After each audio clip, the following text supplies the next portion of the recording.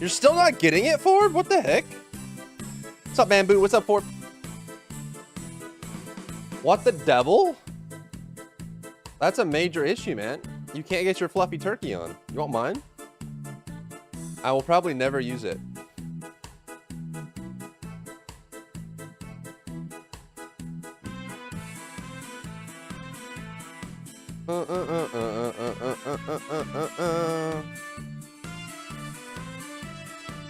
What's up, Maritrick? Wah, wah, wah.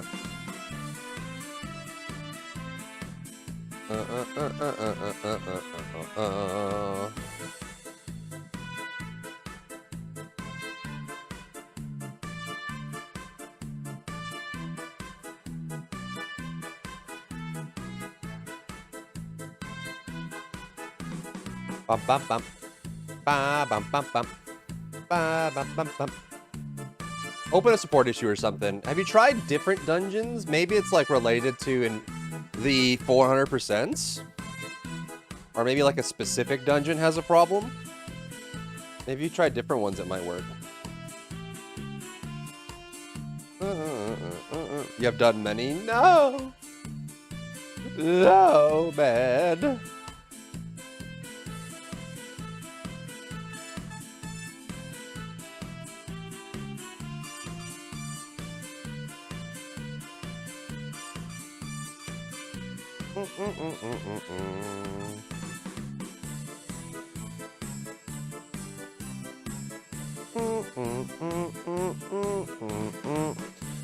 It's not really big news. It's a bait.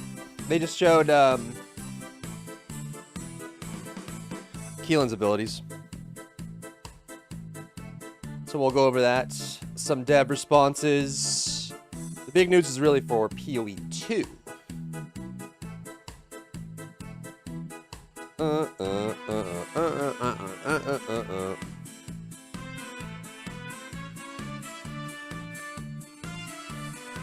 Da da da da da.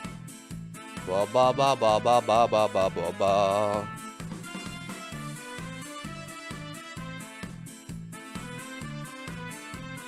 Whoa.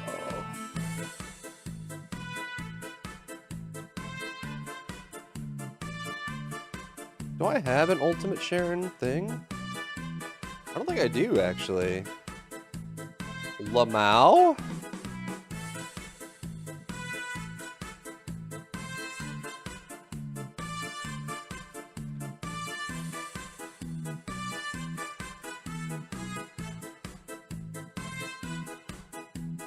Da, da, da, da, da, da, da, da, da. I am P-Rod, yeah. And Wuthering Waves, and Zenless Zone Zero, and Lost Ark, and Final Fantasy XIV. Ba ba ba ba ba ba ba ba. Ba ba ba ba ba ba ba ba ba ba. Dog, Ultimate Sharon, Keelan. Diving into Void Vessels. Alright,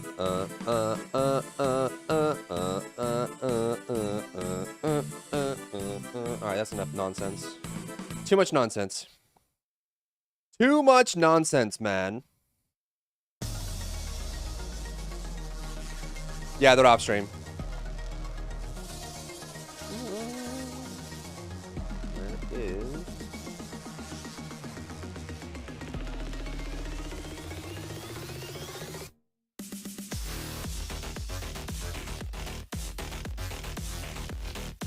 Dog!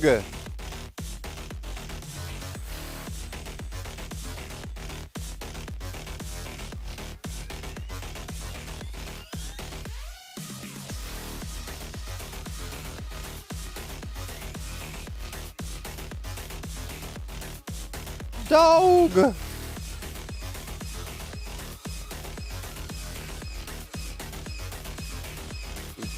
Whoa, whoa, whoa, whoa, whoa, whoa, whoa, whoa, whoa, whoa, whoa, whoa.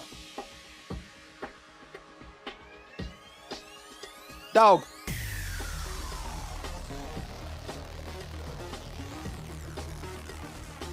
Awesome, I'm so glad, Brewstar. Thanks for watching.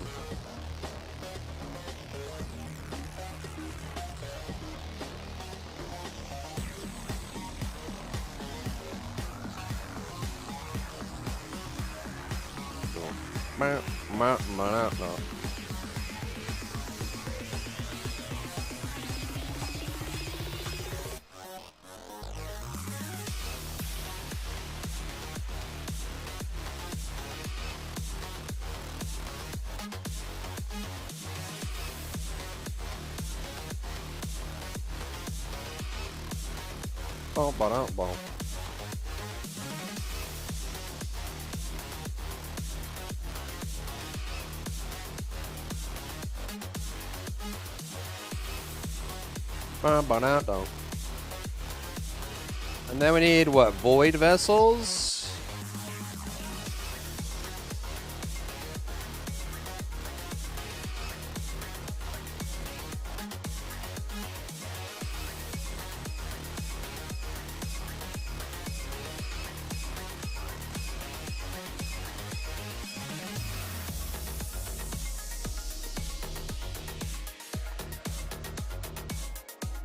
Ba.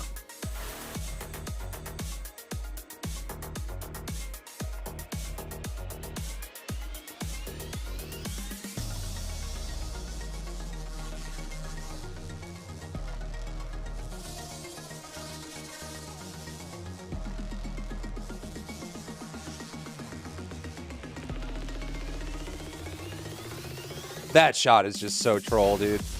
It's literally just her chest. Serves no other purpose.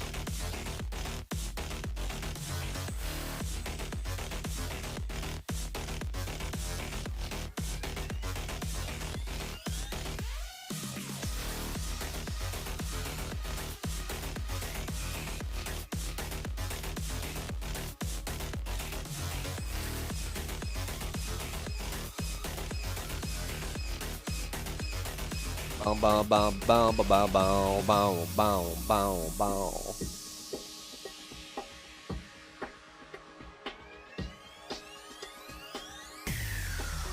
Ba ba da da.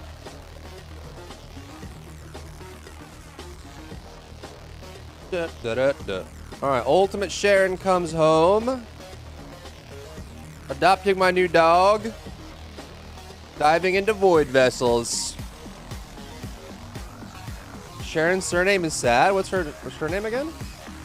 Sharon is Karen.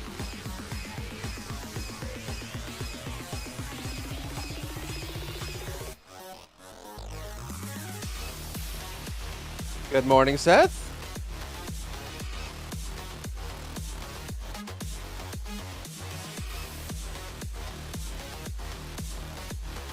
Karen D's nuts.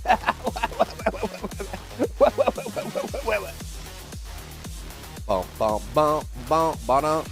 right, new poll, chat. Karen Julicia? Huh? New poll, chat. Vote on the poll now, or else. Or else. We have an instant vote. Oh, someone voted instantly, and they voted on dog. Kind of base, to be honest. Bow.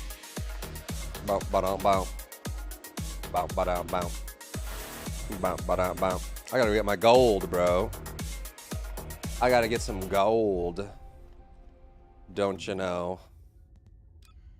I gotta get some gold, bruh. I gotta gold it up, bruh. Goldilocks, Goldilocks, Goldie man. Think they add new areas or story missions? I don't know if they are in season 2, but they said they're working on it.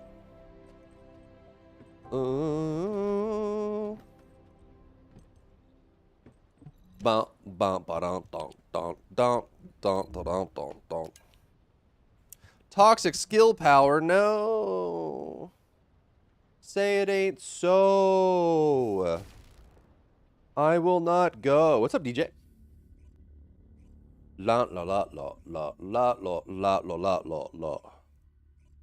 Oh. Oh. Got a bunch of PoE 2 news as well.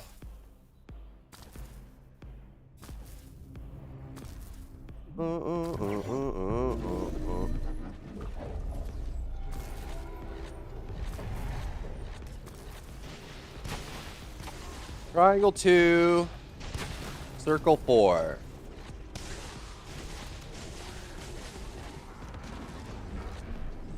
What's up, Javier?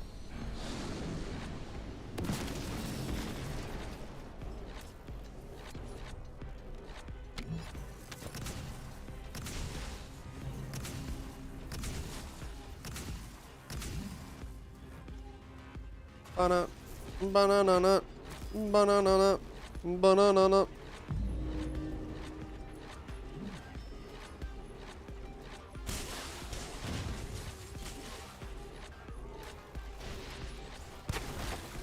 Square 3.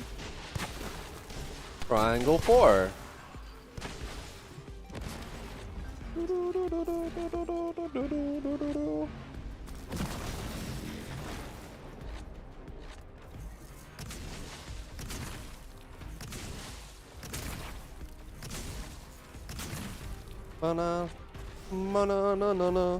Glaceon? Oh man, we missed Glaceon.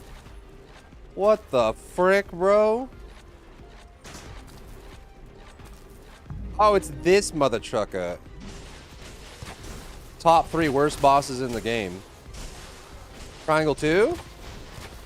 Circle 1.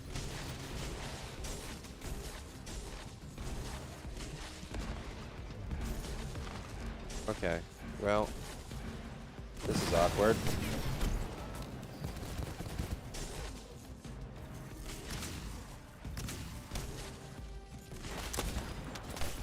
Yay, I'm frozen forever.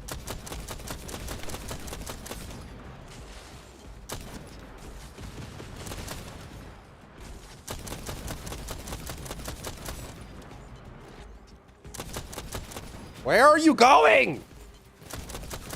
Filthy animal, man. What the frick, man? She's just running away. You always called it dumpling? It is kind of a dumpling, or like a rice ball. Bruce, thank you for the follow on purple. Buddha. Booty booty. Booty booty. Booty Buddha. Bada Buddha. Buddha Buddha.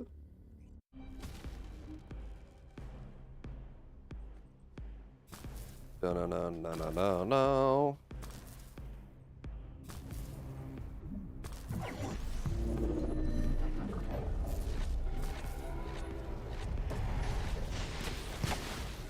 Square 3, X2. Build on Wave of Light. It's my Wave of Light build. If you do exclamation point weapons or exclamation point build, it's the same one on there.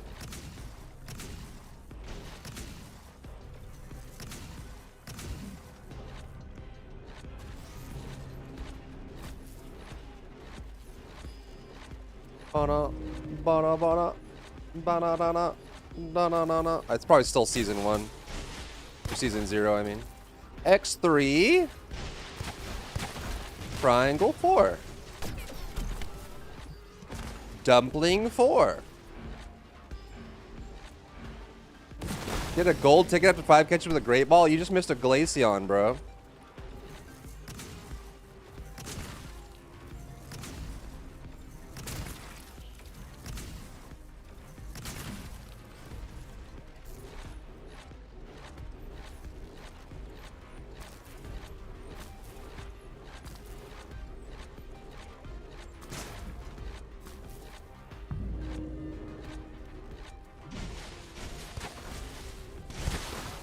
Square 1, X3.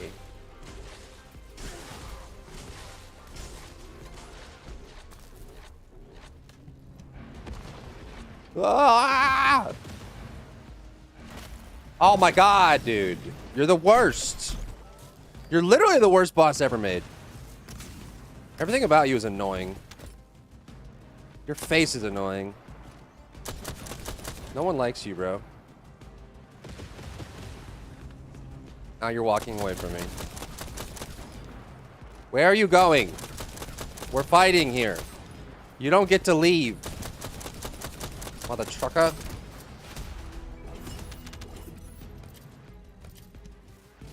Raining Brain Cells farming Fallen Hope. If it's not meta with the next rework, I will lose it.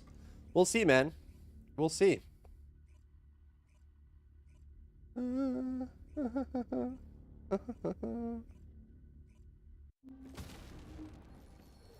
Bada Buddha, booty booty, booty Buddha, bada Buddha, bada Buddha. Give me my gold now. Or else. No, not public. Stop.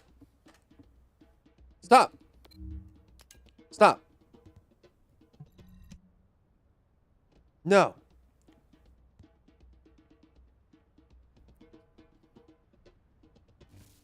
Share the load. Bada Buddha. Bada Buddha. Booty Buddha. Booty Buddha. Bada Buddha. Booty Buddha.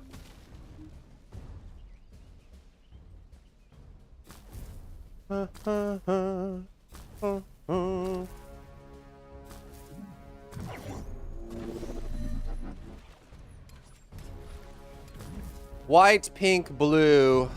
Huh? Oh.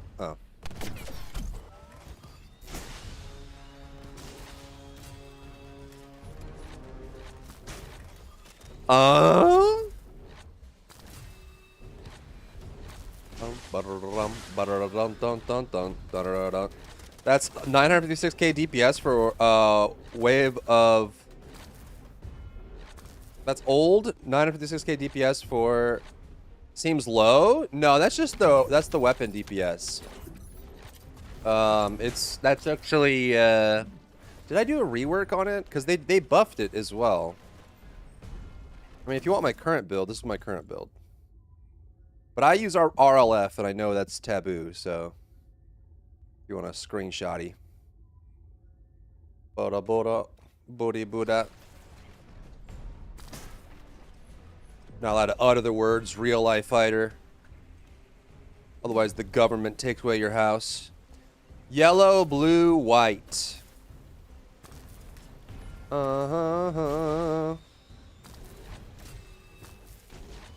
That's what it's missing, right? It just doesn't have a lot of damage. And also, it's a dot weapon, so it has to take into account the fact that the damage that it does off its passive is going to be slower than the instant damage of, like, Thunder Cage, right? Just needs to do more damage, and the weapon itself needs to be better as well for whatever. The skill issue mod. I think it's a fun mod. I like RLF. It gives me something to shoot for. Pun intended. Like it's like a little mini game I'm playing when I'm using a weapon. Try to hit the weak point as many times in a row as you can without being bad. It's not just mindless shooting. There's a purpose. You know? I think that's pretty cool.com. .org.gov.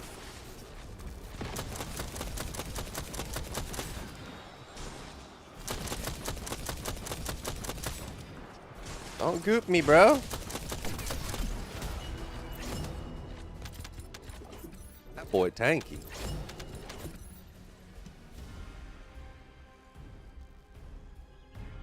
That boy tanky.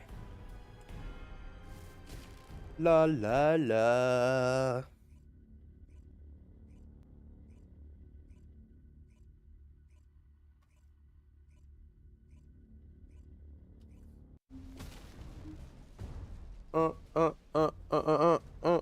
Octavia? And I don't know which meme song I'm feeling to hit my teammates with. Jellyfish Jam, Lost Woods, AWOL's Nation Sail, Pon Pon Pon. Can you really play all of those? Pink, blue, yellow. Play Pon Pon Pon, dude.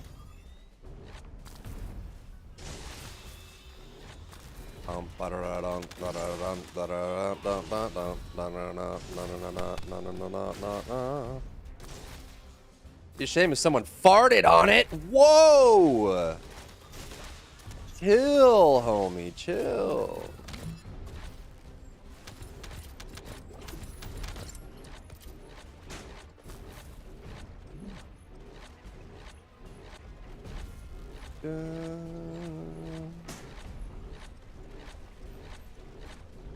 Think it's gonna be necessary with Sharon? Beetle? No, not necessary. Should still have good synergy though. Ink, yellow, pink, white, blue. Okay.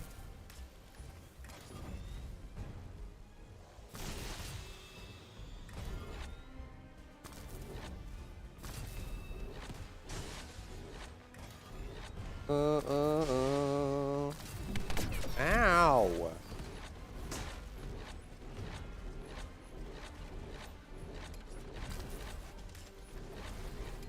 Seventh element. Can you do Cheeky Breaky from Stalker?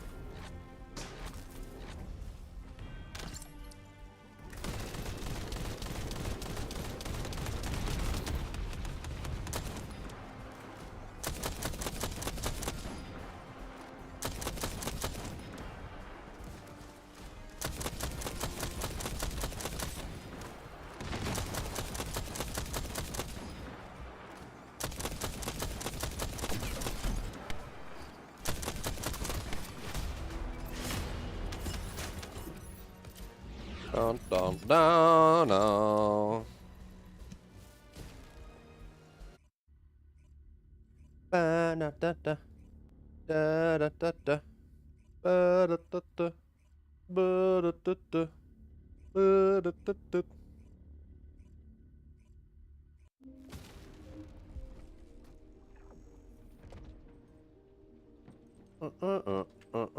Okay, what do we got? Bunch of nonsense, bro. Bunch of heckin' nonsense. What is this? Fusion crit on chill.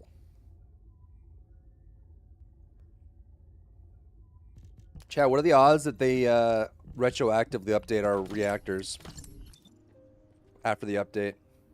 I'm gonna say 0.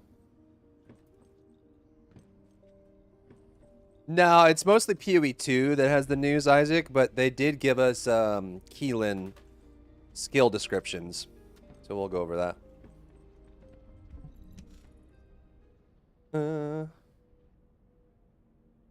You might if you mess around. It's a very simple song.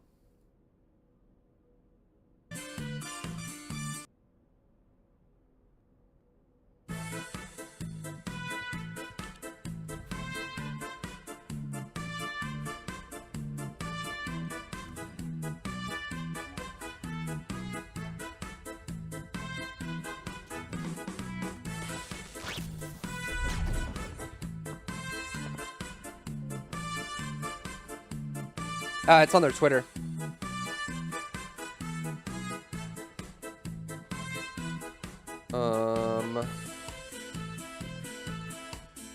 Na na na na na na na na na.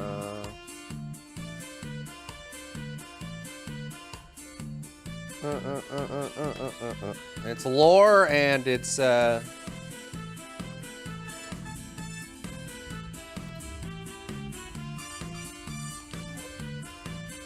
lore and ability descriptions.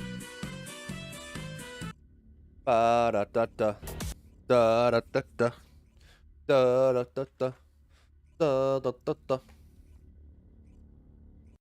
Oh no no no no no! It's 12:12. Knock on wood, chat.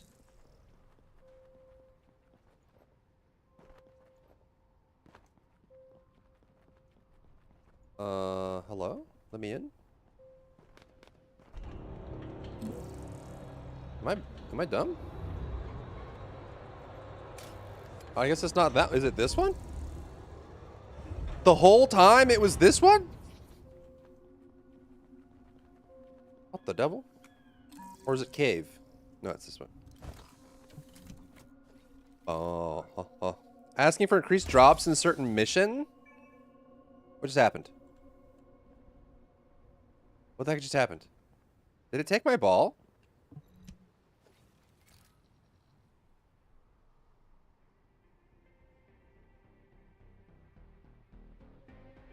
Hello?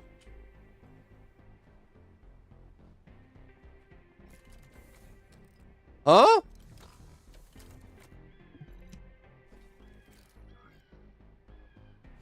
What was that? That better not have taken 3 balls from me, bro. I swear.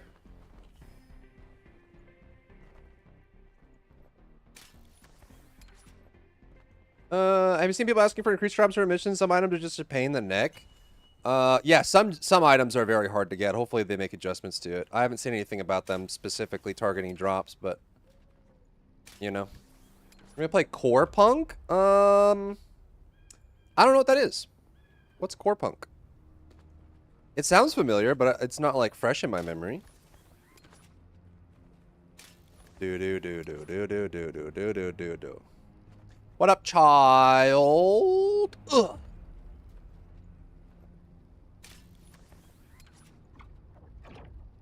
Thought they fixed that. I guess not. Decimate are gonna be strong choice on Keelan. Oh yeah. Could be. He does have a lot of stacking.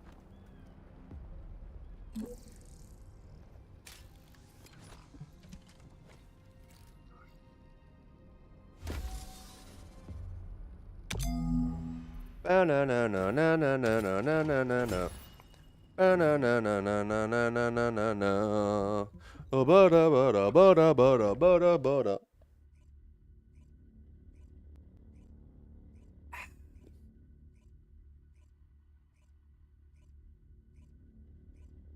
Do.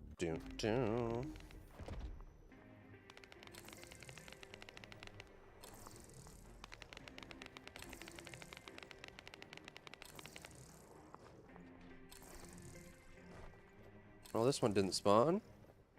Or someone else opened it. Nope, didn't spawn. Alright, I see. It's a race, huh? Maybe cave is up? I guess we're racing, huh? Yeah? Oh, it is not up. Why is he going down there anyway? Does he know something I don't? There's no one else down there.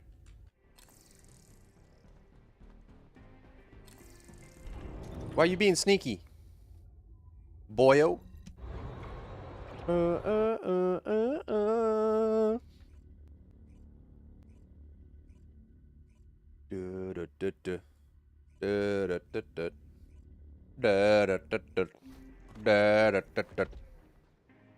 Bro, there's just Enzo's doing laps.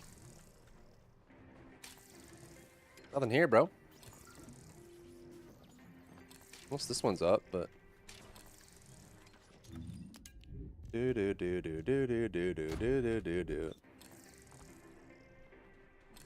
Not up, bro.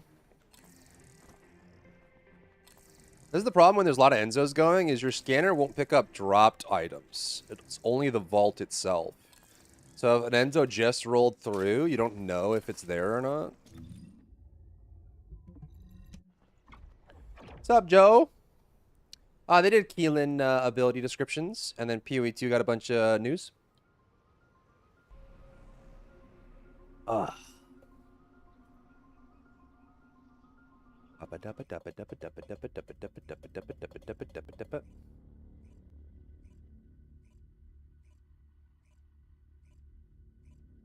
What? Don't sass me, woman. Don't sass me, woman.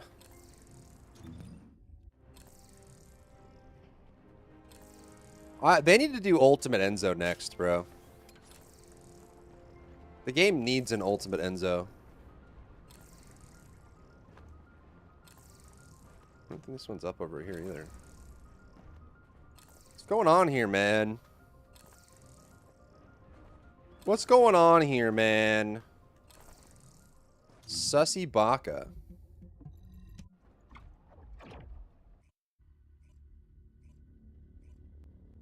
Sussy Baka.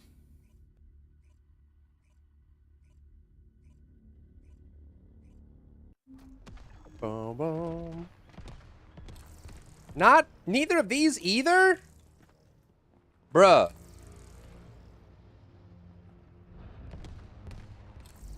Actually cursed. What do you mean? An Enzo? All bunnies. Doesn't Baka mean dummy? Yeah, it means stupid. It's idiot. Depending on how you, like, your inflection on how it's used, it can be kind of like, oh, silly. But it's usually idiot. Oh! What? Wait, this just spawned when I was over here? Huh? What? Samuel Dunlap's after it. Is it better to do it in private? Yeah. Yes and no. Oh.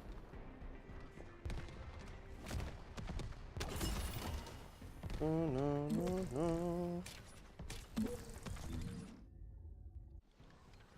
What's the chance that this one also spawned while I was away? Probably pretty low, huh? Come on! Just TP back? No.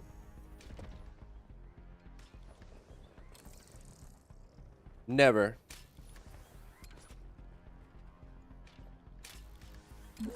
Oh, it is up. Wow. Crazy. Da, da.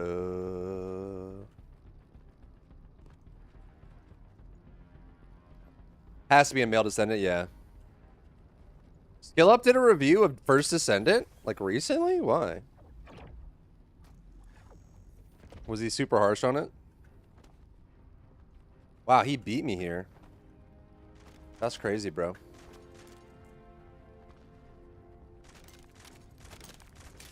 He's waiting for me or what?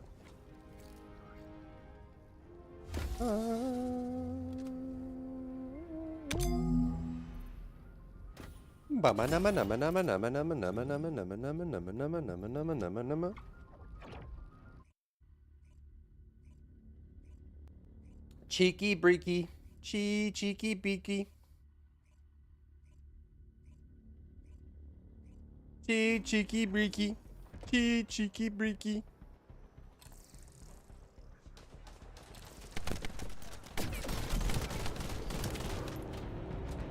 Cheeky breaky. He didn't pull any punches? Oh god. Why would he review it now? So random.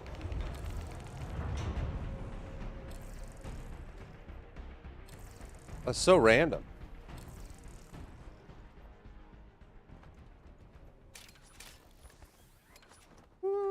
with Pon Pon Pon? The dream.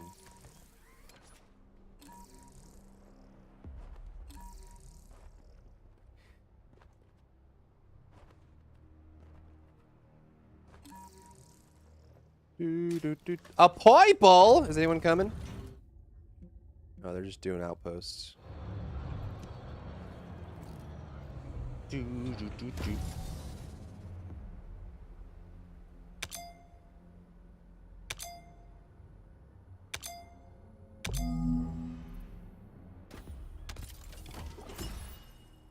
All right.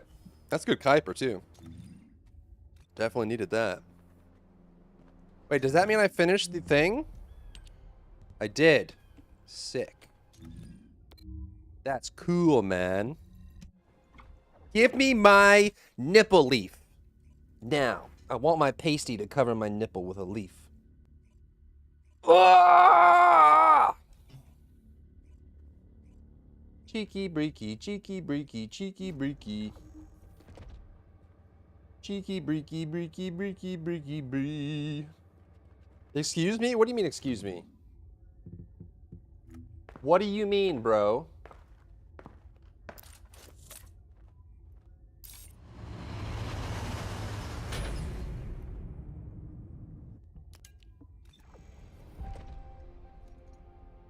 What do you mean, bro?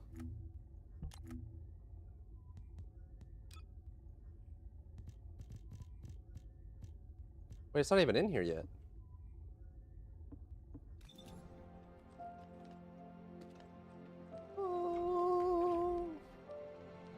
You get Enzymons from non-purples now? Nice. There it is, bro. There it is.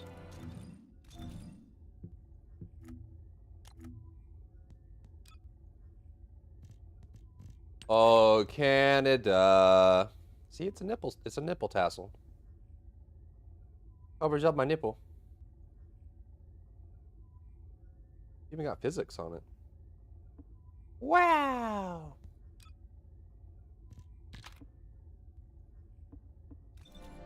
Got some milk in a bag, baby. Let's go. No, no, no, no, no, no, no, no, no, no, no, no. I'm down to 25 catalysts. That's not good, man. It's not good at all. Not enough catalysts.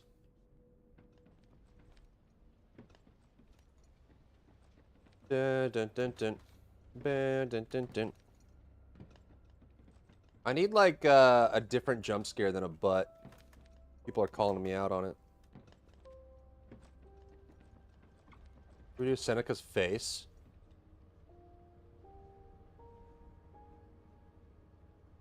Oh yeah.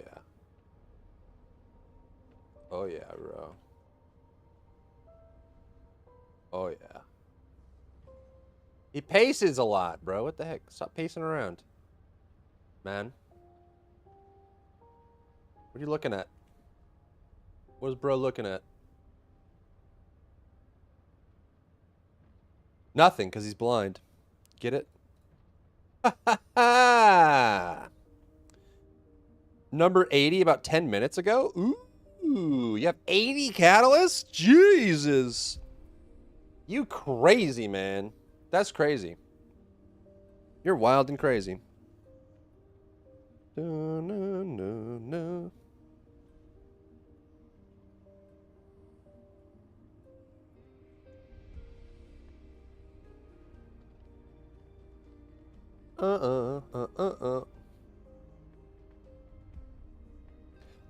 Bow.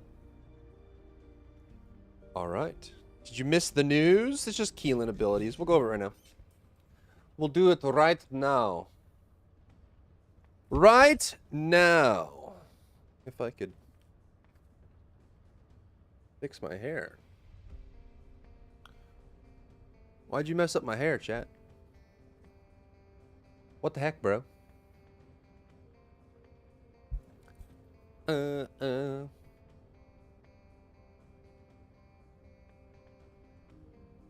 Hey, it's Drybear.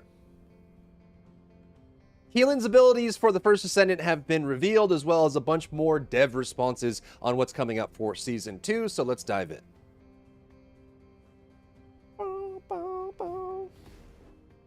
kind of want... Actually...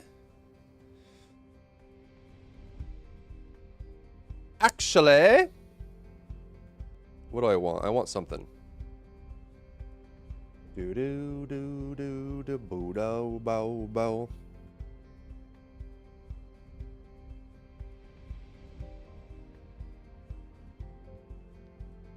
No no no no no no no. Bona bona bona bona da da da. Okay, let's do this. Oh, it's MKV, real? Real? Wait, can I remux while recording?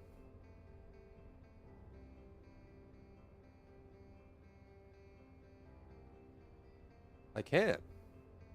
Neat. Technology.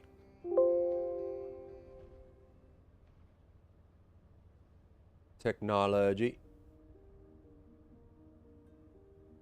What?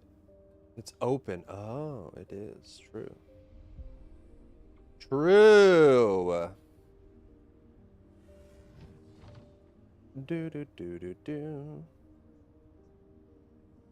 Show Keelan now. Now.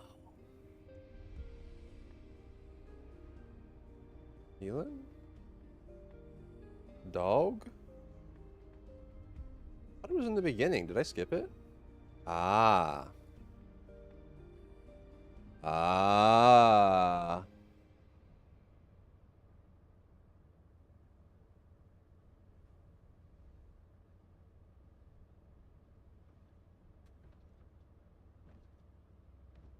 Ah.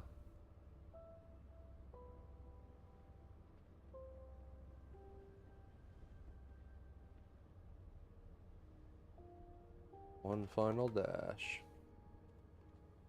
Sick. Give season 2 now. Wait, what? Ain't no way, bro.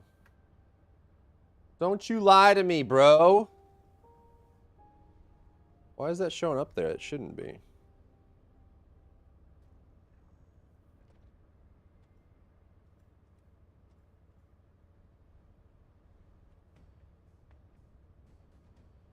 we go.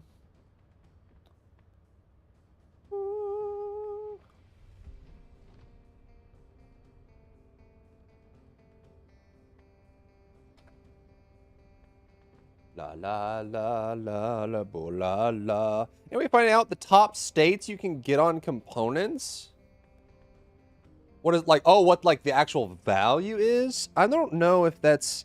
There's probably some resource that has the values. It's pretty well known what the stats are, like which stats come from components, but I don't know about the values specifically. Boom, boom, boom, boom, boom, boom, boom.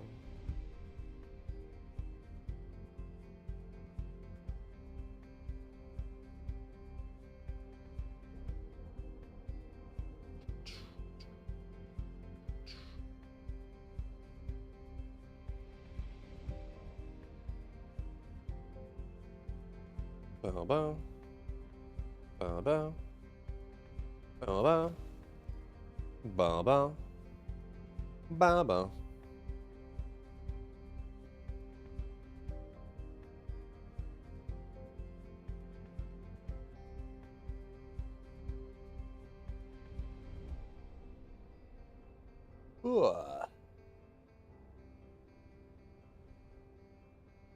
Huh?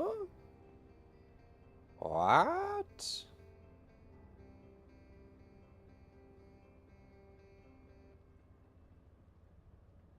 Starting with Keelan, they gave us a background for the character and some overall feeling and vibe for him as well. So he says, so I'm a hound specialized for the Void. The Hound is the group that he described as being the ones that went into the Void to search Void vessels, to find and extract or destroy anything that's dangerous to humanity, and their sole goal was to exist and hunt like a SWAT team for the Void. And his lore reads, we've decided you're a good fit for augmenting the Void Vessel Special Recon Unit and have changed your assignment to the Void Vessel Special Recon Unit. Hound, you're an outstanding descendant. You've participated in countless intercept battles. You're familiar with the peculiarities of the Void, and you're immune to Void energy. So you check all the boxes. You'll be a vital asset to Hound. So I guess Keelan is immune to Void energy. Breaking the seriousness of Alpha's voice, Keelan let out a chuckle of mockery. So I'm a Hound specialized for the Void. Alpha was set to retort to his cockiness, but Keelan was faster. Your wish is my command. So he's kind of sassy. He a sassy boy. It would seem. It would seem he's sassy.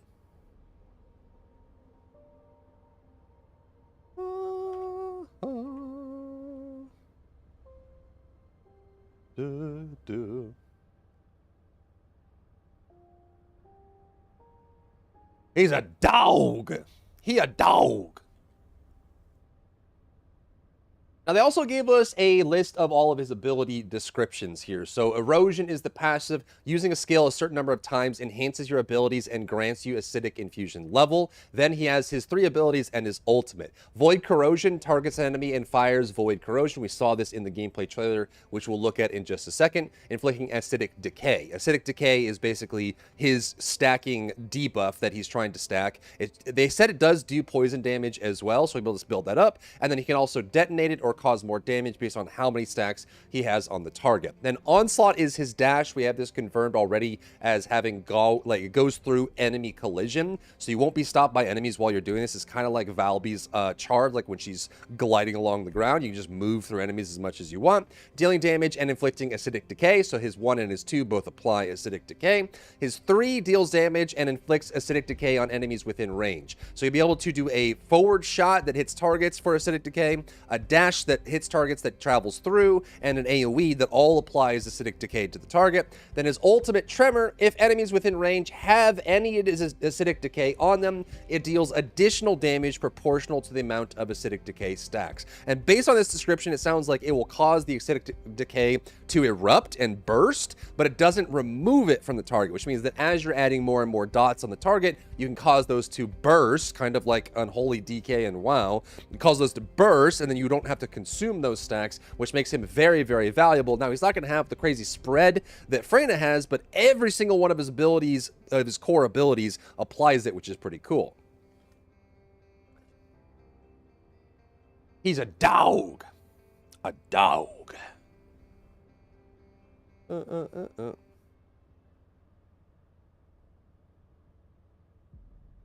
Now, we have to see basically all of this from the gameplay reveal that they had for him. You see him jumping around, moving around in the air.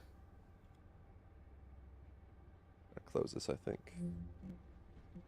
Not going to tank your frame rate as much. True. Actually true. And it looks like he's going to have some really good mobility as well. They also mentioned that everything that he does can be done in the air very easily. So it's very straightforward for him to just move around and do this sort of thing.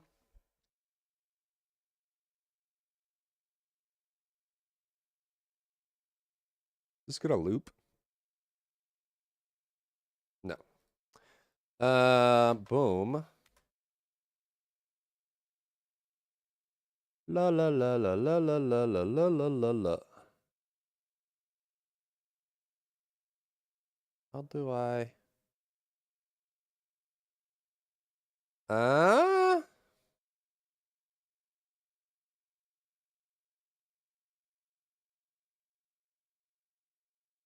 do I make you loop?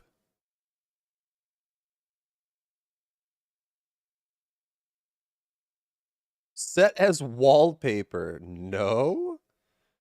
How do I make you loop? Loop, loser. Dock, undock. Loop. Huh? How to be under playback, but jump to specific time. No. Loop. Loop now. Might have it on the bottom. Oh, it just doesn't show up when it's full screen. Playlist. Loop all, loop one, no loop. Loop all, loop one, no loop. Loop. Oh, no. Thank you, Alcry. Now, they also do have him pictured here with Fallen Hope in hand. Hopefully, this comes with a Fallen Hope buff for both Keelan and Freyna. But you can see that even without the spreading ability that we have from Freyna, he is still causing ridiculous amounts of chaos. Lots of mobility, and hopefully, with really good cooldown reduction, he can just zoom around. And hopefully, it's not super mana intensive either. But it seems like he has, you'll see these kind of rockets shooting out forward. That's going to be his first ability. His dash is the one you see all over the place. And occasionally, he'll do this big AoE. And so he causes all of these acidic decays, which have this cool purple teal combination, kind of like 80s retro vibe color combination going for him. And then he can build up that, which is doing poison damage. He can spread the poison damage. He can move around freely, use his gun if he wants to. And then when he's ready, he can pop his ultimate to do a bunch of damage. Now, we haven't heard too much, anything substantial about what red mods he's going to have. And it's very possible that he might be like Haley's release and that he will have no red mods on launch. And we'll just have to kind of play with what we have there for him in general. But overall, I think he's going to be really fun, really fast. He seems like a pretty good mobber.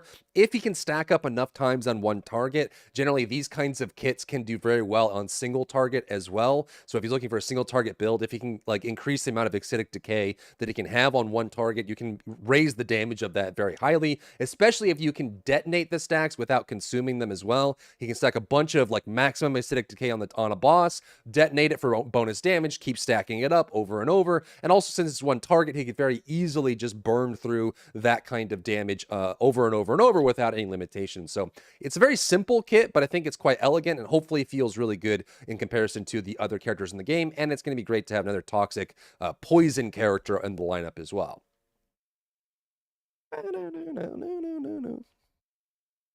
Nothing to do with the super butts, really. Nothing about the super butts, he says. Not a thing, huh? That's crazy. Ow!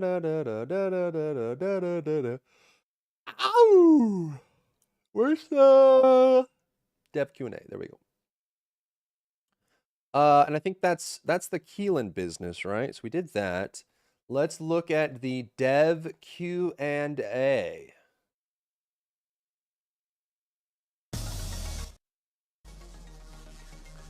The dev Q&A.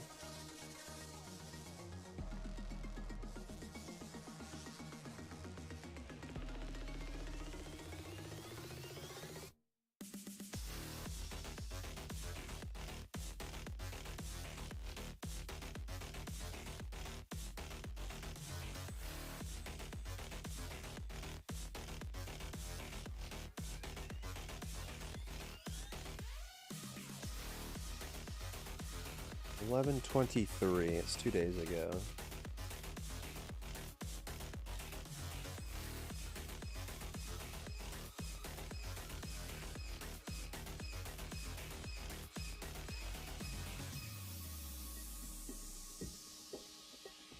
Bum bum bum ba dum ba dum bum bum bum bum bum bum bum bum.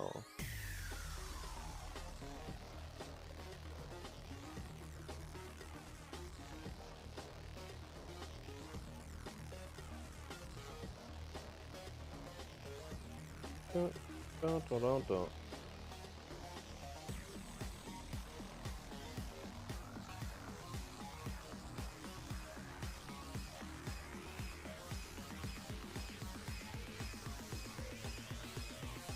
Dude. Fireworks! Oh!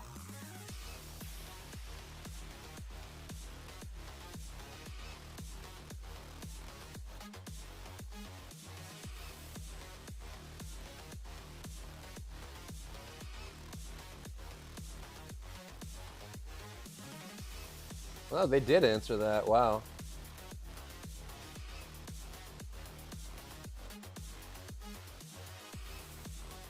Bum, ba, bum.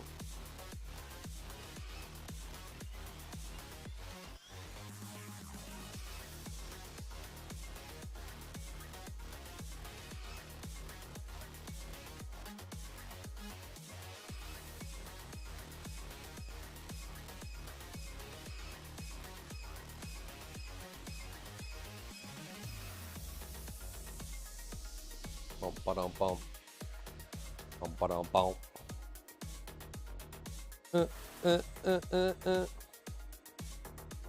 Fireworks.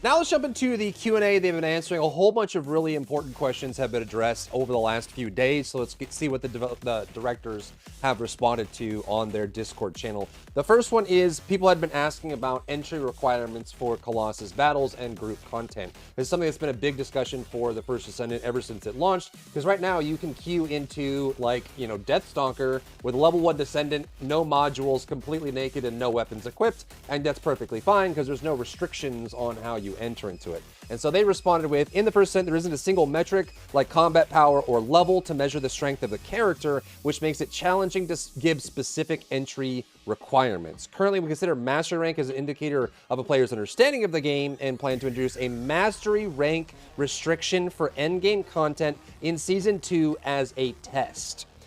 However, we acknowledge this may not be a perfect solution since it's difficult to establish content entry restrictions on a single metric. I believe improving the party finder system is a better approach. So for this one's kind of interesting. There's been a lot of discussions on whether or not should your Descendant be level 40, should you have X amount of modules equipped, should you have a certain amount of HP or defense or resistance to queue up. And so what they're going to try doing in Season 2 is mastery rank. And this one's kind of interesting because obviously, you know, just because someone has a high mastery rank doesn't mean they're going to bring the right build to the fight. And just because someone has a low mastery rank doesn't mean they're not going to be well equipped and skilled at completing that encounter. So I don't know if this is going to be a great solution. It might be one of those things they end up having to roll back. But let me know what you think about them adding a mastery rank requirement to matchmaking to try and limit people griefing. Morrowind stream win? Ooh, that would be good. A little Morrowind catch up.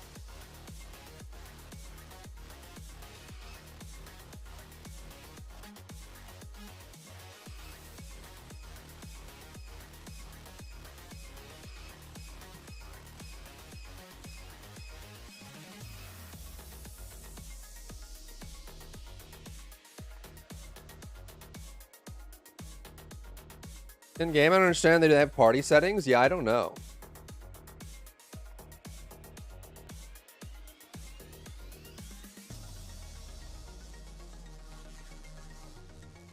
Next, along those same lines, people have been asking about being able to block people from matchmaking. I think this is a very slippery slope that can go a very dark direction, especially in situations that we are right now at the end of a season when there's less players around. Being able to block people from joining into your matchmaking is just going to make matchmaking get really weird. But they respond with, the current block function is designed to block party invitations and friend requests. So then if you block someone in game, it prevents them from being able to interact with your account directly by inviting you to parties or spamming you with friend requests. We apologize if the inability to block players from public matchmaking caused inconvenience, and we will discuss with the relevant team to explore the possibility of synchronizing the block feature with matchmaking. Personally, I hope they don't do this. I think this gets really toxic really fast, but we'll see what they decide to do.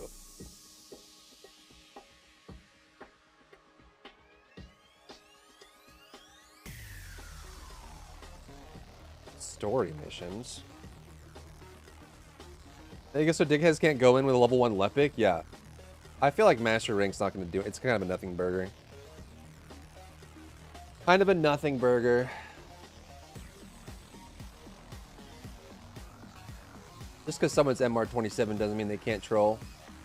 And just because someone's Mastery Rank 15 doesn't mean they don't know what they're doing.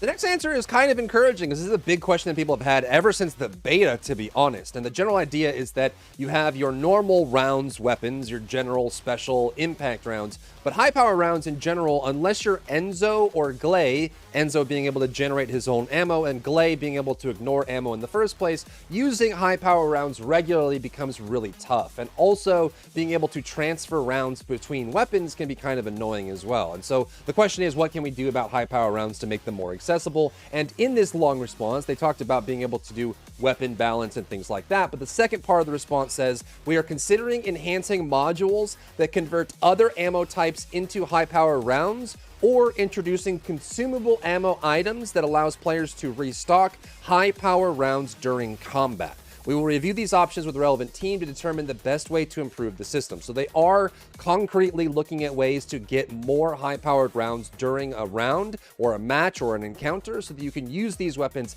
outside of just being Enzo and Glay consistently. What's up, Tyler?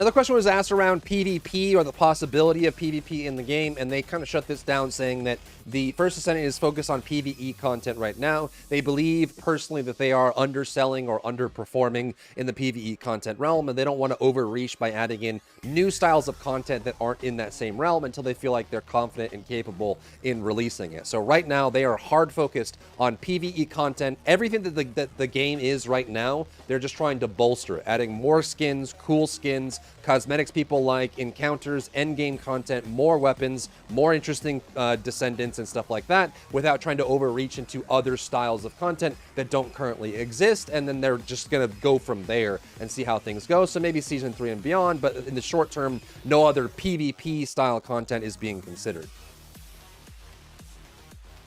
In White Knight Gold, special operation, and how do I do it? You gotta go to the yellow globe inside of Albion. Like from where you spawn in Albion, turn left. You'll find it there.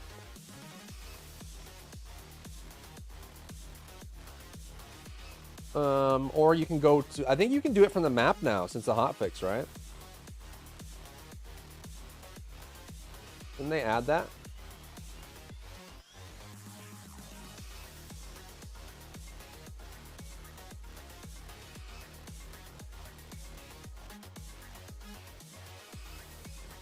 You can do it from map. Yeah, they added that in a hotfix recently.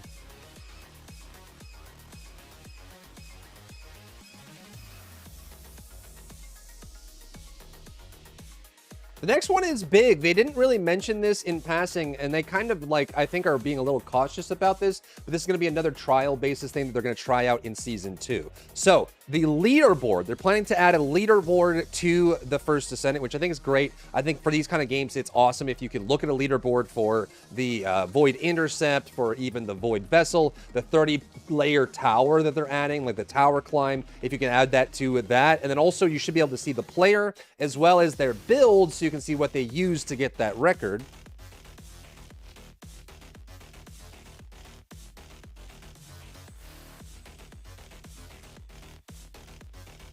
But they say they're going to add it on a trial basis for the highest end content during Season 2. Ideas such as awarding tiered rewards through the leaderboard have not been discussed with the team, so there's no need to worry about it this time. They're just going to put the leaderboard in and see how it does.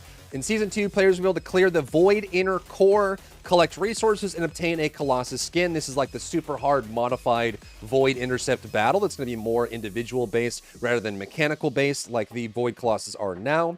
I personally believe this approach is well suited for providing rewards like skins within the game, and they are fully aware that endgame players currently face a lack of engaging content. Expanding the content available for endgame players is a crucial priority, and we are focused on increasing the volume of content in this area. While it's difficult to introduce a significant amount of content in a short time, we are committed to steadily building it up through continuous updates, and this is represented by them keeping invasions in Season 2. They're not removing, PvE content that you can do, they're just adding more.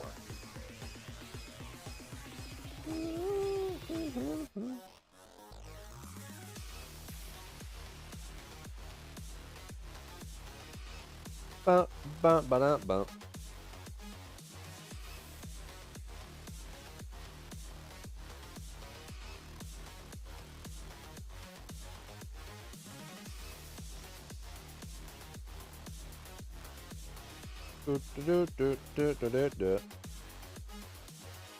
Working on expanding PvE content, blah, blah, blah. Oh, this is a big one here, actually.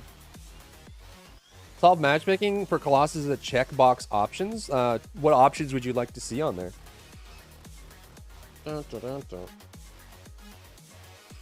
What options would you like to see?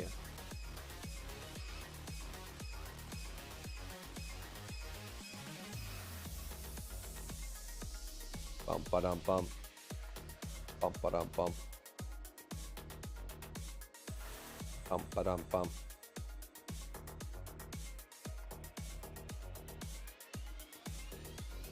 The next response is around the target reward system, which they teased in their update last week or two weeks ago, but they haven't really given much on it so far. So this is their response. The target reward system is designed to aid in farming amorphous materials. It can also be applied to blueprints that drop from missions. By setting a target reward goal and playing the corresponding mission or outpost a certain number of times, players will be guaranteed to obtain the targeted amorphous material blueprint. So if you missed this reveal in their big reveal the other week, this is basically a system where sounds like by this, you'll be able to specify a drop you're trying to get, and then if you do the activity without changing your target reward, if you fill up the bar by failing to get it enough times, it will eventually be guaranteed to drop. So it's a pity system that you can control. You'll be able to set a specific thing you're trying to farm, Secret Garden, Nanotube, and if you do it enough times and don't get it, then you'll eventually get it guaranteed as a hard pity.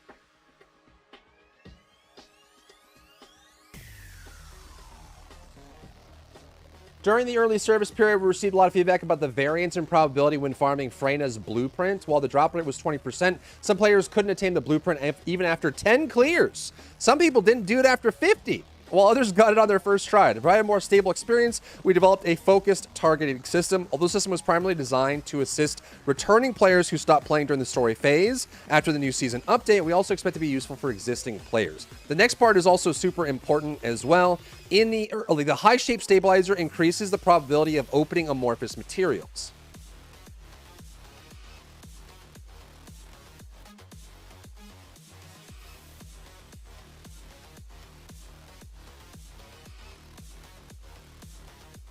So if you didn't know, in Season 2, they're adding a new higher version of the shape stabilizers that will have instead of just modifying the drop rate slightly, it will actually swap the bottom drops and the top drops in probability. So the 6% become 32% and the 32% become 6%. Personally, I wish these would go, make the first two 0, so they still wouldn't drop even if you use it, but it's still going to be a more powerful version of the shape stabilizer. But I think what's really cool about this is they mentioned that along with doing the high shape stabilizer drop,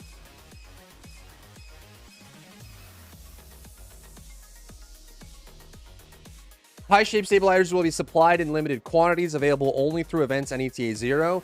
However, because you'll do target rewards and the high shape stabilizers, they said that they're going to introduce additional in-game routes, and also they're going to be increasing the drop rate and accessibility of normal shape stabilizers, which I think is fair because the basic shape stabilizers aren't super valuable. You can use a bunch of them and still never get the thing that you're looking for. So they're going to increase the availability of shape stabilizers, have high shape stabilizers in the game, as well as a target reward system so you can target farm with a guaranteed pity drop on the item you're looking for. Is this game free yet?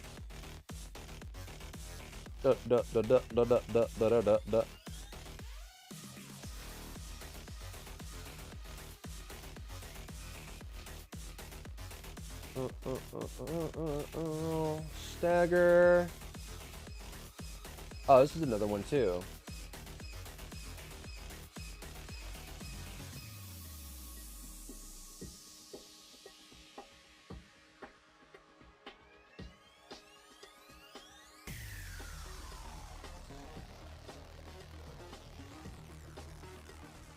Another interesting note from the developers, this is something that I get asked a lot in chat as well. They have decided to develop a toggle option to display or hide unavailable skins. So when you're going to customize your character, there's a whole, it shows every skin that's ever existed for that character, including the ones that can no longer ever be obtained, even if you don't own them. So they decided to add a toggle option in the menu so that you can disable unavailable skins that can never be attained again, and you don't own them. So those get hidden, and you don't have to look at them or see them ever again. A lot of people say, like, why are these even here if I can't get them anymore? And there's just, you know, some people want it, some people don't. Some people like to see what was around and what it looks like. Some people just never want to look at it because they know it's out of reach. They're never going to be able to access it again. 5 or 6 months, be able to meet at least 3 or 4 out of the 6 stats. Yeah, maybe it's like a best of, like meet 4 of these conditions in order to queue up. That could be pretty good.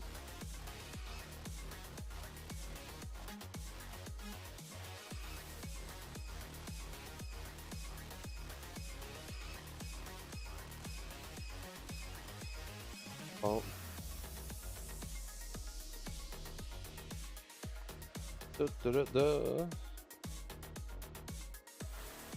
Into focus group testing, another broadcast.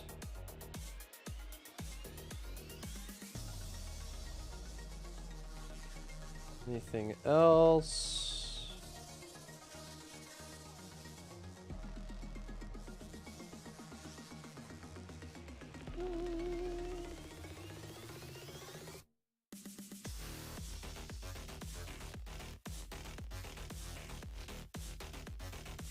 You're probably going crazy over this song, huh? Over and over and over. What's everybody naming their fellow? Hopefully you can name him.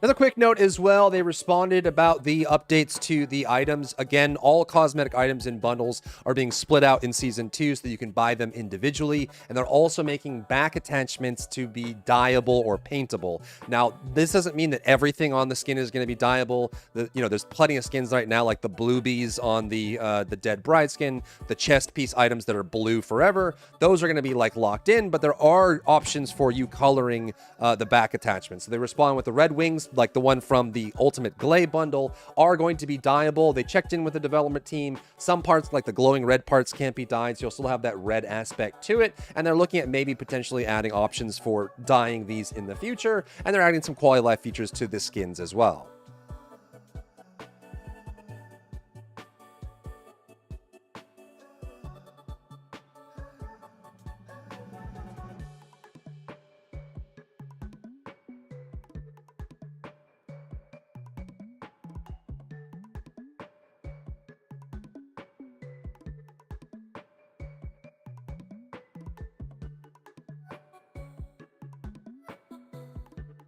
Ba.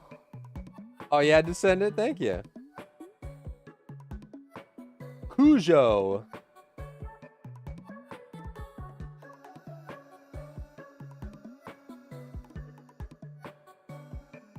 Bum bum bum. Bum bum bum. Bum bum bum.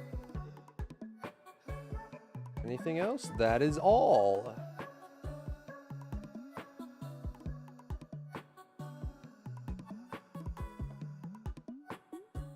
And that's all the news and updates that we have for the first Descendant. Let me know what you think about the dev responses that they've been going over, any new things that are coming around the bend, and also how excited you are for Season 2, for all the new content coming out. I'm super excited for Ultimate Sharon. She's one of my favorite characters, so that's going to be really cool. And also just the fact that we got some Keelan abilities. He seems like he's going to be a very powerful character, and hopefully scales just as strongly as Freyna. I think even though some people may have issues with the performance impact of Freyna, but also just the strength of the new Freyna, I think in general, if you were to step back and look at it from, from a sky-high view, I think the addition of Freyna and the rework of Freyna was a good thing for the game, because it just made a powerful character that made an impact. And as long as they can keep doing that, making interesting characters that have power, they're not weak, like a wet noodle, a weak new character that comes out that's just not worth playing, I think the game is going to be continuing to go in a good direction. So hopefully Ultimate Sharon and Keelan feel that same void. But let me know what you think down below.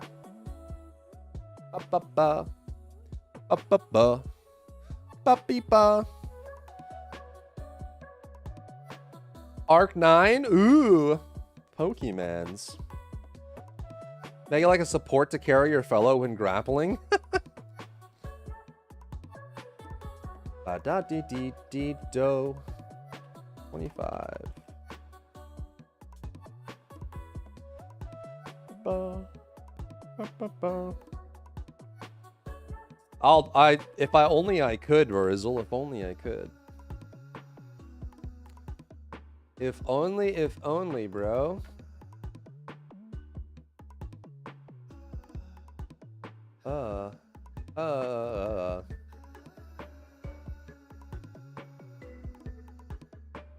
Bo, bo, bo, bo. Bo, bo. Be, bo.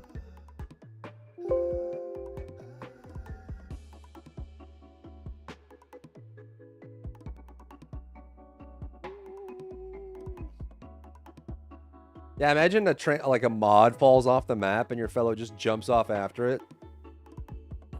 Sacrifices himself to get the loot. A true hero.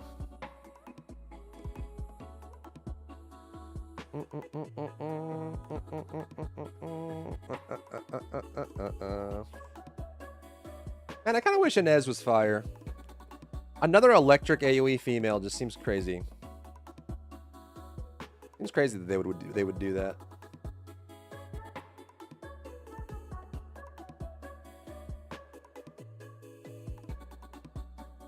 Bum bum bum bum bum bum bum bum bum bum bum bum bum bum bum bum bum bum. Bop bop boop beep bop.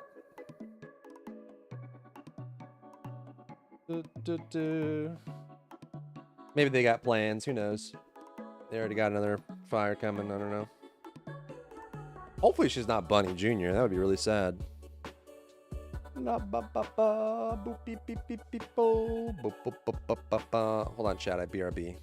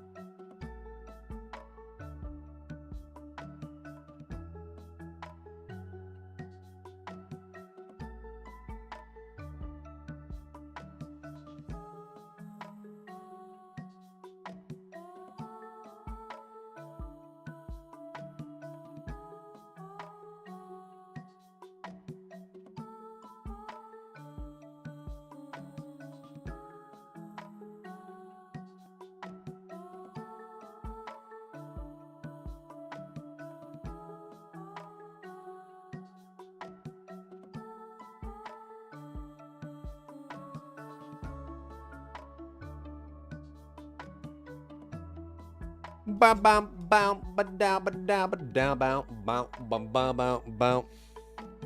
Bing bong bing bing bing bing bong. Did we finish? Oh yeah.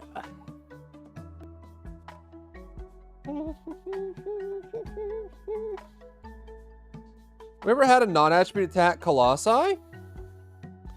No, I think they're all the other elements, actually. That's a good point.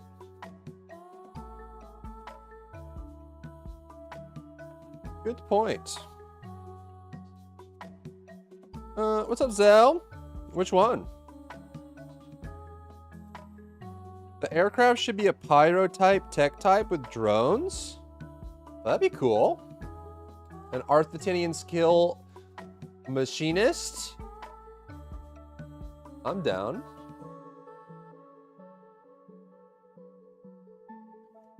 Bow, bow, bow, bow, bow. Yeah, mod one's not doing too bad. It's kind of funny, like, where the stalker community is. There's so many people that are like, oh, thank God, these mods are awesome. And there's a bunch of people that are like, why would you mod the game, you heathenist? You heretic. Imagine being so bad you have to mod the game because you suck. There's no in between. Just internet things. Just internet things. Ba-ba-ba.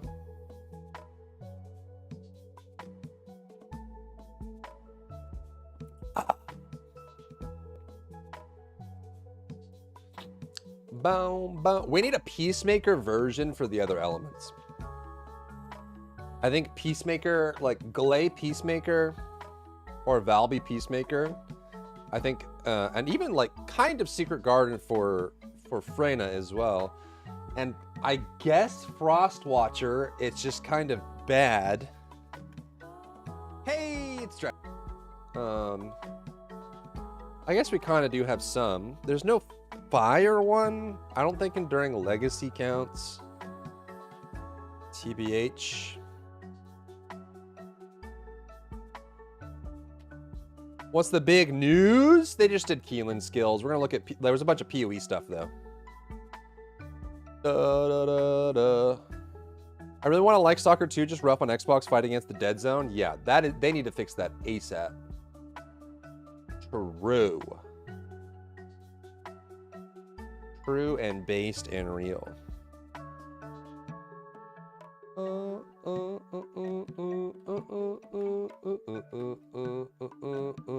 bow, bow, ba-dow, bow, bow.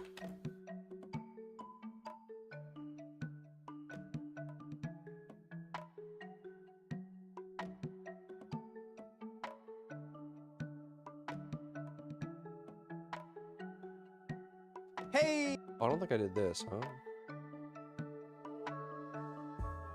Dun, dun, dun, dun, dun, dun, dun.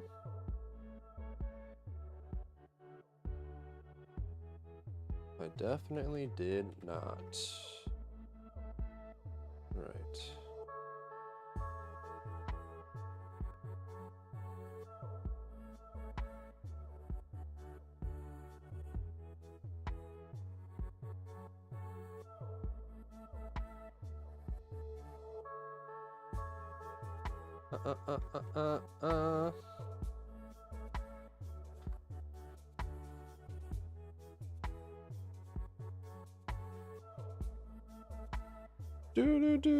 Finish Peace and FW. Frostwatcher hoping for buffs. Yeah. I mean, Frostwatcher could be really good if they just need to make the conditions for activating more reasonable. It's just too much. Too much, too hard, too inconsistent. Otherwise, the chill buff is quite nice. Like, just remove some of the conditions. You have to be at a certain distance and hitting a weak point, and you have to proc it, and the buff lasts for like 3 seconds, and this and that. It's like, dude, just make it so if I hit a weak point, I get the buff. How about that? Make the buff last like 5 to 10 seconds. Stop making it complicated. You know what I'm saying? Hey, it's Dry Bear. Keelan's abilities for the first Ascendant. Now they also get...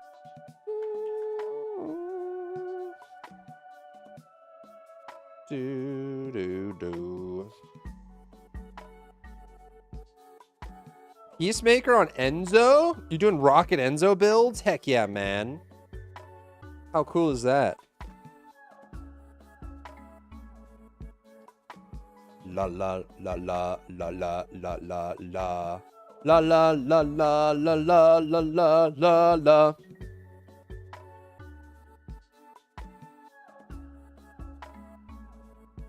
Should we try our hand at TFDAI? How could this go wrong?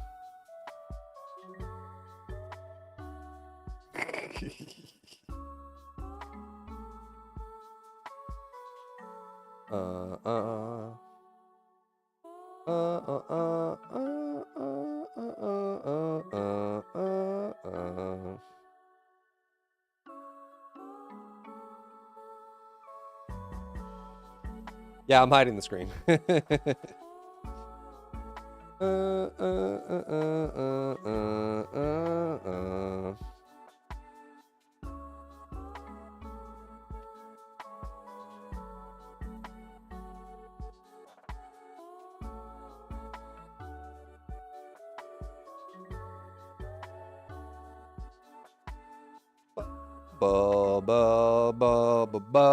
What could go wrong? Let's see. Dun, dun, dun, dun, dun, dun, dun.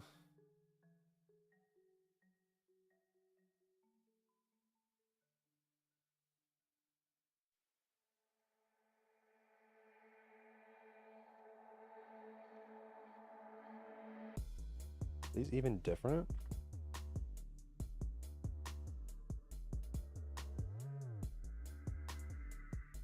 A launcher. Yeah, more launchers need to be more viable for sure.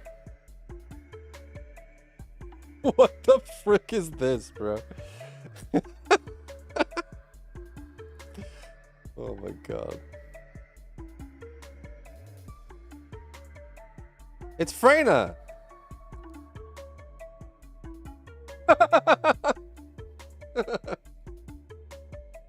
Oh my god, dude. Dun, dun.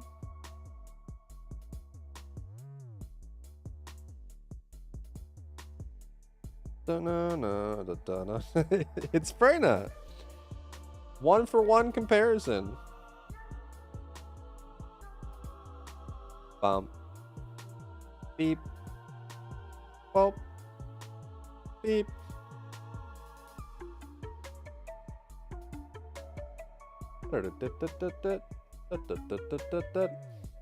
It's Freyna. Lol.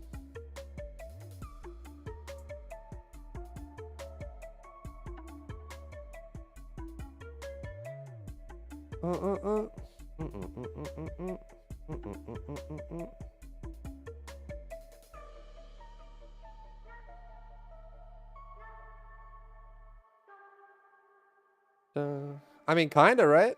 It's kinda Freyna. I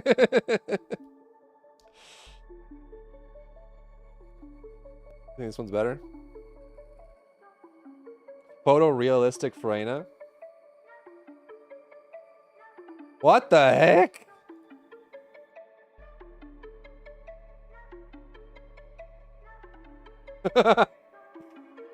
Bro, it's Haley.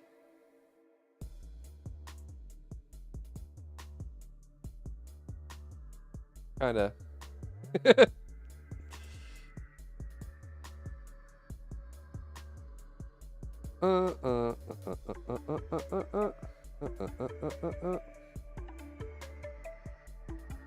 It's Haley, bro.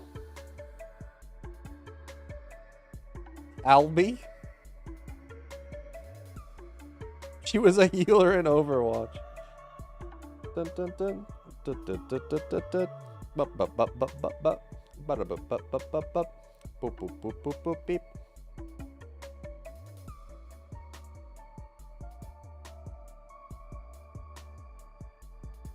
What? Okay, that's some weird business right there. That's freaky deaky Dutch, bro. Freaky deaky Dutch.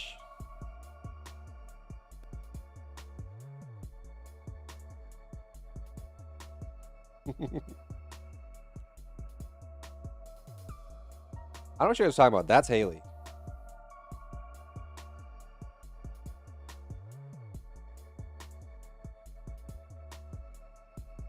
Okay, I'm not showing that. I'm not showing that. Nope.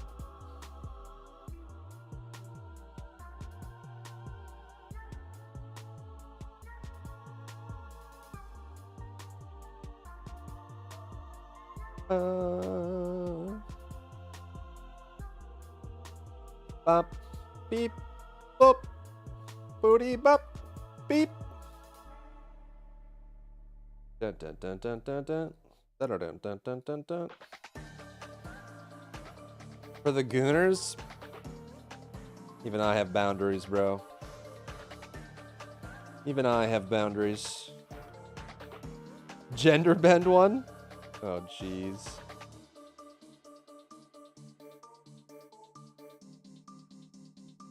Ba ba ba ba ba.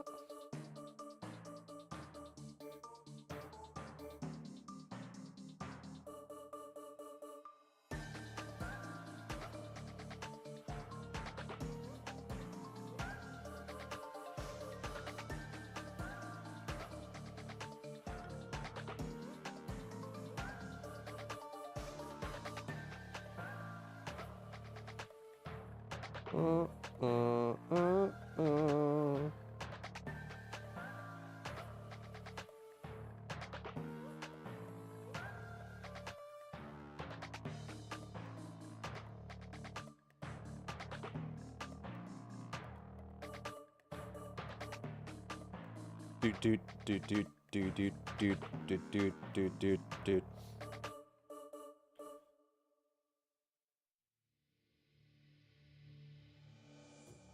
Huh? Huh? Huh?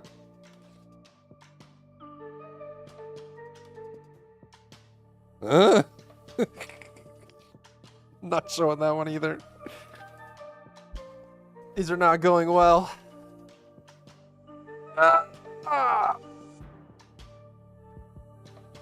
Oof.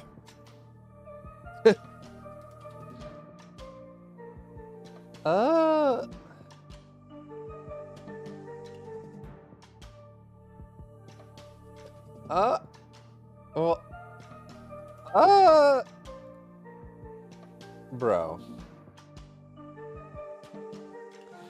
Oh, this is Frenyo. Ah, I see. Good old Frenyo, of course.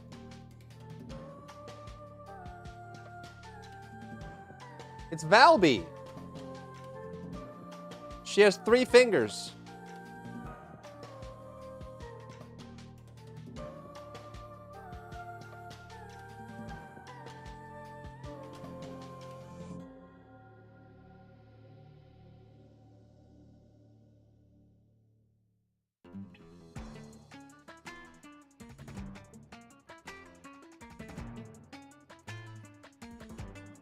She's like a Tyrannosaurus Rex.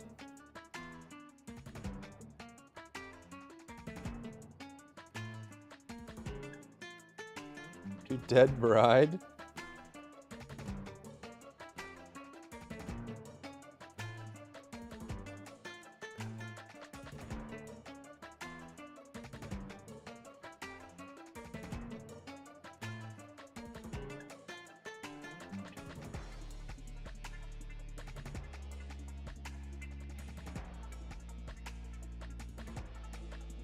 Well, okay.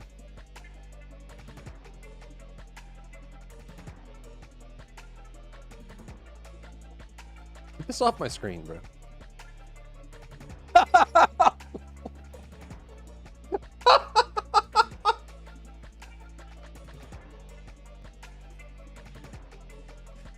Oh my god, it's real life Glay. Here she is. She's missing the top of her finger. Oh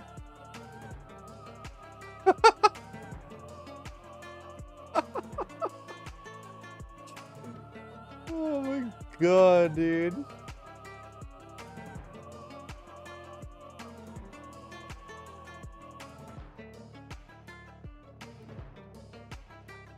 Why are hands mangled? AI has always struggled with hands. Always.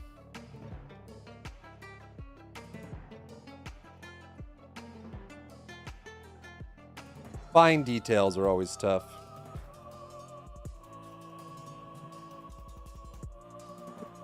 What is this, bro? What is happening, man?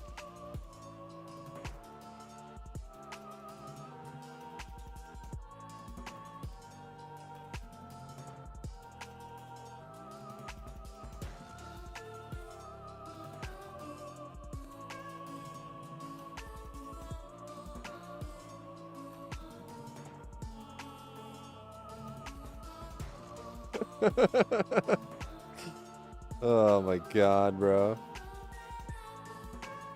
It's Gley! Yep. Yep, exactly right. This is Gley. This is Freyna.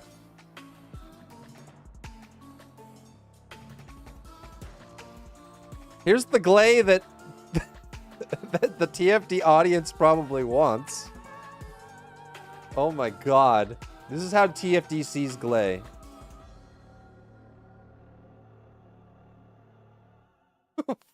What the frick?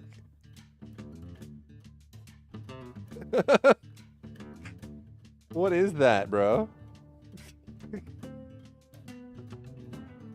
What is happening? Help.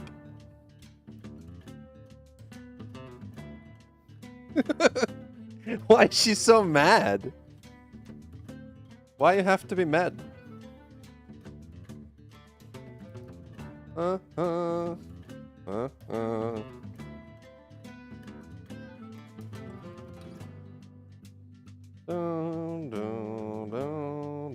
Actually, this is the real Gley. Does she have one leg?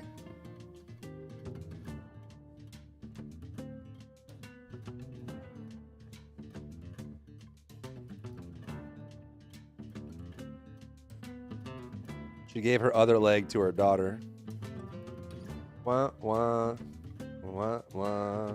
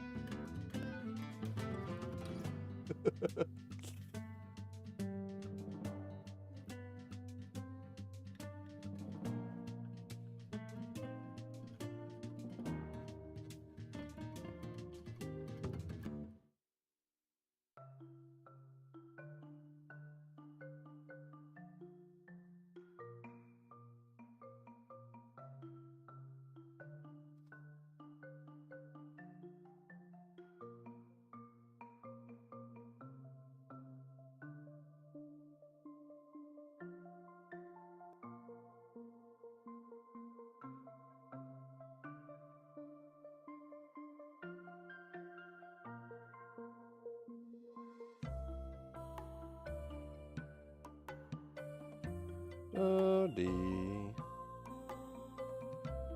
Huh?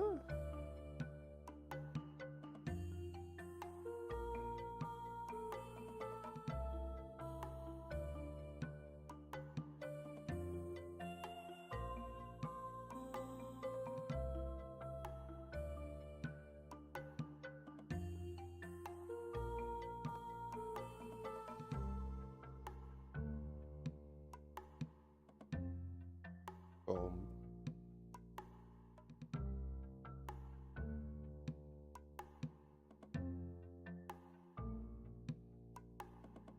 Do. I don't know. I wouldn't say this is going very well. Is this Gley? Yeah, that's Gley. Yep. Sure is.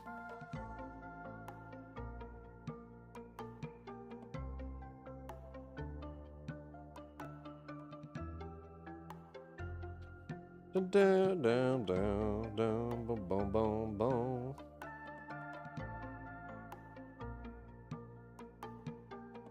I have no idea who this is supposed to be.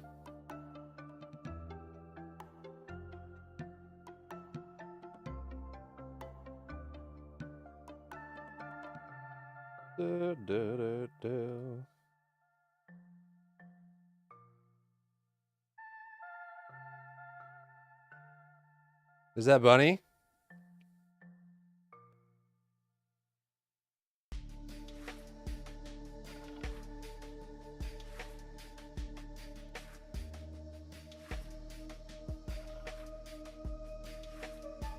Dun, dun, dun, dun. Who's this?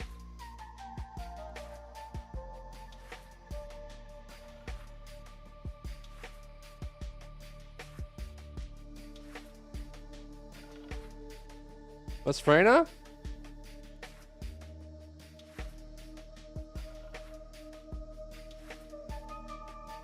Doesn't look like anybody to me.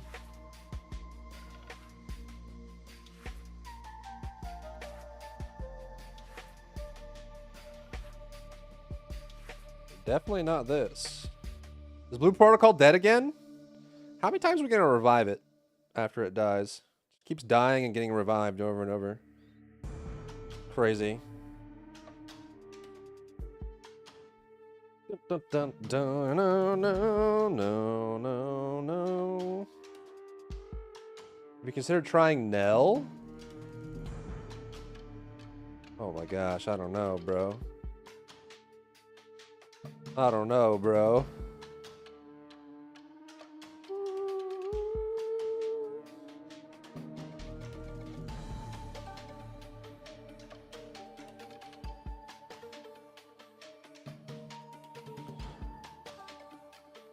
And Sharon? New Sharon?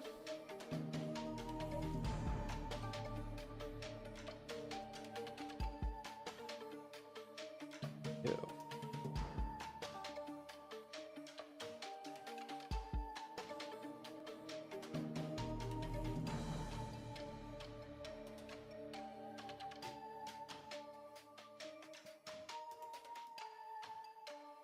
To shut down. Oh my gosh.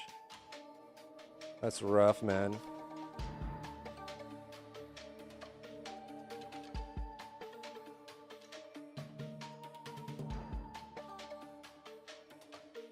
Huh?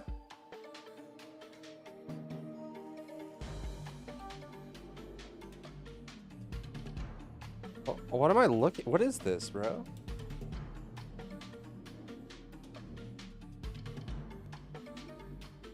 That Viessa?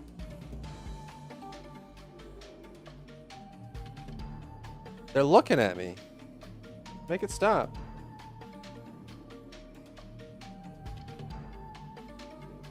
Do do do.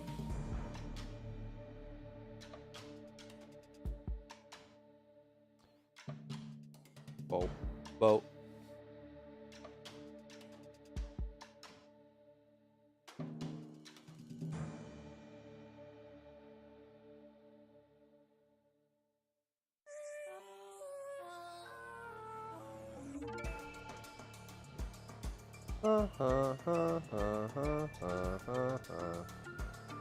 Huh?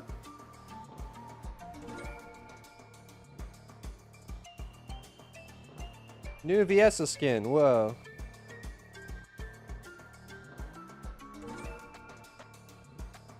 Da, da, da, da, da, da, da, da.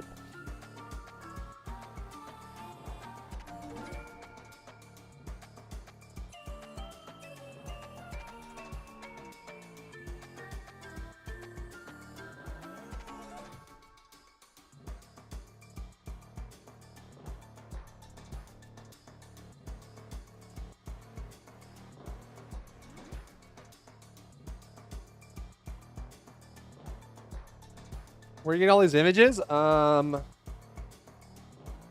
a mystery. Why if I share a game soundtrack? Not at all. I don't know if you can share it on YouTube. You might have to put it in our Discord.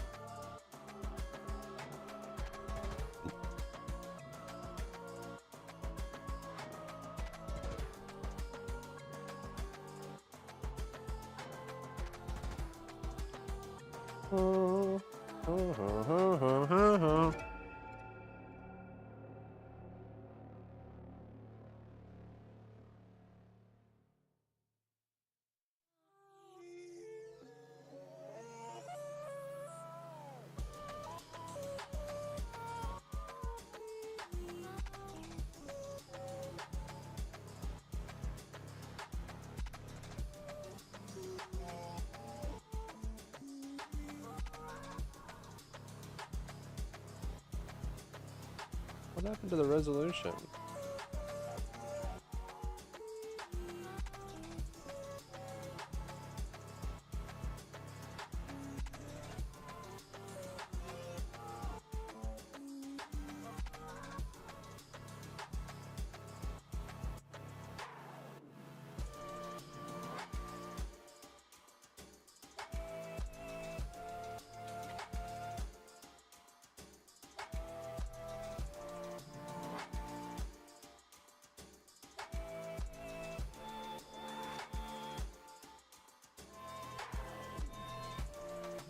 How is possible off-stream game is working okay, but with stream I have drops to... and they stay for a long time?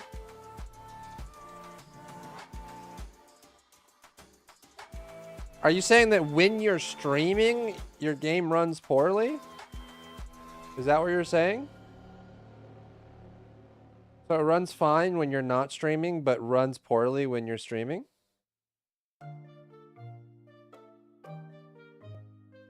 Is that what you're saying?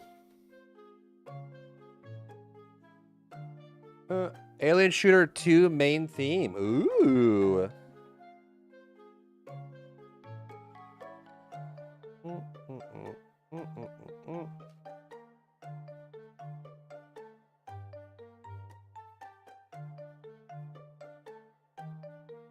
Oh, this is mega old.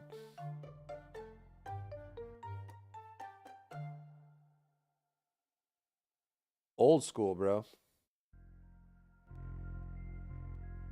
Well, it sounds like you know what your problem is, Velas. Sounds like your problem is the streaming.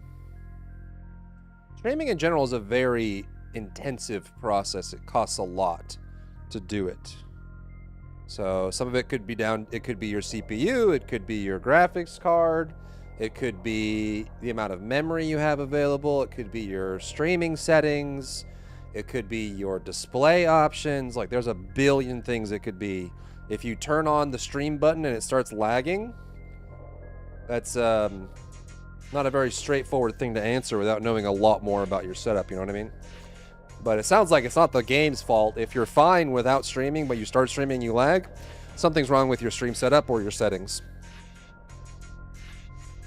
Get some diagnostic software, see if your CPU is maxing out, see if your graphics card is maxing out, see if you're running out of VRAM, see if you're running out of, you know, see where it starts to break. And then you start troubleshooting. I could be real life Enzo or Blair. Oh. Make the guide. Oh god. Why my friend works all fine with almost similar hardware? Because it's not just a hardware thing, you know what I mean? Like, you're asking a very broad question and expecting a very specific answer, and I just simply can't give that to you, you know what I mean? First of all, I don't know if you and your friend's setup are identical, actually. There could be memory issues, you could have a hard drive issue, your SSD could be messed up. You could have a graphics card that's running out of VRAM. You could not have enough RAM for your software. It could be an OS problem, right? I can't solve a broad question like that for you, you know? So what I would say is start the game, turn your stream on, and then run diagnostics to see what's causing the lag, right? If you run the stream and you have your CPU at 100% and 90 degrees Celsius, then it's your CPU. That's the first place to start. If your VRAM is maxed out, you might need a bigger graphics card or a better graphics card, right? If your game starts to lag because of the stream, there might be issues with hard drive storage or RAM. Maybe you need more RAM so that it can hold it, right? Maybe your settings are too much. Might want to mess with the encoding process. Like maybe you need more GPU encoding versus CPU encoding. Maybe you need a faster or slower encoding setting to put more on your internet versus not. Maybe your bit rate's too high. Maybe there's something wrong with your OS that's allowing two graphics things to display at once. Maybe you need a second graphics card, right? Like it's a very complicated question. It's not just hardware when you're talking about streaming. Like I said, streaming is a very intensive process. So to figure out where it's breaking and why, you got to, you know, peel back the layers of the onion and see what's underneath. You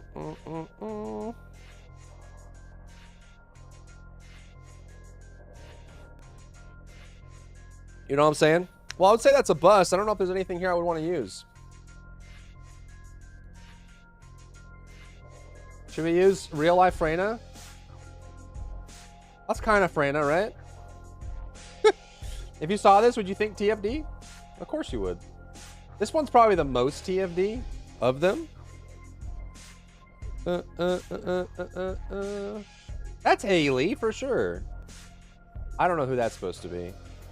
Valby, I guess. Dude, that's so Glay, 100%.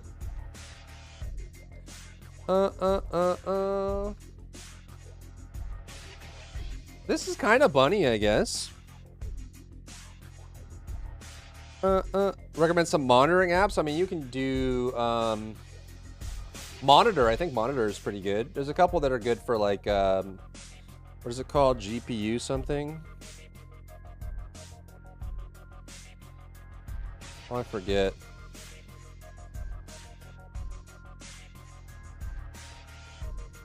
There's a bunch of them. I don't know if there's any specific ones I'd recommend. You could start with Task Manager, and there are some good ones for tracking like heat and overwhelm and stuff like that. Task Manager is a great place to start, though.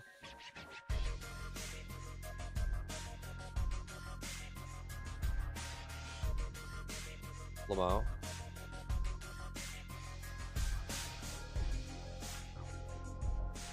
Yeah, Alien Shooter is pretty cool. It's a good vibe. I like it.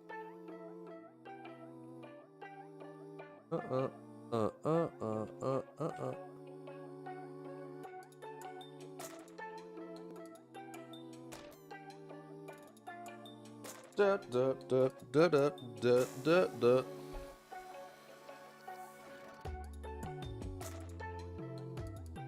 Do, do, do, do, do, do.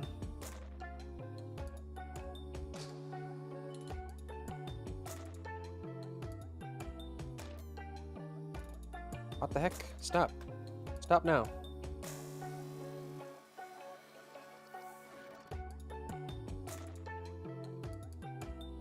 What's doing this now? So weird.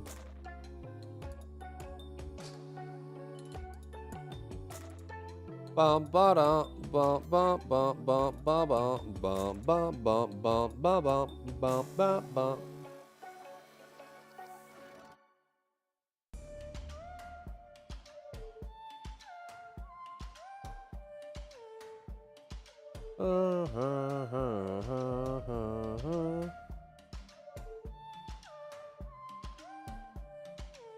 Do do do.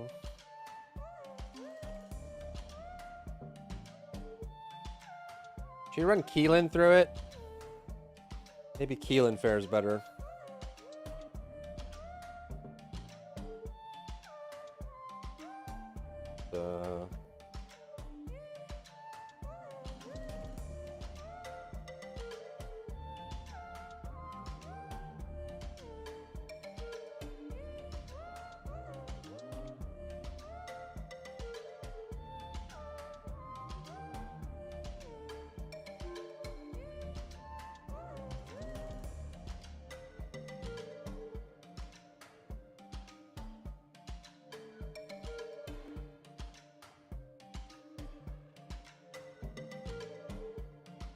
Do do do do ba ba ba.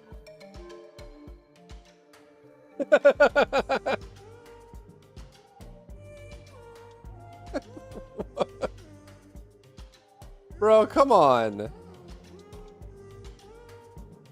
What?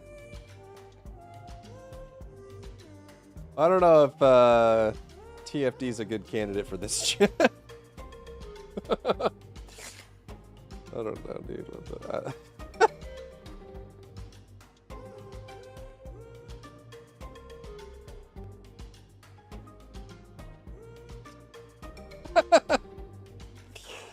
Jesus, bro. I mean, it's not too bad, I guess. That's totally Keelan, right? Just a little more gruff. Different glasses.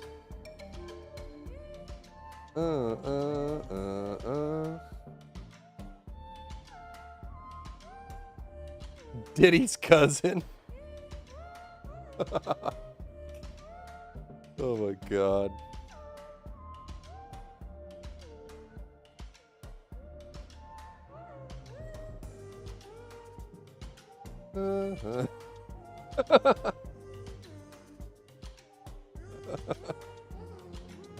Oh my god, dude.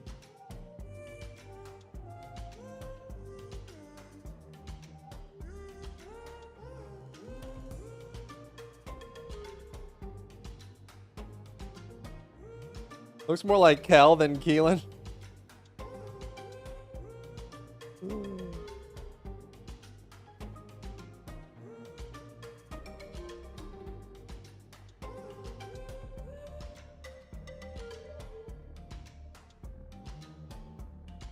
Have a good dinner, hungry.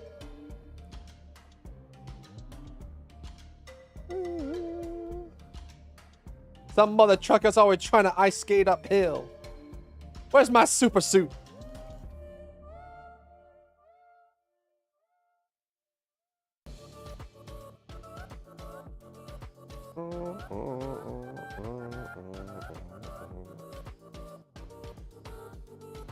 Wah.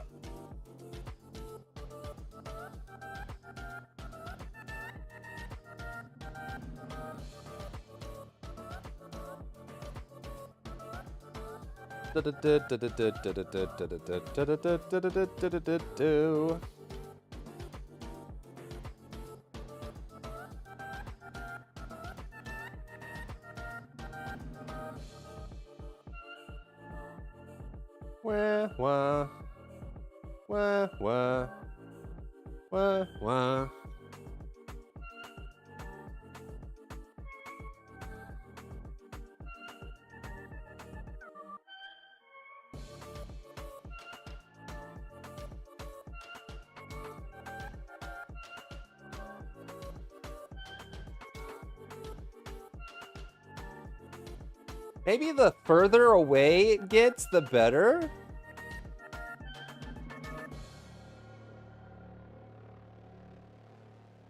What? Ew, what the frick? What's happening? Stop that.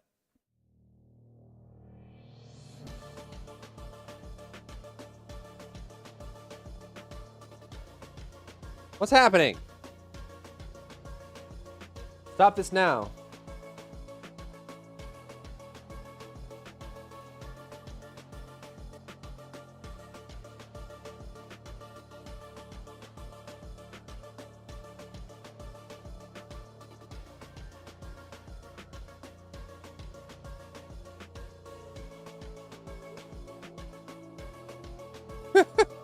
I'm gonna use this one. Screw it. It's a First Ascendant cartoon, bro. First Ascendant dark novel or visual novel. Hell yeah.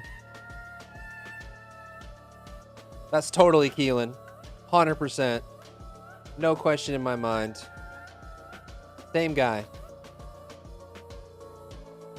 He just lost some weight and changed his glasses. And, you know. Hello?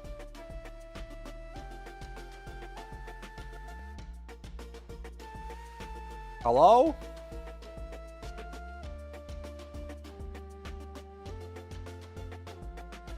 What's happening?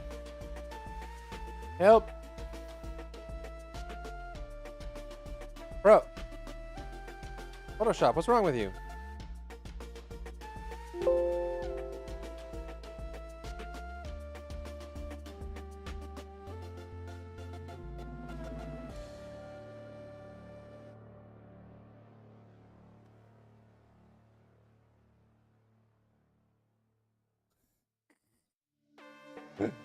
Get ready for the YouTube comments on this one. Who is that in the thumbnail? That's not Keelan. Excuse me. Keelan's actually my uncle.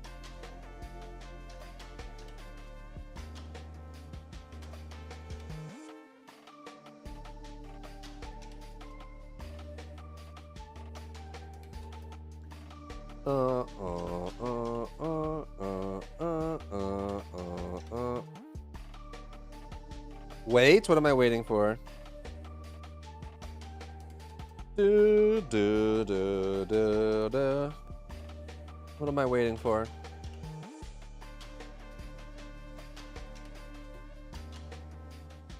We might have to fight more allegations? What? What allegations are we fighting?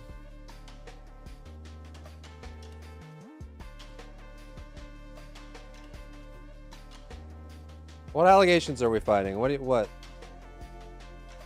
I'll just make the thumbnail a big white thing because we're not allowed to have any fun. Just a blank white page. AI abuse? Whatever, dude. What is abuse?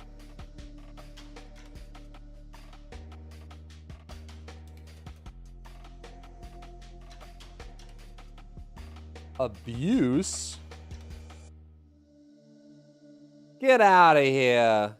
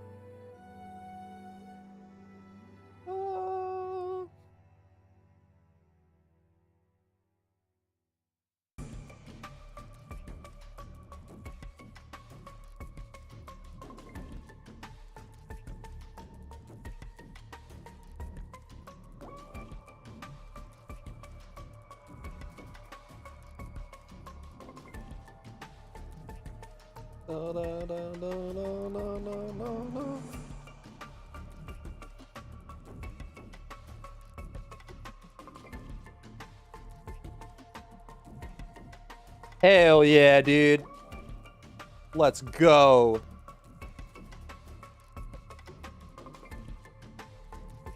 PvP in the first Senate? No, they said they're not going to, at least in the short term. No PvP. Unfortunately.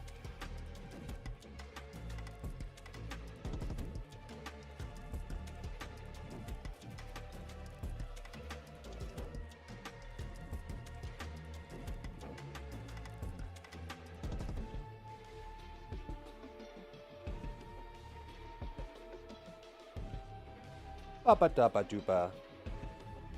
Papa dabba dooba. Dabba dabba dooba. Baba baba booba. Where is this thumbnail? Excuse me. Keelan was modeled after my great uncle. You are doing a disservice to his name by using a thumbnail like this. I'm reporting you to the clickbait police.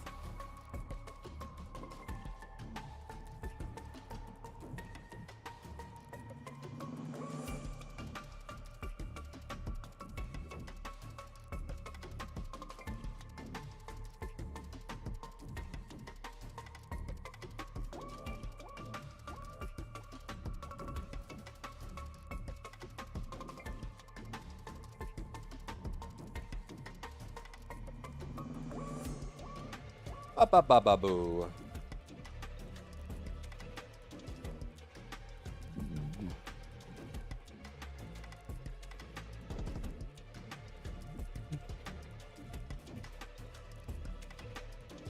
Old Train from Gears of War.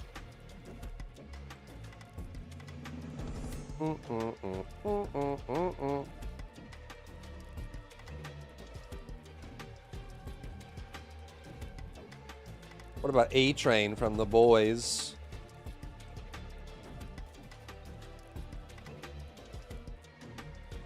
The YouTube police! Wee wee wee wee wee. That's the guy, officer. Get him.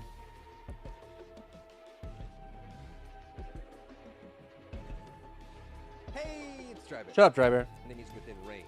So you'll be able to do a forward shot. Boom, boom, boom, boom. Your video is longer than 30 seconds and it has no chapters in it. Hello? How will I know what I'm watching if I don't have timestamps?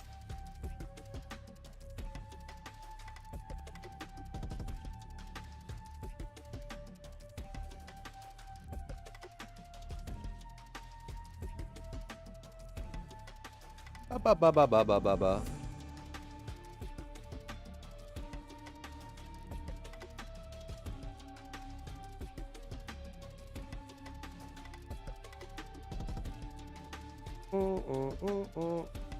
Think they'll be addressing the stun lock knockdown delay in a future patch? I haven't seen them mention it at all, to be honest. So maybe, but I don't know.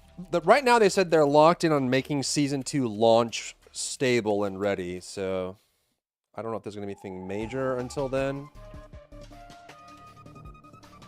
You know what I mean? New video, chat, like, comment, subscribe, bell notification, or whatever. Boo, boo, boo, boo, boo, ba, ba, boo.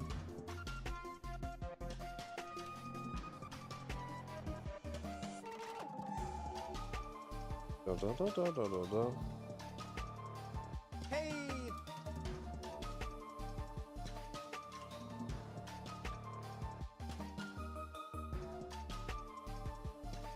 No no no no no no no no no no no no no no no no no no no no.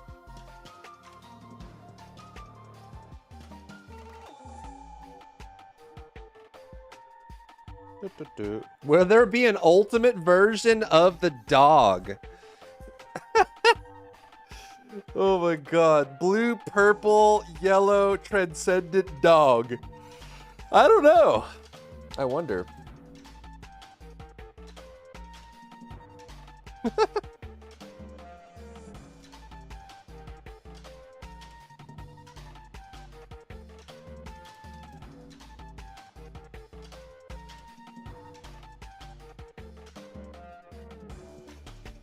Ba ba ba ba ba ba ba ba ba ba ba ba ba ba ba.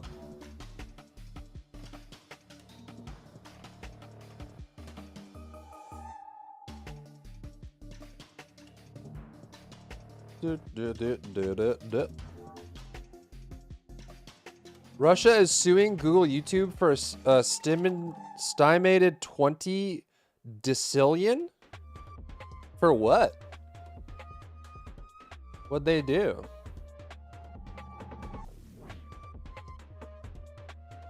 What's his problem?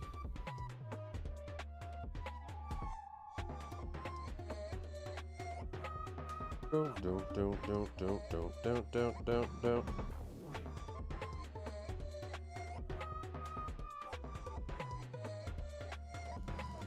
All right, let's see. I need 16 times the detail.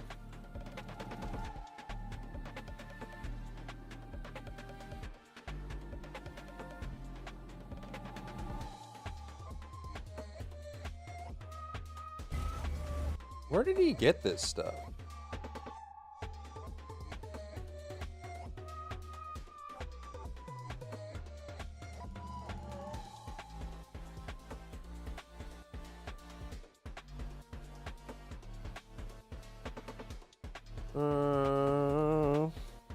You come up with a new player guide for Path of Exile? Sure. What's up, Betty? I'm asking you to play PoE 2 at the start. I'm not sure anymore. I thought it was thinking Monk, but now they all look interesting.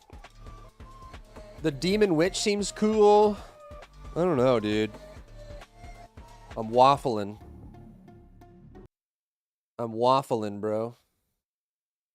All right, let's watch this, I guess. I don't know where did he get this footage? That's what I'm wondering.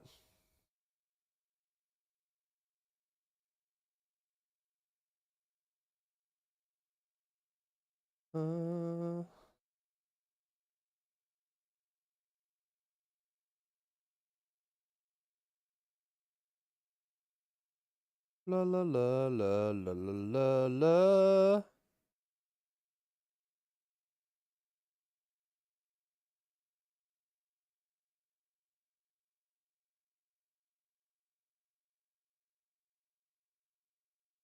Oh, is it from the LA event?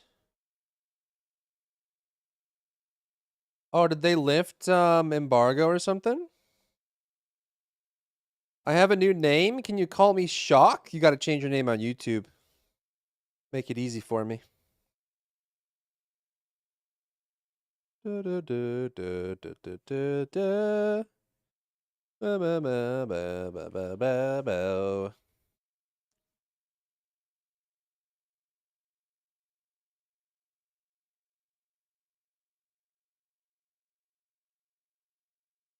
All right, so yes, I was flown out to LA to go hands-on with Oh, Path this of is Exile 2, and I have returned yes. with hours and hours of brand new gameplay and all new details from game director Jonathan Rogers. That's what we're going to be taking a look at in this video. We're talking about the extensive in-game system, going over pretty much all of it, the Ascendancy class system, what it's like at max level and beyond, a tease at some of the in-game gear that we can acquire, a super detailed look at basically every system in the game, early access details, and yes, Can I gift you a free membership, please? Starting at $30. You just got so many requests today, Betty. Absolutely insane to me. More on the new Game Plus type system related to replaying the campaign. You guys have got to also see how the actual map system works in the in-game. It's pretty cool. And also how this game is going to be starting out massive, but will also be doubling. Just too much. I'm drowning. There's a lot of stuff to play, Borzlo. I know. Official launch. We're taking a look at some cool. Call me Betty because I will probably forget. I will call you whatever your chat name is. Path of Exile 2 giveaway. So for a chance to win early access, see the link in the pinned top comment. Check it out. But we're going to go ahead and see what Jonathan Rogers has to say. This is a very big presentation. By the way, a very special thank you goes out to Grinding Gear Games for their professionalism and providing me with all of this footage, the full-blown presentation for you guys. And remember, I have returned with my own recorded game. Yeah, X will PoE start. The early access will be 3x. So yeah, here we go. This is super impressive. Enjoy. Now what we're going to do here is we're going to go through the character classes that you're going to be playing in early access. And while we're doing that, we're going to explain the different ways that you have to develop your character. Now, as I said before, I like to keep things pretty casual. This isn't some kind of hyper-polished presentation. And Octavian, who's playing, is going to be using cheats and so on. So, King you Snuffleupagus? die and revive, but hopefully it goes okay. So This is Path of Exile 2. So the monk is a fast melee fighter. He cares a lot about... And Octavian, who's playing, is going to be using cheats and so on. So, he might have to die and revive, but hopefully it goes okay. So we're going to start off with the monk. So the monk is a fast melee fighter. He cares a lot about momentum in combat. Now he does a lot of damage, but he isn't necessarily that strong physically in terms of defenses. So you're going to want to stay back and go into and out of combat very quickly. Now, like all classes, the monk was going to want to mix and match a few different combos. And one of the things we really like to do with our skills is make sure that we've got a lot of things that can take advantage of different situations. In this particular case, Octavian is freezing monsters with this Wave of Frost, and then he's using Glacial Cascade to kill them if he hits the thing.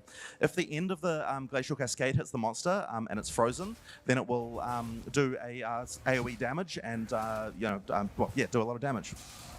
Now, the monk also has a lot of combo skills. An example, so if you hit monsters using regular attacks, then you'll charge those skills up. An example of this is Tempest Bell.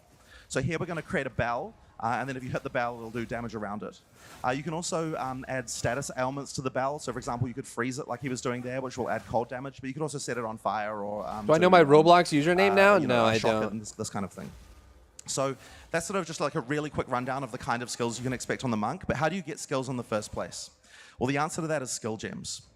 So the way that you get skill gems are items that you can find in the world, and if you right-click on one, you can choose what skill you want to get. Now, we're trying to keep the skill system feeling as much as possible simple for new players. There's two things you can do here. You can either level up an existing skill or you can pick a new one, and that kind of interface is quite familiar. We have added things like tutorial videos for every skill. Frozen locusts will explode when attacked by you or your enemies. But effectively, we just want to make sure we're keeping this simple as possible. Now, what you do once you've got a skill gem is put it into your skill screen, and once you've done that, you can bind it and use it. This particular skill is called Frozen Locust that creates a little ice ball there, and then you can detonate that with your Glacial Cascade if you want, since it counts as a frozen object. Or the monsters can attack it and explode it that way, or you could game looks use it like if one of the Diablo. bosses is about to slam and explode it that way. It's Path of Exile 2. So that's a sort of basic rundown on how you get skills, but it's worth mentioning that you can also use skills across other classes as well. So what we saw there was just the skills for this one class. If we open up the screen again, you can see that the skills for the other classes are still available. If you have the stats to use them, you can use them just as well. And then there's lots of different interesting combinations you can use across classes too.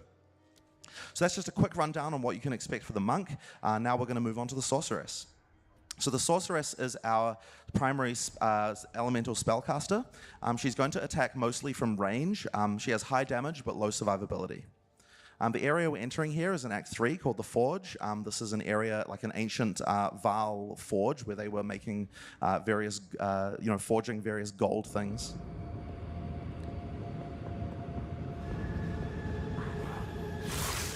So she's using a combination of lightning and fire here.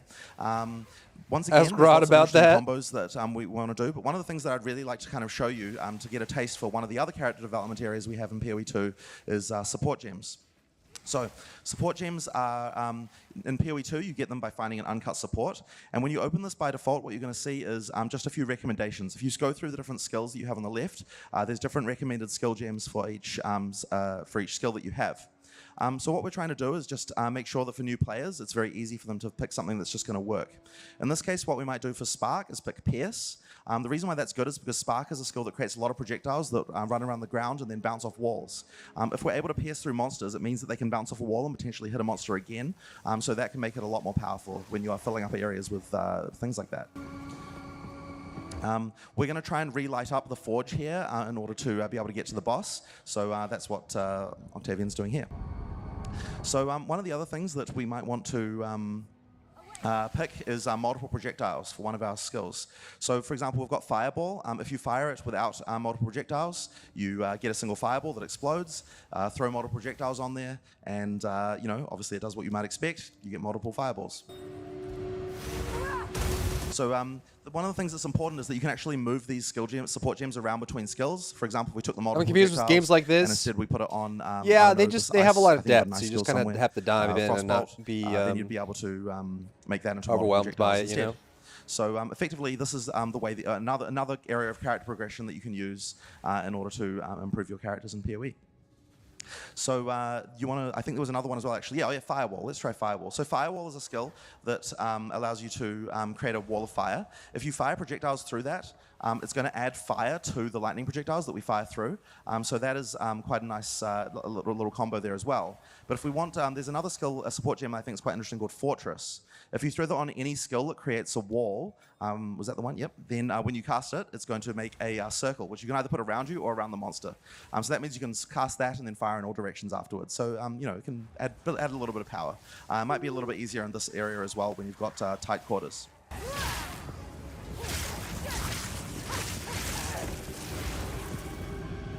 All right. Now the next thing we're going to show is the Warrior. So the Warrior is our kind of big tanky melee class. Unlike the Monk, he's a lot slower, but he hits a lot harder.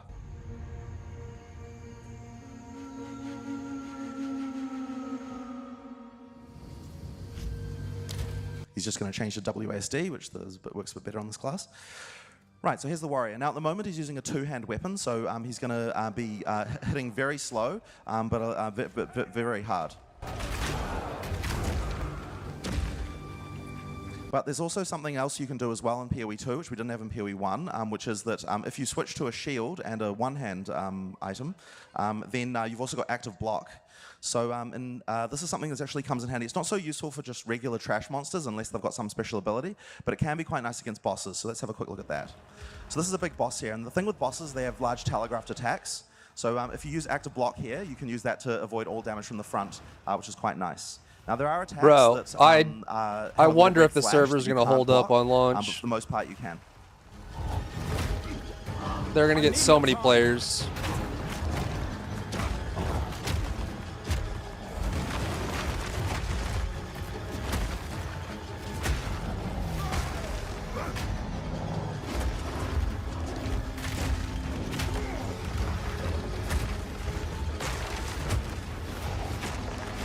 They never do.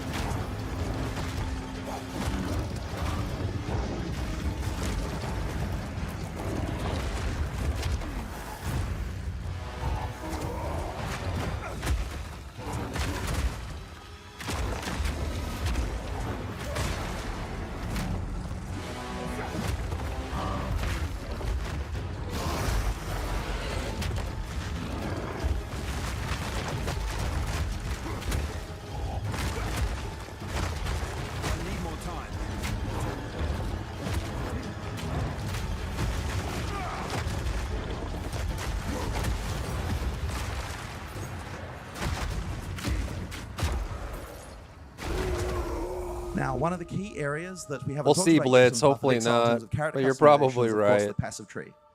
So Path of Exile is really well known for having a giant passive tree. There's 1,500 nodes in the passive tree, and all the classes use the same tree. However, they start in different locations. So the warrior, for example, starts on the bottom left side here, and because of the fact he starts there, he gets access to a lot more of the melee-focused elements on the tree. Now, to quickly explain how the passive tree works, there are a few different types of nodes here. The smallest nodes are just like minor nodes, and they'll give very simple increases, like, for example, you've just got melee damage here and that kind of thing. But the thing you're probably going to want to go for are called notables. Notables are the very slightly larger nodes, and they have much more interesting effects. They're often going to depend a little bit on what kind of build you're doing. For example, this one here is 20% more damage against heavy stunned enemies with maces. This is something you're obviously only going to care about if you're heavy stunning enemies a lot, and of course using maces. So these notables are the things that are really going to define your character, and the list of notables is really when it comes to making build guides and things. Is this is what really matters. And in PoE 2, I've really tried to push the fact that notables are a lot more interesting, so there's a lot more stuff going on with them. But as well as notables, there's also other big nodes on the tree called keystones. And keystones are unique because they have both upsides and downsides. So an example of one right here is called Giant's Blood. It says you can wield two-hand axes, maces, and swords in one hand, but you get double attribute requirements of weapons. So Yeah, effectively, TFT launch was if you want to use a fun. giant two-hand sword, but you still want to use a shield, you've got a way to do that. You just have to meet the attribute requirements to do it, which could be tricky for in-game bases. There's also other keystones, a few examples from other classes. There's one here that is from PoE 1. Maximum life becomes 1, but you're immune to chaos damage. Since chaos damage does double damage to energy shield, this is something that you might want to use. Once you've got that, you don't have to worry about chaos it's probably damage the anymore. You second just one, need to build the Tomy. energy shield and not life. Or amount of another interest in example this one that's been game is, modified from crazy. PoE 1 is Mind Over Matter. All damage is taken from mana before life, but you have 50% less mana recovery rate. If you're going to build for this, it means you don't have to worry about life once again, but you will have to build a huge amount of mana pool in order to sustain that. So these are the kind of things that you can pick from keystones that, as I said, have upsides and downsides and interesting trade-offs. Now, there is one other mechanic as well that I want to quickly talk about. So if you go back to the character and just have a look, Octavian was manually switching between. If you go back to the, You can dual wield great swords. Yep. Octavian was manually switching between one hand and two. Warrior can dual wield two-handed weapons. When he's using both sets, there are things on the passive tree that you might want to be able to use for one or the other. So another unique feature for PoE 2 on the passive tree is the ability to split passives in two in order to allocate one for one set and another set for the other. So if we allocate ones in red here, these passives will only be used when you've got a two-hand weapon. And if you allocate passives in green using the other one here, these passives will only be allocated when you're holding the other weapon set, when he's using his one-hand weapon. So effectively, if he presses the weapon swap button now, it'll switch from one set to the other. So that means that he can effectively dynamically adjust his passives based on what weapon sets he wants to use.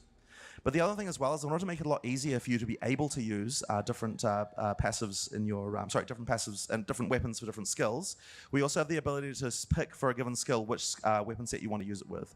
So for example, the Stampede skill here, if you've got a shield, then when you use the skill, it will be blocking the entire time, if you just demonstrate that quickly.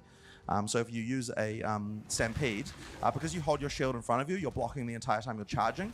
And using the one-hand weapon will also be a lot faster because it's got higher attack speed. So that's something we'd much rather use with our one-hand weapon. But when, for example, we're doing our Earthquake or our Double Slam, this is something that we probably only want to use with our two-hand weapon because we want to do the most damage. So that means we can turn it off with the other weapon set. And now when you use your two-hand, when you use that, it'll switch to your two-hand weapon automatically. So effectively, this allows you to have multiple weapon sets and do a lot of different things. It's also very good for, for example, on the Dual greatsword build. That does she was sound really using cool. lightning and fire. She can have two different staffs, one that's geared for one that's geared for the other, as well as spec her passive tree out as well. So that's another character development feature that we have in PoE 2. Next up, we want to talk about the Ranger. So the Ranger is our primary bow cast, bow user, and she's all about range and mobility. So one of the first things we did when we were developing the Ranger is we wanted to make sure that everything you do can be done while moving. So this just makes the game feel a lot more fluid. So she's just a lot more mobile even from that. But she also has a lot of vaulting skills that allow her to jump up. For example, there's one there that freezes monsters. She jumps up and she can jump over monsters and freeze them. So this kind of thing allows you to, as I said, feel a lot more mobile in combat.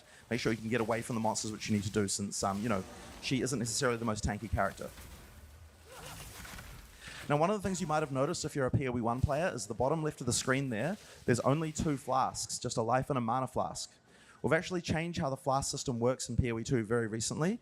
Now you get 1 life and 1 mana flask, and that's all. And the reason we actually did that is we found that there was a problem in PoE 1 called Flask Piano, where everyone was just sitting there pressing 1, 2, 3, 5 constantly, flasking. The thing is, so we've actually buffed flasks significantly so that each flask has a lot more charges, but I think this is an improvement. Now, you lose a one of the little main bit things of that people were agency, doing but I in think PoE it's 1 when they were for a using good flasks is reason. they had they were using the other flask I slots think it's for, I think it's loads of better for things the that game. were making them resistant to various element types and so on. And so we wanted to have a system to allow that to still be the case and still have interesting character customization there. So we've added a new I think a type of, fixed item health, called fixed charms. mana with charge up charms using flask is charges. So good. as and you there's kill also monsters, nodes that they interact with your automatically flasks trigger and in order ways to you can grant buff them immunity too. to So certain things I at think the that's point when you get it's an those things. So for improvement. example, here It's this is different. used I know when you some become PoE players ignited, aren't going and to it like grants it. immunity to ignite. So if you're having trouble with fire It's damage, also weird then you can because throw that like on if there. you play If a you get no ignited, mana build, you automatically, can't replace your quench you. mana flask, so you have a And then dead it'll charge flask. again, from killing If you monsters. play like a no And there are mana lots of different build, charms that have I'm sure there's going to be like different, no HP different, builds too. Abilities. So They you have trigger a on de- different another things. dead flask, They get you, which is a they little make you awkward, resistant but to I different think it's things. better They can also get for mods, the long-term from health of the crafting and so game on, so you can, and for make players them an getting interesting into part it of as your build. well. But the point is, they're always automatic. You don't have to manually trigger them, so it kind of solves that problem of having to manually use flasks constantly. You get the ability to use more charms by getting higher level belts. This is relatively lower level, so you've only got 1 charm slot there. As you get higher level belts, you get more slots up to 3, and there might even be some uniques that lead to more charms later on as well, of course. Now, one of the other things that we wanted to upgrade as well is that we found, so in PoE 2, there's a huge amount of encounters and bosses. There are actually 50 bosses in early access. There's going to be 100 in the final game. So one of the things we've changed is we've upgraded the map to actually allow you to see all of those on the map. So if you zoom in a little bit there, you can see that there's a bunch of bosses and random encounters around the area. Near to where Octavian is right now, you can see that there's a boss called Silverblack Blackfist. And that means that in this area, there's something to find, a boss to encounter. So as I said, the bosses often have things that you can use to increase your character power as well. So it's important to kill them.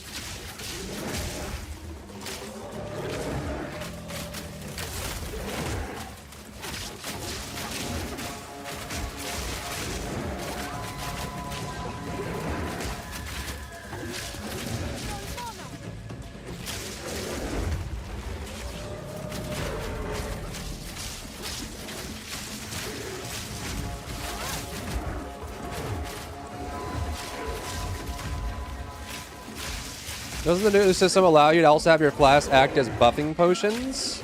Yep, and you can have, yeah, it does. So it'll be more of an equipment choice, for sure. And there are ways to modify the buffs you get from your charms / your flasks and the combination of them as well. Forgive me, great creature. So as you can see, he dropped a Book of Specialization there, and this is one of the items that allows you to do the split passive points in the passive tree, but it also gives you more passive points as well. So it's something that you're going to definitely want to find. Now there are other bosses around the game that have different bonuses and so on, so it's definitely a good idea to explore all the encounters throughout the game and find. Maybe all I'll of play those things. Ranger first. So next we're going to talk about the Witch. I don't know, man. And while we're showing the Witch, it's also a good time to talk about one of the other character They all progression look systems good. in Path of Exile 2, which is Spirit. So the Witch is a primary summoner, but she also has a range of other supporting skills. But the thing we want to show you first is just the fact that she often, and in fact all the classes, use a resource called Spirit. So there's a new type of skill gem, an Uncut Spirit gem, which you can use here, and that'll give you a bunch of these, another skill screen with a bunch more abilities. What these ones are is for giving you things that are kind of somewhere halfway between a passive bonus and an active one. This one here called Grim Feast feeds on corpses to bolster your energy shield, but we've got lots of these for all classes. All classes can use them. For example, on Sorceress, here you've got Outer Armor.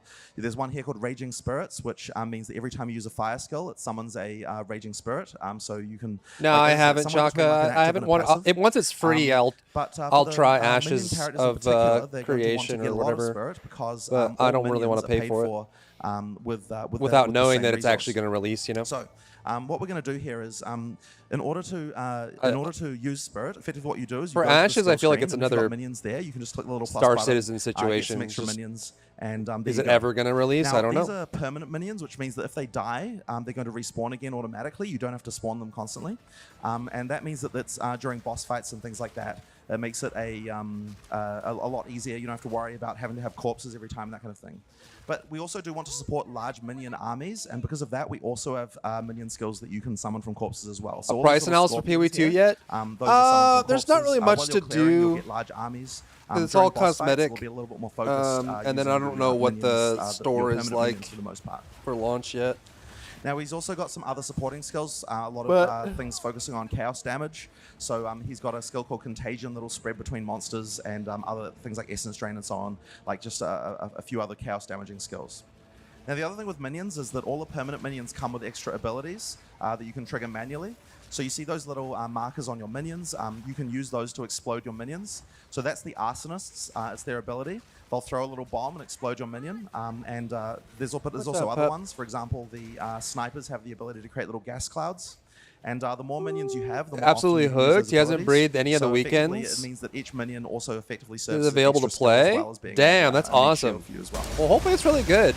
I hope they eventually get a release date and actually release the game. That'd be That's a quick great. introduction to the Witch. But now we're going to show off the Mercenary. Oh, actually, wait, no, we did miss something. Sorry about that.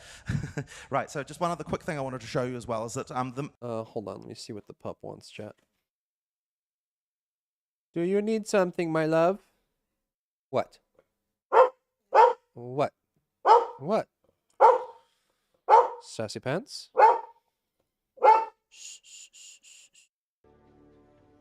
It's okay. Explore the dark forests of Ogham, Be right back. traverse the barren plains of the Vesteri Desert, and delve into the jungle ruins of Utsal, an ancient Vaal city.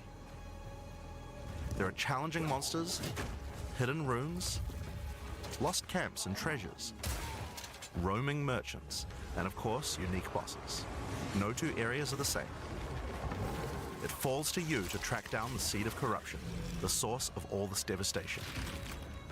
On the way, you'll face fearsome monsters, meet strange characters, forge unlikely bonds, and uncover lost civilizations. But first, you'll need to pick a class. Now, Early Access will initially have 6 classes available. Let's have a look at them. The Monk is a fast and furious melee fighter. He dashes in and out of combat and has mechanics that involve building up and keeping momentum. Like all classes in PoE2, you'll want to use a wide variety of skills to mix and match different combos. To get new skills, you will first need to find skill gems. Using a skill gem will open the gem cutting menu, which shows all the active skills available in PoE2. You can choose an existing skill to level up, or choose to engrave a new one. Since this is a level 7 skill gem, Even if you pick a new skill, it will immediately be level 7, so there's no harm in trying out something new. The monk primarily uses the quarterstaff. There are 3 schools of martial arts: lightning, ice, and wind. But don't think you have to stick to just one. The best combos are going to involve mixing elements of all 3. Let's try Killing Palm. Like many monk skills, this can be used to quickly take advantage of a specific situation. If there's an enemy on low life, you can use Killing Palm to dash to them and kill them instantly. This will provide a power charge.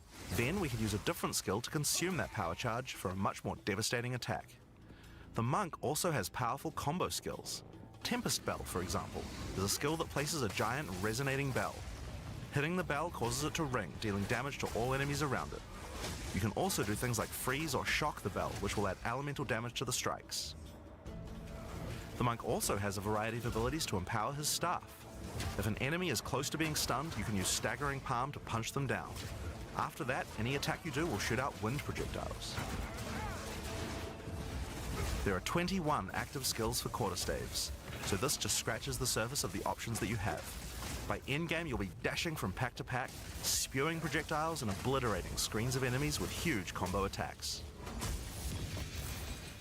Now, if you like a style of melee that's a little slower but hits much harder, then the warrior is for you. He pounds the ground with big chunky attacks and can shrug off the hits of small enemies with large amounts of armor. Even though the mace slams are slow, you never lose control. Longer attacks can be retargeted as you go, and if you find yourself committed to a long attack, you can dodge roll out of it at any time. Among the skill option for maces, you will find a variety of slams, fire attacks, war cries, and shield skills. Here, I'm going to slam the ground, rending it apart with lines of fire. Any slam skill will then cause these fissures to erupt with lava. I can even run through them with a skill like Stampede to do huge amounts of damage. The warrior can also use war cries, which can empower your next skill. Seismic Cry, for example, will double any slams from your next attack. The Stampede counts as a slam, so I can double that for even more craziness. If you want to go a little faster and be a little more defensive, equip a shield. In PoE 2, you can raise your shield at any time to block all damage from the front, even spells. While holding up your shield, your stun meter will build as you take damage, so be careful. If it reaches 100%, your stance will break and you will be vulnerable. Some enemies also have unblockable attacks, which are indicated by this red flash. If you see one of these coming, make sure to dodge out of the way. Using a shield also gives you access to shield skills, like Shield Charge, which allows you to charge towards enemies and stun them. While charging, you're also blocking the whole time, so you have full damage immunity from the front. The warrior also has access to totems. Some totems have built-in abilities, like Shockwave Totem, which can be placed to stun nearby enemies and trigger aftershocks like those from the earthquake. But you can also get Ancestral Warrior Totems, which allow you to use any slam skill in your repertoire. This is a meta skill, which means that it's a skill you can put other skills into. I can take a slam like Sunder and socket it into my Ancestral Warrior Totem. Now when I summon him, he'll sit there and slam the monsters from a distance. There are 20 active skills for maces, so there's a lot more to try out, but by endgame you're going to be dropping hammers from the sky, leaping fearlessly into combat, and separating the very earth you stand on. Time for some ranged attacks. The ranger is primarily about the bow, but we wanted to make sure that she feels agile as well. In PoE 2 you can shoot while moving. Combined with all the skills the ranger has that allow you to jump around, you will have a lot of mobility in combat. Bow skills have a variety of lightning, poison, ice, and physical attacks. Lightning attacks bounce around between targets. You can also stick lightning arrows in the ground which explode when hit by the bouncers, or electrocute enemies to take them out of combat. Ice attacks allow you to slow and freeze enemies to keep them away from you. Using poison, not only can you slowly damage your enemies from afar, but also grow some interesting plants. With 21 bow skills and all the mobility and combo tools the ranger has, you can take advantage of every situation. By endgame, you'll be creating hundreds of arrows, be they falling from the sky, bouncing around between enemies, or spraying out of tornadoes. You might have noticed in the bottom left of the screen that the flask slots look a little different. In PoE 2, you have one dedicated life flask slot and one mana flask slot. Flasks gain charges as you kill enemies, and typically allow you to heal 6 or 7 times if they're full. But that's not the only thing you can use charges for. Charms are a new item type that will automatically defend you from various debuffs or damage types. Having trouble with getting frozen? Equip a Thawing Charm. When it's fully charged, it will make you immune to freeze for 3 seconds if you get frozen. To recharge them, just kill more monsters. You can gain more slots for charms by upgrading your belt. The Mercenary wields a crossbow that can be loaded with different ammo types, offering versatility, power, and mobility. All classes in Path of Exile 2 can be controlled with WASD, which makes this class play exactly like a shooter. For the crossbow, you will find skills that work like shotguns, sniper rifles, assault rifles, and even grenade launchers. But not only that, there are a wide variety of more interesting elemental ammos too. It's very fast to switch between ammo types, so long as you already have them loaded, which makes the Mercenary able to combo abilities together for devastating effect. Use Glacial Bolt to create walls of ice to separate enemies, then switch to Fragmentation rounds to explode the ice, dealing massive AoE damage. If I come across an armored enemy, I could use armor-piercing rounds to break their armor, and then high-velocity rounds to take them down. Or perhaps I could fire a gas grenade to poison enemies before detonating the cloud with an explosive shot for massive damage.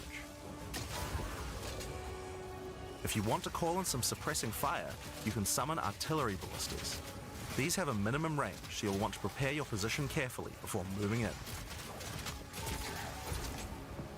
There are 22 active skills for crossbows. By endgame, you'll be calling destruction down from the sky as you litter the battlefield with grenades and pepper your enemies with your automatic shotgun. If you're looking to take a back seat and let your minions do the work, then the Witch should be your choice. She can call forth hordes of undead monsters to fight for her, while casting powerful chaos spells that debilitate her enemies. Occult skills are some of the most varied in the game, with skeletons, noxious spells, specialty minions, curses, and sacrificial magic. Before we talk about minions, we'll have to talk about a new resource in Path of Exile 2 called Spirit. This is a Spirit Gem, which allows you to pick from a range of persistent skills. All classes have a variety of these skills which can add some very interesting effects, like Arctic Armor, which does cold damage to enemies that hit you, or Raging Spirits, which summon fiery skulls each time you cast a fire spell.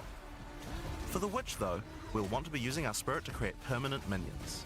These minions will be revived automatically when they die, so you don't have to worry about resummoning them all the time. Here I'm using the skill screen to allocate which minions I would like in my horde. You can see the spirit cost of each one. Skeletal warriors are cheap but weak, useful for tanking damage and distracting enemies. But I want more heavy hitters in my army, so I'm going to unsummon some warriors and instead add skeletal arsonists. Permanent minions come with special active abilities called command skills. You can order these guys to detonate your own minions for even more damage and area of effect. If you want a bigger army, you'll need a scepter. This new weapon type is imbued with even more spirit, allowing you to summon even more friends. And if you want an even bigger army than that, you can take advantage of corpses to summon true hordes of minions. But what can a witch do while her army is at work? Well, she has a range of chaos spells to spread disease amongst your enemies, or bone skills to impale them. Or, you could curse them to make them weaker so your horde can take them down. There are 25 active occult skills. By the endgame, you will be the leader of a fearsome army of the dead, consuming everything in its path. The sorceress bends the elements to her will, using them to unleash devastation on her foes. This classic spellcaster weaves a flurry of elemental magic from afar. The elemental skills have everything you might expect and more. Fireballs, icy explosions, lightning storms, you get the idea. Each spell is unique and has many different ways to build and combo with others, even between different elements. For example, Flame Wall conjures a burning line that not only damages enemies, but also empowers all projectiles that pass through it. If you place a wall and fire lightning sparks through it, they'll gain extra fire damage. It's a good idea to take advantage of the ability to automatically swap weapons when you use certain skills. Having a special staff with bonuses to fire skills and another with bonuses to lightning skills can really power up a combo like this. The sorceress can also take advantage of powerful trigger gems. For example, you could grab the Cast and Ignite gem and use it with Firestorm. As you ignite enemies, a counter will go up in the top left corner. When it's full, a Firestorm will automatically be cast at the enemy that was ignited. There are 25 active elemental skills. By endgame, you'll be firing off projectiles left and right as you rain down elemental storms on your foes. Now, those are the characters that will be available at the start of early access, but we will be adding 6 more character classes with just as many skills and options as these. There's a lot more to come. There's one more important thing to mention about skills. Even though we talk about them as belong to each class, in reality there are no restrictions. You can use all these skills on any class so long as you have the attributes. For example, a poison ranger might want to try out using occult curses to increase her poison damage, or a monk might want to trigger elemental ice walls to use with his glacial cascade combo. The possibilities for cross-class combos are practically unlimited. We're looking forward to what kind of things you guys might find. Now, Path of Exile is a game known for build customization, and we haven't even scratched the surface of what is possible yet. So let's talk about support gems. Path of Exile 2 has a system of support gems that can be combined with your active skills to dramatically change the way they work. If you find a support gem, then right-clicking it will open up this screen. Here you will find a variety of recommended support gems for each of your skills that you can pick between. For example, this is a multiple projectiles support gem and can be used to add multiple projectiles to any skill. Normally when you fire a grenade it'll look like this. But if we add multiple projectiles, then you get 3 of them. Once you have the gem, you can also freely move it between any of the skills on your character. If you want to have a multi-shot sniper rifle instead, then simply move the gem over to your high velocity round skill. Generally speaking, if it sounds like a support gem should work with a skill, then it will work. So it's a good idea to experiment. Note that you can only have one of each support gem on your character, so you'll want to think carefully about which supports can be used best with each skill for maximum damage. Now, if you want to stick to the recommendations, you should have a perfectly good time. But if you want to experiment a bit more, then uncheck that recommended button and you can see the full list of supports that will work with your skill.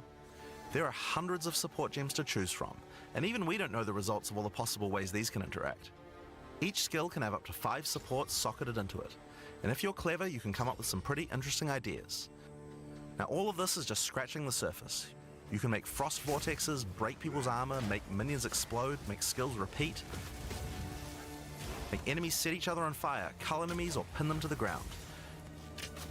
Supports let you drastically change the behavior of your skills and create your own unique build, or at least follow someone's OP build guide. So, speaking of builds, let's talk about one of the most iconic Path of Exile systems, the passive skill tree. Yes, it's huge. There are over 1,500 nodes on there. Now, a lot of people open the tree and can get a little intimidated at first, but try not to be scared. There are lots of options, but at its core, it's pretty simple. Each level you get 1 point to put into the tree. Each class starts at a different location, but they all share the same tree. Around your section of the tree, you'll find relevant bonuses for your character. You should be safe in the knowledge that there aren't many wrong choices here. Almost all the starting nodes will be useful for your character in some way. But if you do happen to make a choice you regret, you'll be able to respec any nodes you've taken by spending a little bit of gold.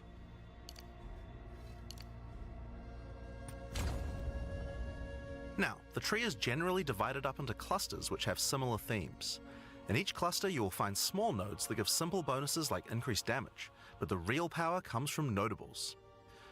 Notables normally have much more interesting bonuses, and they tend to care a lot more about how your build works and what skills you're using. For example, in the mercenary area of the tree, this one gives a 25% chance for crossbow skills to not consume a bolt. And here's one that gives grenades a chance to blow up a second time.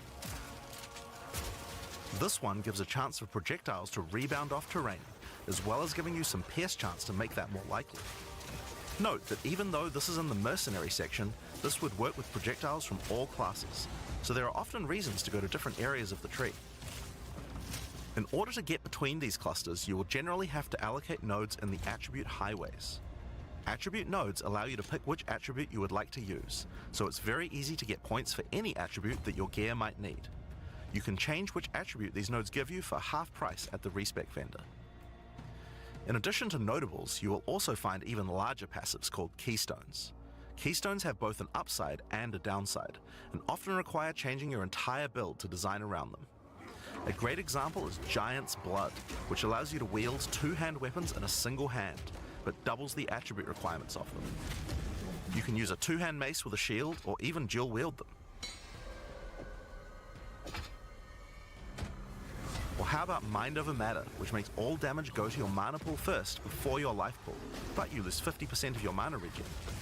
Skills like these can be tough to build around, but if you're up for the challenge, they can be very rewarding.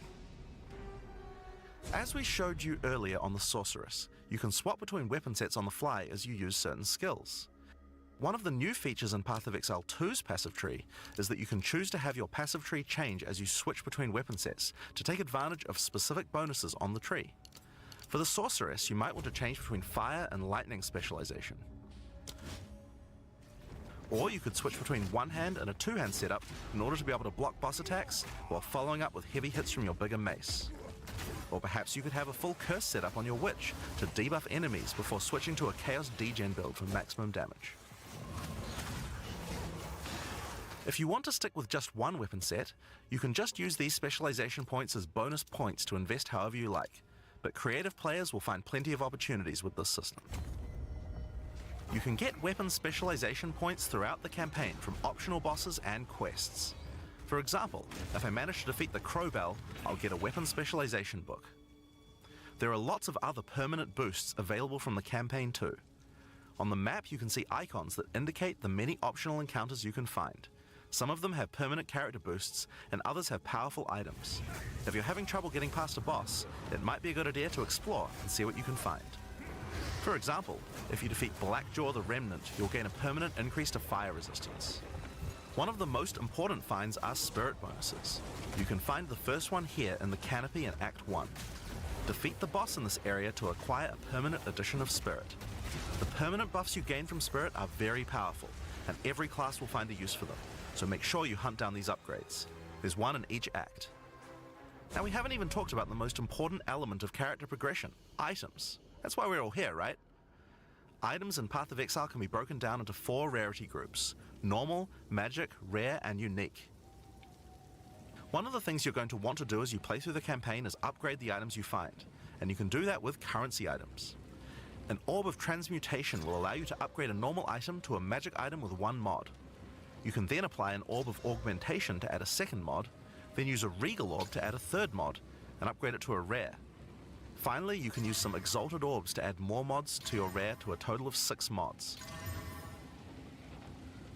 One of the things we think is really important is to make these options available to use as you play. All the items that add mods are much more common than they were in Path of Exile 1, so that you can use them throughout your campaign playthrough. We want you to find things on the ground that can be crafted into upgrades much more frequently, Bum, bum, bum. as well as making the drop rate. Bum, bum, bum. We return. The Witch has a lot of other summoning options, even beyond just the ones that were picked, because she also What's has up, Misudo? things called specters. So basically, anytime you kill a monster on the ground, it can be turned into a specter. We've actually created one here from Act 1 called a Cultist Archer. They cost quite a bit of spirit, so we're going to unsummon a couple of the Arsonists and put this Cultist Archer in. Now, the nice thing is that because lots of monsters in Path of Exile have different interesting abilities, all those abilities can be used by the summoner as well. So this one has the ability to summon these like purple polyp things that both slow monsters and add weakness to Chair chaos damage as well. stream? She's A little yeah, like, she's using it there, AI. those little things that exploded there. Because those are going to make monsters weaker to chaos damage, it'll be a very good part of this build. A It's cool not way as to do many it is if, minions, like, but I the nice had thing is that, cameras it'll actually end up being more downstairs. DPS, and I think for bosses it probably is better. I for could this build switch than to like not. the kitchen That's what these cam are. or the backyard cam when I'm taking Alright. care of Leah. So moving on, let's have a quick look at the Mercenary. That would be the most immersive streaming experience. So the Mercenary is another ranged character, but this time using crossbows. Now, the main difference between a crossbow and a bow is that Way too crossbows fire expensive for me right instantly, now, though. And they also have an ammo mechanic where effectively, you fire until your clip is empty and then you have to reload. So it plays a lot more like an FPS. And we've got lots of type of FPS type weapons as well. I just changed to WASD here because this character plays a lot better in that way. So if you've got like a shotgun type weapon, Bum, bum, bum, bum. you've got a assault rifle type weapon, Game volume too loud. Wow.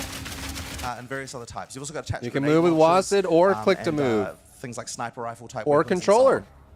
Now, this plays very differently to the other classes, but I think it's really fun. It's just like a whole different sort of feeling of the game. This particular area is called Doyani's Sanctum. He's doing a lot of experiments on humans and is very interested in anatomy and kind of merging them with machines.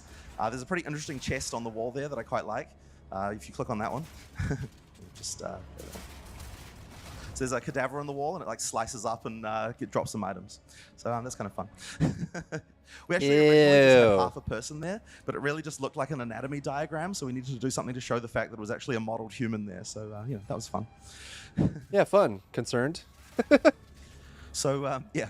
So one of the other things we haven't even talked about, which is another really important character development system in Path of Exile, is of course items.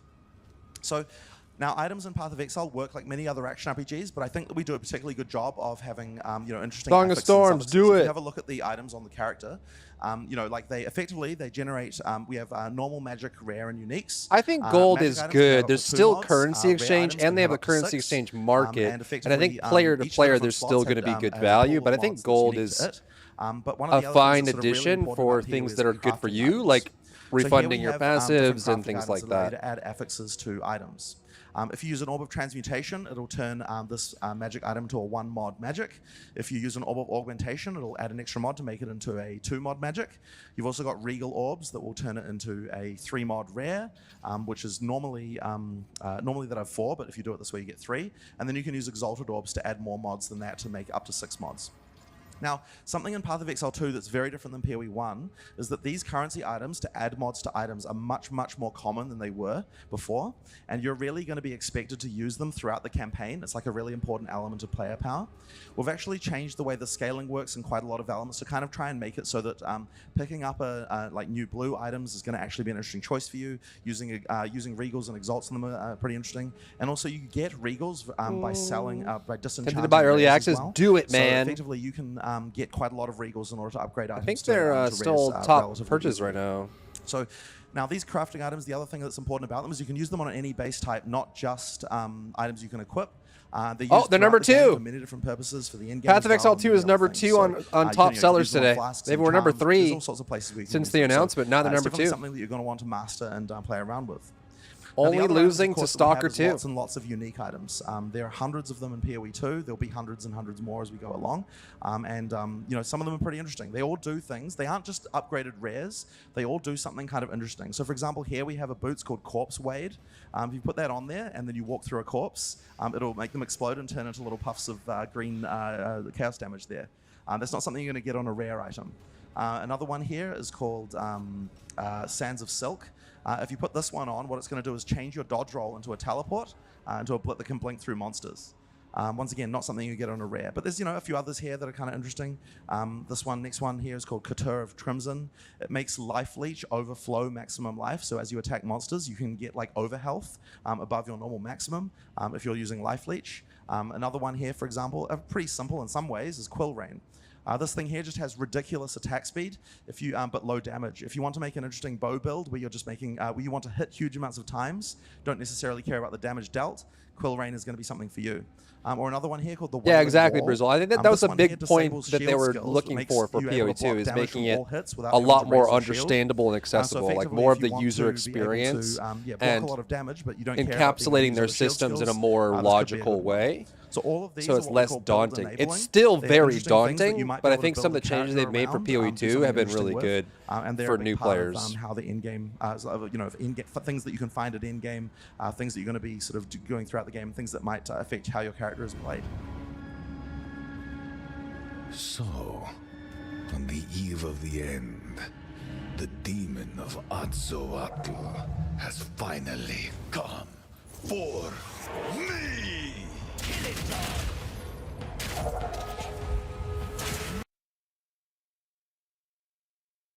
Things that might affect how your character is played. So, on the eve of the end, the demon of Atzoatl has finally come for me!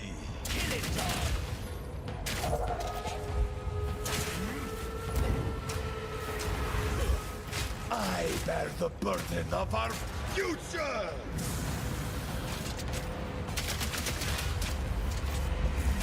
Pathetic.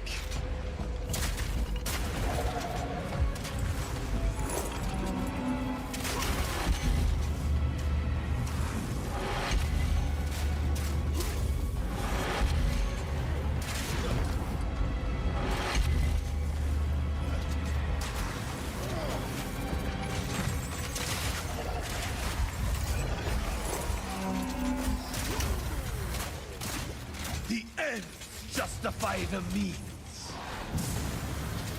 Let's see how you handle this. I can't give up. Not now.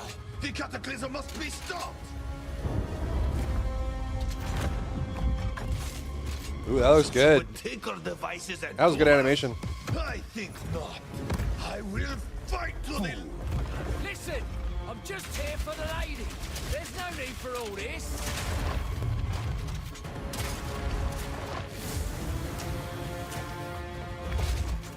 I've got you now.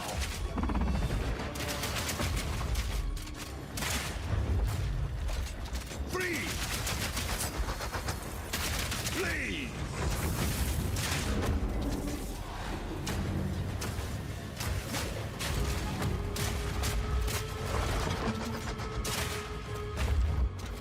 Now! You are within my grasp.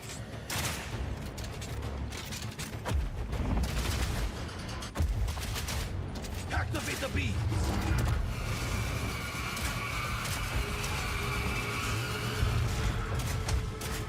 Nothing can stand in my... I've got you now! Fatal ambition!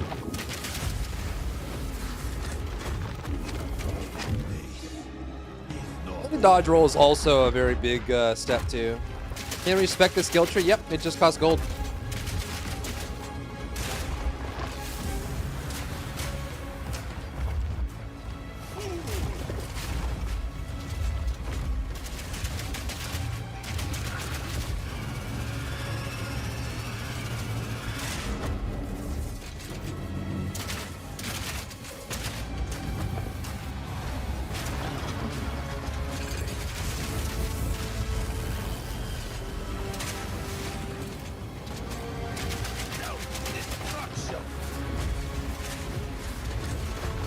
It is Zelman, yep. TFD the 5th, PoE 2 the 6th.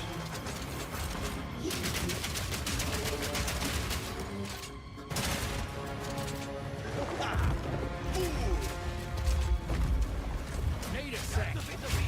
People are asking for it, Chaka. People are being toxic. I don't know. I just want when you block a player to have that person never show up in your matchmaking again.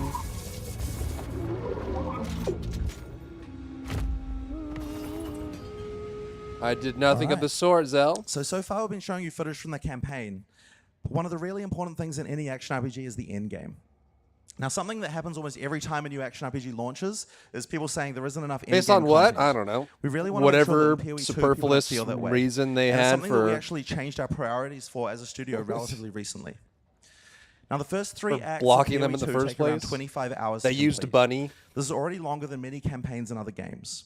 On the other hand, people spend hundreds of hours in Likely in-game. story, We realized that Squint. finishing the rest of their campaign for early access instead of working on in-game would actually be a very bad idea. So instead of having acts 4 to 6 in early access, it's much better for us to concentrate on in-game and make that great. If you're a new player, a 25-hour campaign is already a huge game with plenty of content.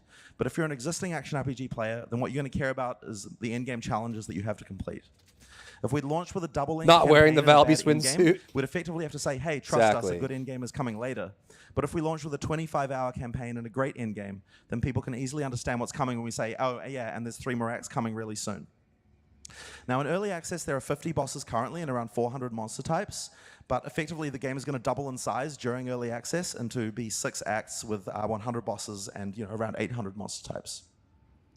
Now, the great thing is the rest of the game is like 80% there, and so we'll be adding content very quickly during early access, and so you can expect to see a lot of that coming really quickly. Now, in order to make the end game happen at the same player level, we've had to add a second difficulty called Crawl difficulty, where you repeat the campaign with all the monsters and bosses harder. You are, also Chaka, better you are. rewards. If you sort of look at it in traditional game terms, you can think of it as a kind of like new game plus type thing, but we've actually made quite a lot of changes to the game throughout as well, which you'll probably enjoy as well. And that'll take you to around level 65, which is where the end game begins. So, let's talk about what the end game is. So in PoE, there are many different in-game grinds. One of the things that's kind of really important is that people feel like they've got a choice between many different types of activities in the in-game. So for PoE 2, at the start of early access, we're going to have 8 primary in-game grinds that you can do, all of which have their own sort of systems for leveling them up, improving them, unique rewards, player power that you can get only from them. And we're going to introduce the first 2 of them right here during the campaign, which are the Ascension Trials. So the Ascension Trials... I did are part watch of Emil and XL2. Romulus, yeah. It was good. You do encounter them in the campaign to start The with. monster at the but end then, was They freaky. level up all the way to endgame and they have interesting mechanics. So this first one here is called the Trial of the Sekimas, and it's actually a sequel to Sanctum League from PoE 1.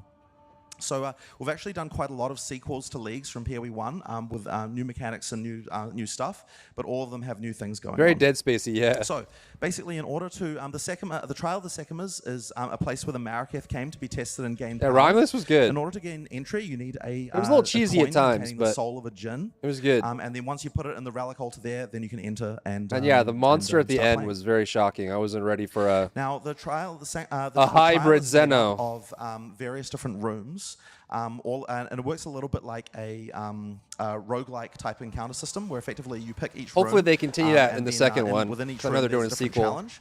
This one is a ritual trial, I think, which has these monster summoners. So they're effectively summoning monsters, and you want to be able to kill those as fast as you can to complete the room.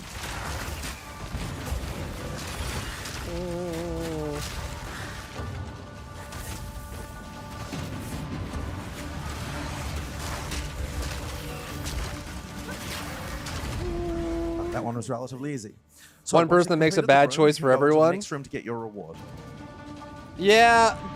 The thing I didn't... Now in this case, we have a silver key. that stood out for me about Keys can be used Romulus at the end of the trial to be able to get rewards. was But how effectively, you have to one be able to Colonial survive the entire Marine trial to be able to claim MG them. all of a Now, this is the sudden map for the trial. can and you handle effectively pick what 100 type of, Xenos, room like- you'd like to go to next. There are a few different issues. One of them is that the next room will have a type, so for a type of trial. For example, here's an hourglass trial, and it also has a type of reward. But Coming also some soon, of them Chaka. have boons or afflictions that might get you. So this one says, for example, when you enter it, that it'll afflict you with blunt sword on entry, which means you and your minions deal 40% less damage. We probably don't want to do that as a minion build, but they have better rewards in exchange for that. So once you've picked your room, you can go and do go and do the next one.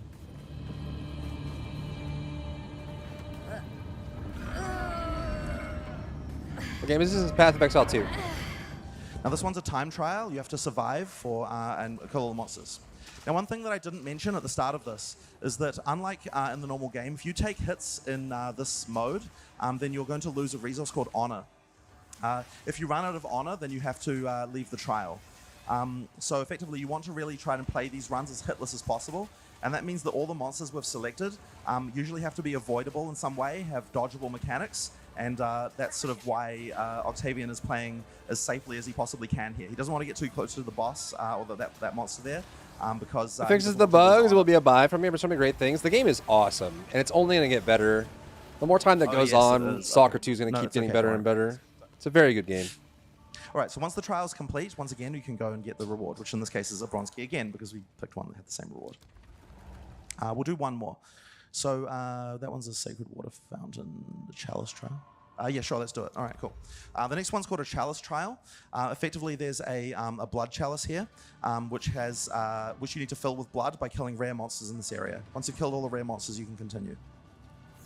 Now there are a lot of different rooms in the trial. There are around 70 in level 1, and they're random, what you get each time. So you should expect each run to feel quite different, and the kind of stuff you can expect to find, you know, the kind of boons and afflictions you get, the monsters that you'll face, this kind of thing. All of these are very different. And there's also 4 floors as well. This is just the first floor. Each floor looks different and has different mechanics, rewards, and so on as well. So there's quite a lot of content here. And once again, like I said, there's got to be ways as well for it to sort of expand into in-game, have more... have ways to expand it and ways to make it both more damaging and more rewarding.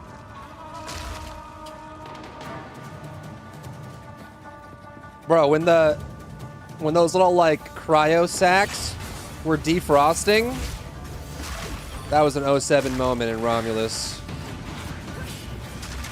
G frickin' G, bro. There he is.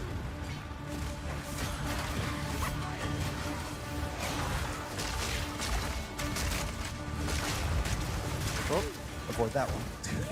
Death is my power to wield. All right, so that's this trial complete.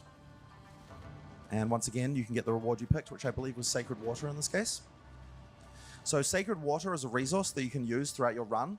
Effectively, it's a currency that can be used Group Dungeon, this is a shop trial. that I'm sure you find can do throughout this the co-op. run I as don't well. know. Water is You obviously couldn't a in very, PoE hard 1, resource to visit. but this So in the interest of time, what we're gonna do now transforms is into an skip to the endgame last, thing, so we'll see. Room in this floor of the Sanctum, which is a boss room. Formidable. Steel PoE 2 is December 6th. All right, so now we have Rattle Cage.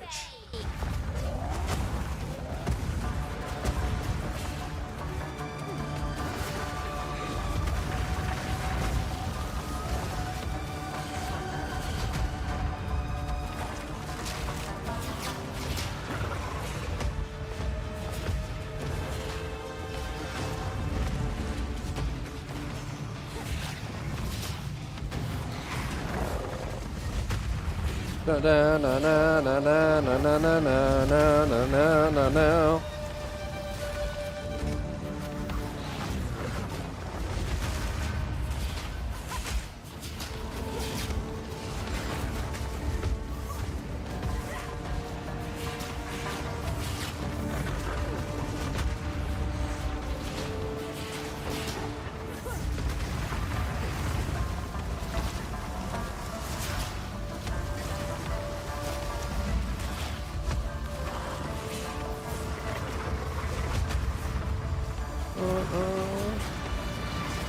Delta Force and Peas. I wonder how Delta Force is gonna do.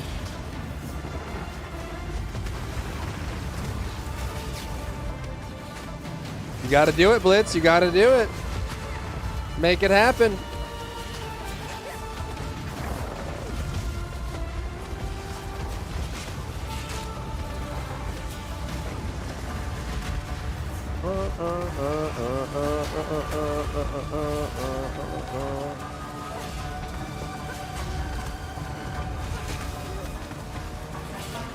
Infection.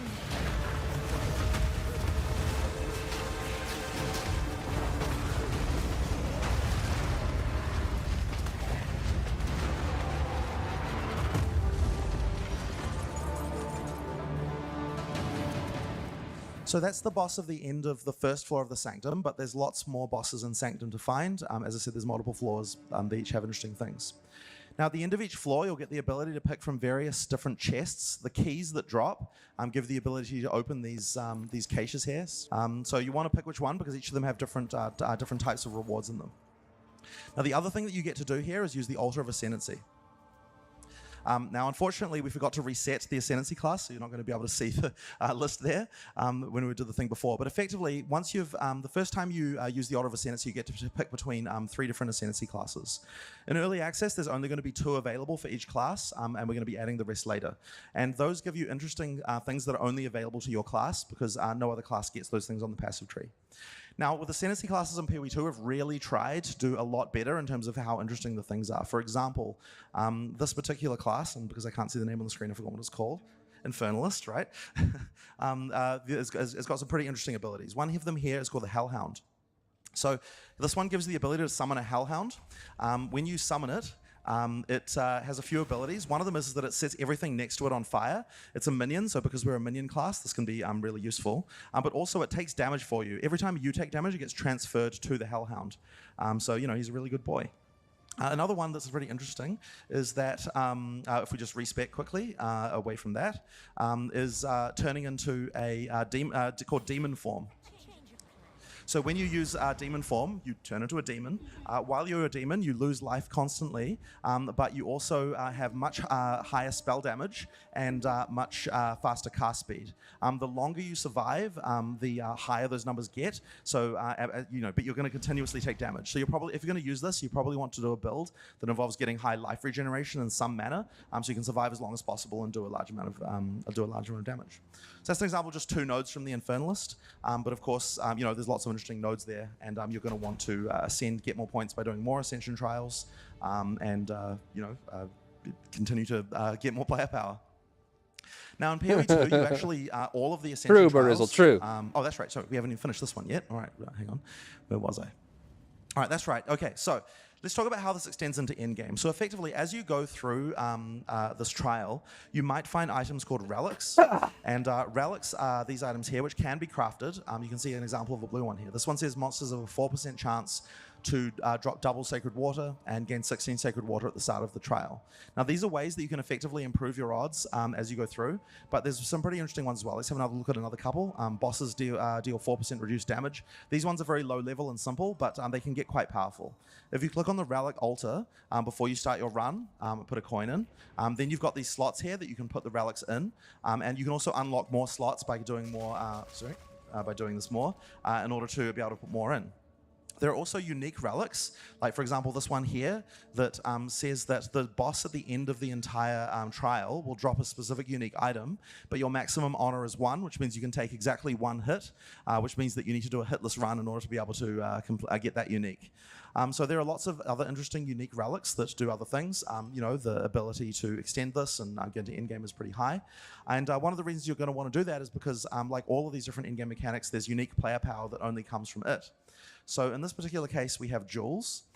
Jewels are coming back in PoE 2 as well. You can see an example of one of them here. These are things that you can socket into your passive tree to be able to get more stats. So this one says 15% increased maximum energy shield, and minions have plus 7% to all elemental resistances. Now, because of the fact that you can roll these yourself and stack them, there's some pretty interesting things you can do with jewels. And there's also jewels that have other kind of random and weird effects. Like, for example, this one here says says that 25% increased effect of small passive skills and radius. So this one actually modifies the other skills on the passive tree to improve them. With some interesting things and some interesting overlaps, you can do some pretty cool stuff with those as well. There are, of course, unique jewels and other things going on, and I won't go too much into it, but effectively, this does scale all the way in game, has uniques, has ways to scale it, and a lot of interesting things you can do. The next trial we're going to talk about is the Trial of the Chaos God. Now, unlike in PoE 1, every time you want to get more ascendancy points, there's a new trial that you have to do to do that. So this is the second trial that you can do, and once again, it's also an in-game mechanic that can be expanded upon. So we're going to use the Mercenary for this one. Now, this is the one you're going to encounter in Act 3 for the first time, but as I said, it extends to in-game as well. Finishing the Ascension trial was kind of an ancient rite for the Varl that conveyed power and respect. Entry requires a token from a strange entity called the Trial Master. And this is actually a sequel to a league from PoE 1 called Ultimatum, but it works very differently. So to start with, he's going to offer the trial, make the offering to the trial, and then he can walk in. Now, before you enter each room in the Trial of the Chaos God, I'm not sure, one Blitz. of the downsides that's going to affect you for the entire rest of the trial. I would imagine the so. The Trial Master is here, and he's going to offer you an item to start with. Here's the item that you're going to get if you complete this room. And he's also going to say, pick one of these 3 things that's going to potentially hurt you. In this case, we're going to pick blood globules, which will one of the easier ones. And what that's going to do is mean that these blood balls are going to appear above your head and slam down periodically. Are you ready, Challenger? As you walk into the room, he's going to summon a bunch of these monsters. Now, each of the rooms has different mechanics. This one's very simple. You just have to kill all the monsters. Not today.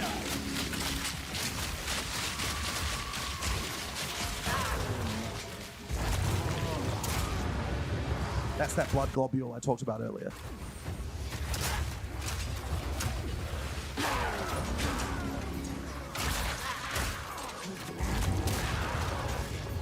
Now, the blood globule may not seem very threatening right now, but as you go through each room, you're going to add more and more mechanics that are going to hurt you, and so it can get quite intense by the time you've gotten to the end. One down. Who's next?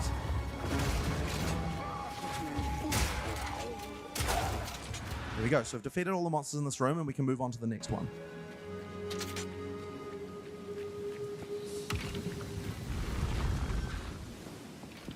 So as we move to the next room, once again, the Trial Master is going to give us a choice. Basically, sort of double or nothing. Do you want to take another reward and make the game harder again, or do you want to take the rewards you've already received so far and leave with your ill-gotten gains? In this case, obviously, like most players, you're probably going to want to pick another reward and keep going. So there's the existing one, blood globules, and that'll keep stacking up. But we're also going to add shocking turrets here, which are going to add turrets through the room, which you'll have to deal with as well. Now, this one is a trial that requires, it's a timed encounter type trial. Live As you can see, there's those lightning turrets there now, which you also have to deal with, and it's going to spawn a lot of monsters that you have to survive. You don't have to actually kill all of them. If the time runs out, then they're all going to go away. So yeah, you can. You just have to survive.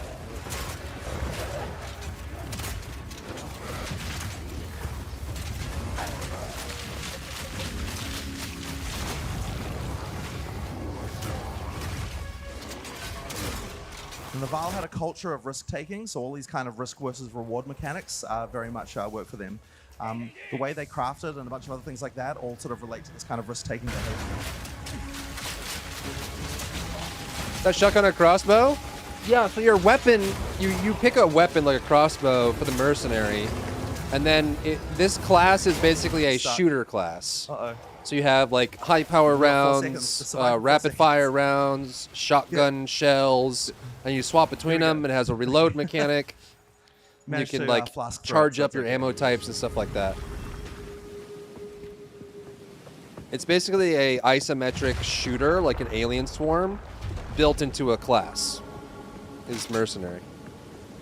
So as you get towards the end game, there'll be a very significant number of rooms you can do in a row. I mean, you can just keep on making it harder and harder. In this first version of it, you're going to... in this first version of it, you only have to do 4 rooms to be able to ascend. But once again, And if you can can't do them all in a row in one WSD go without dying, You can then WASD you'll it lose your if you want entry to. ticket, so you'll have to get another one to get in. So once again, like the other challenge, you'll want to be make sure that you're ready before you do this trial. Now this particular one involves pushing this idol forward. When you're near the idol, it moves forward. When you're, as you get further away, it falls down and doesn't move anymore. So ideally, you can get close to it. Now, as you move it forward, it's also going to spawn these, trigger these monster elevators with monsters that are going to come down as well. Not dinner.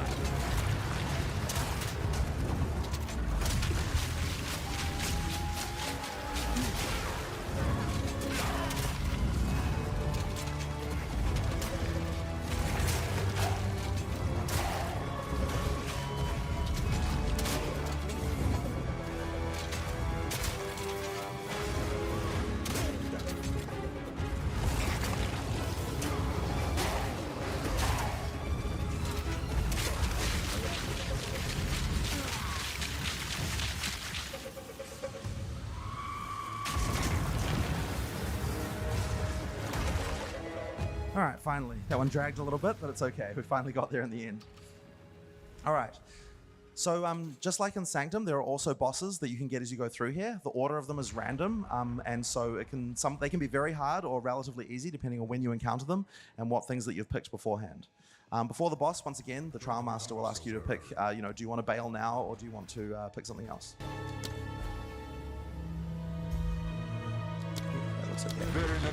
Protect them. So here's one of the bosses you can find in the Trial of the Chaos God. Chaos will bring Animations you are to so your crisp. end.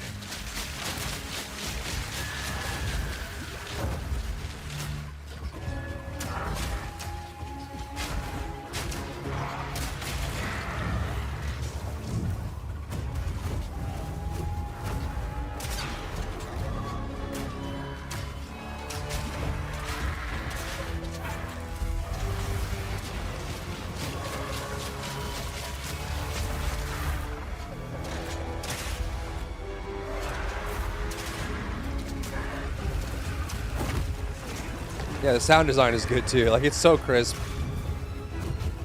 Which, honestly, I feel like that was always Path of Exile 1's biggest weakness. It had everything under the hood, but, like, the paint job and presentation was always the biggest weakness for Path of Exile 1. For people that weren't sold by the mechanics and the systems and the engine and everything, you know? And I think Path of Exile 2 seeks to alleviate that, right? Huge graphical update, a lot more focus on presentation, and a lot more focus on packaging complicated things cleverly so everyone can understand. That just makes Path of Exile 2 unstoppable, man. They are targeting their biggest weakness. Good luck, everybody else.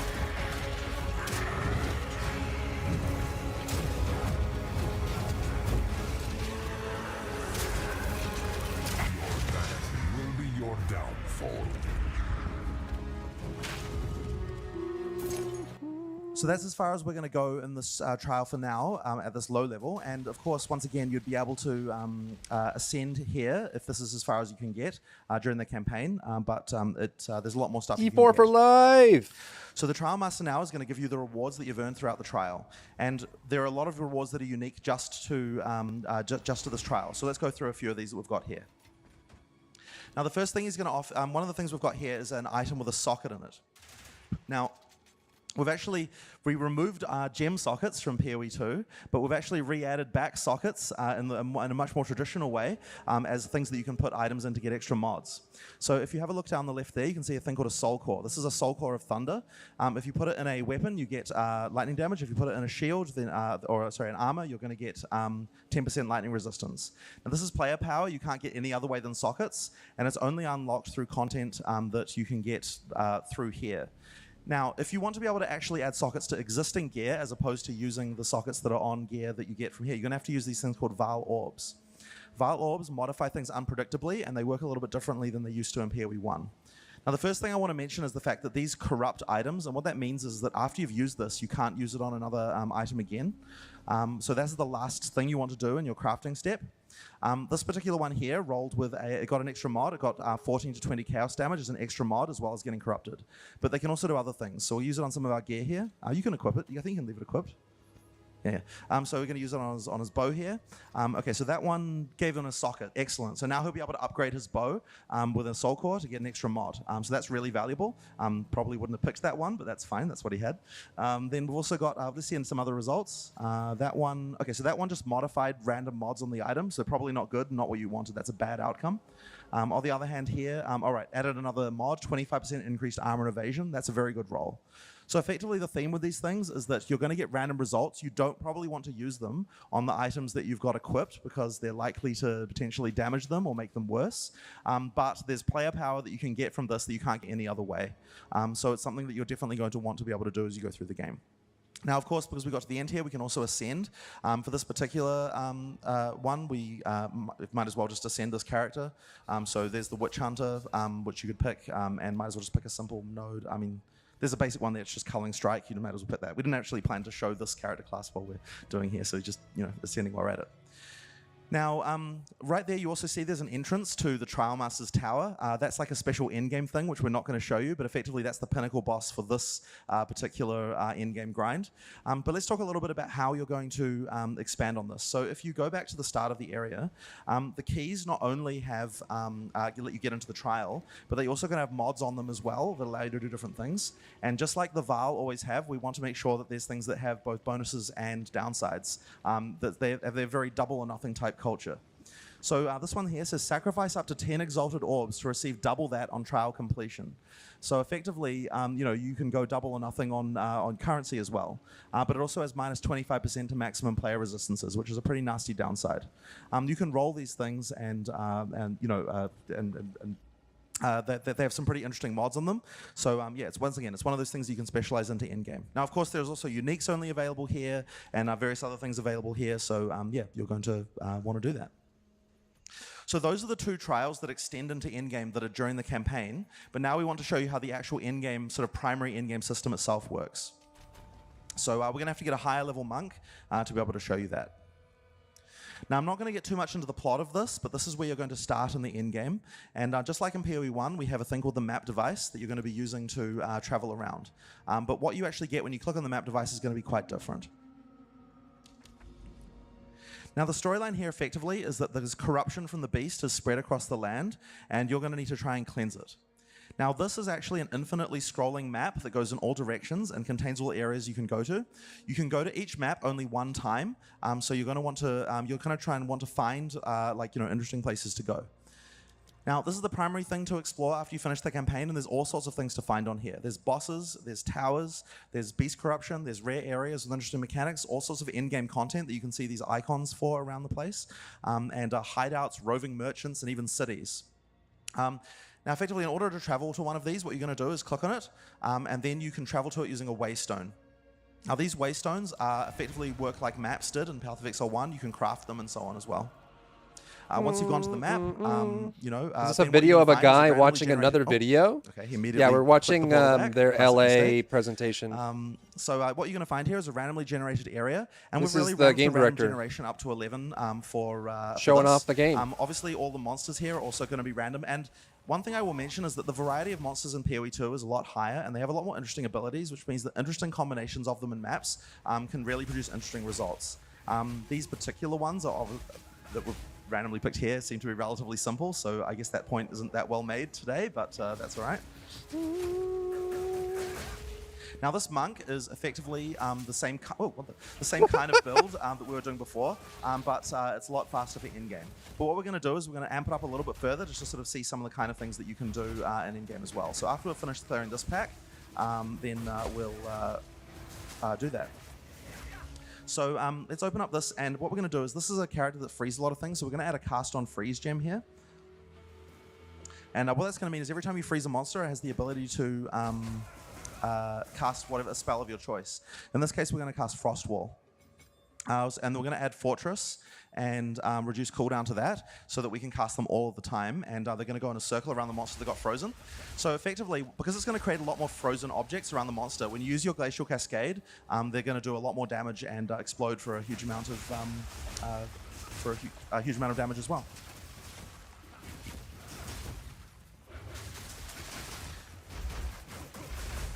So the goal here is to cleanse the corruption on the map, and you do that by killing all the rares, and if there's a map boss, then killing the map boss as well. Now there are map bosses that can spawn in every map, but we've actually decided to not have a map boss every time you go to them, and instead you can see which areas have map bosses on the main map. What that means is that we've got the ability to have the map bosses be a lot more challenging, but also drop a lot more items as well, because you don't encounter them quite so frequently. And you can also choose, you know, do I want to do bossing, or do I want to just grind maps and do other things? So it kind of gives the player that choice. So once you've completed the map, it'll be green on the in this area, and then effectively allows you to continue to explore. Now this map is kind of somewhat randomly explored, so you know, don't concentrate too much on that. But effectively, you're going to be expanding outwards from the center. Now, of course, the other thing you can do is craft maps with currency items. So if we get a an Orb of Transmutation here, we can use that on there to get a mod on the item. Now the prefixes are benefits to you, and the suffixes are negatives to you. So this is something that we've changed a little bit how it works. So that means that you can just get a map that's just a straight up boon to you if you do a single. If you turn it into a magic with only one mod, but of course if you turn it into a rare, you're going to get a variety of downsides and upsides, and all of them can have different effects. So once you've cleansed corruption from maps, then you can start to unlock the Atlas tree, which allows you to further upgrade your progression system for this thing. So here's the Atlas tree here. Now I've actually made what we've actually done here is all the different types of content have their own trees. Each one of them is kind of like an ascendancy class, and then for that content. But there's also a primary tree that you get just for killing maps. So there's a tree here for cleansing maps. There's also a tree for killing bosses, and then trees for doing other content on the Atlas as well. So you can kind of you don't have to choose between, or rather, you can choose to do a piece of content, but They're you're working not on gonna Hogwarts be too? losing Nice. anything from any of the other pieces of content when you decide to do them later. Effectively, they all have their own kind of scaling in that way. So a random example here, 20% increased magic monsters in your maps. Another random example, I don't know, 20% increased quantity of waystones found on your maps. But there's also like keystones here, like rare and unique monsters in your maps have 1 to 2 additional modifiers. I thought Hogwarts was good. Hogwarts Legacy was good. Extra bonuses to drops as well. So these are the kinds of Didn't things have that a lot you of can, replayability. get It was on the kind of tree, like a and that's one of the playthrough kind of progression thing, systems but as well. Effectively, as I'm going game through was the good. Atlas tree here, but it's also kind of the gateway to a lot of the other mechanics. So, for example, here we see a map that's got this little hand icon, and that means that there is a breach in this map. There's also the boss icon there, which indicates there's a boss there as well. So we know there's a breach in there. If you're looking for breaches, this is where you want to go. You can effectively always see the content that you're going to be able to face in maps as you look around the tree. And there's also going to be mechanics for adding more of them later, which we'll talk about as well. So at the start, you'll just have to find them randomly, but later on you can add them to maps too. So let's have a look at this. Here's what they can do to make improvements. I think they should go Elden Ring like. build variety, So, choice breaches. in, you know, So wands Breach is and another spell one of the league casting and sequels that things was done like for Path that. of Exile 2, and it's also one of the sort of pinnacle like in-game content grinds that you'll be able to progress through. Breaches are effectively small fissures in reality that let you see into an alternate plane where demons roam I think free. they did fine on story, and, touching a breach will presentation, and cause it to quality. expand and reveal They all the just need demons more there that are gameplay lurking on that variety. plane. So we're More gonna have to walk, encounters, unfortunately, directly there, which is more gonna trigger enemies, more immediately, so you won't get to see what it looks monsters, like before you trigger it. add but, Quidditch, Octavian you know, can do that now. make it bigger. So when you trigger it, and this is a horrible location for it, when you trigger it, all of these demons will start to come out of the other plane. Now, as you kill the demons, it's going to extend the amount of time. If you're a very good player and you can kill demons very quickly, you can keep this going for a very long time and like cover like half the map with it. If you're not as good, or maybe your build just isn't as strong, then you're not necessarily going to be able to do that. So it's very hectic. Oh yeah, there we go. So it's ended already. So effectively, you have to try, if you're very fast at kill speed, you're going to be able to take very good advantage of this particular mechanic. Playing from different schools. Now, breaches, of course, have their own rewards, which is why you're going to want to do them. Let's just have a look on the ground and see if you can find any. If you go back and have a look. Yes. Does it drop any? Breach Splinter. Right, so I feel like that's so there's a not couple like- of things that they drop. So one of them is I don't know. catalysts, and the other one is splinters. So which one should we talk about first? How about the catalysts? So catalysts. I just wish are a there was reward you can more get only from player Breach, choice and effectively what they do story is increase progression the quality of specific and modifiers way more on jewelry. customization So, and this one here gameplay. says adds quality that enhances life rather than modifiers just on like, rings and amulets.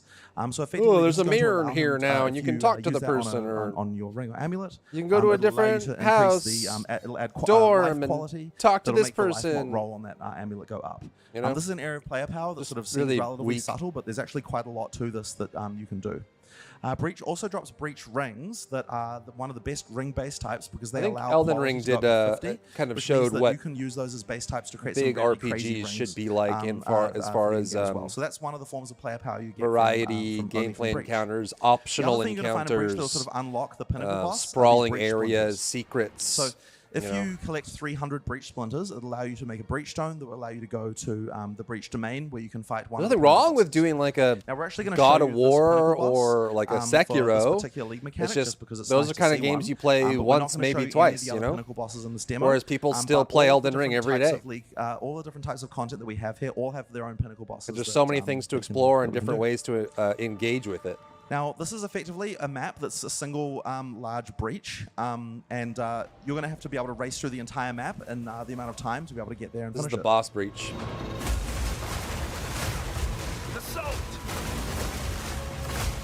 Monk Now, this does is the look really domain where cool, the man. demons actually live, and you can see the kind of creepy hand stuff they've got going on as their theme there. That's as it gets revealed.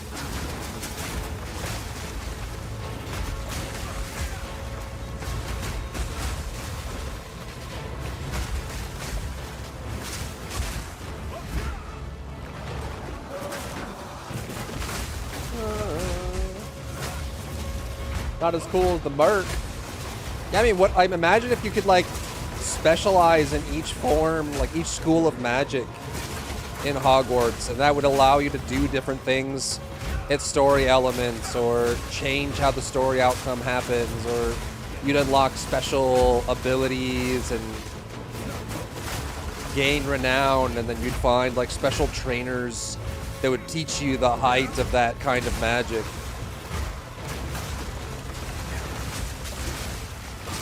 Instead of just running around going, Repulso, Repulso, Repulso, Repulso, Repulso.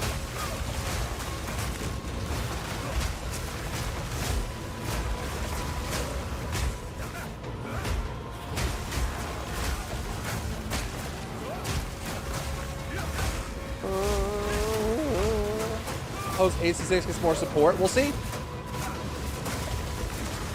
Ubisoft's in a weird spot right now. Who knows what's gonna happen? He flip, he flip, he flip, he flip, he flip, he a flipper, he flipping, he flipping. Looks like he did it. All right, so now if we keep going here, we're going to get to the boss. More quadruple A games. What, like Forspoken?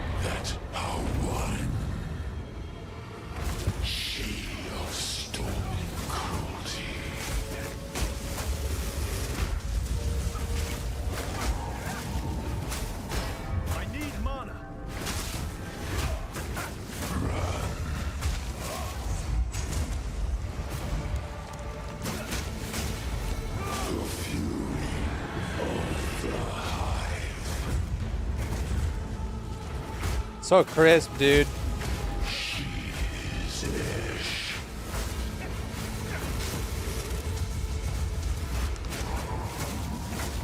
Yo. It's gonna take a minute. They had like Assassin's Creed games in development, but not much else? Yeah, I don't know. I don't know what they're planning. Look out! Ooh, that hit him.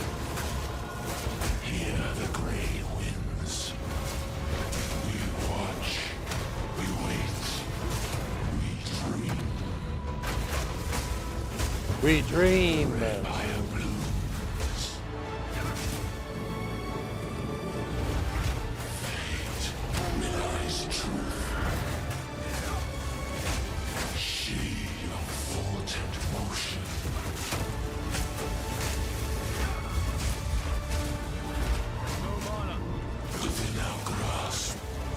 No mana.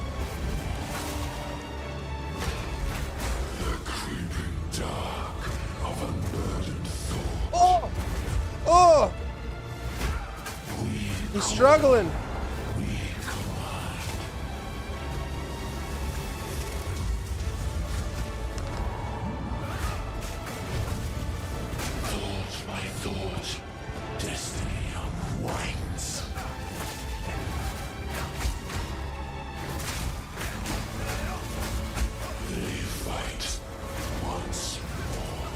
Oh, they doubling up now, ice and lightning. Ah!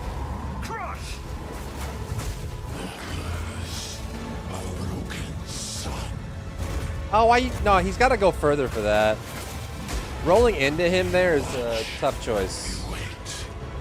Like distance is your best bet.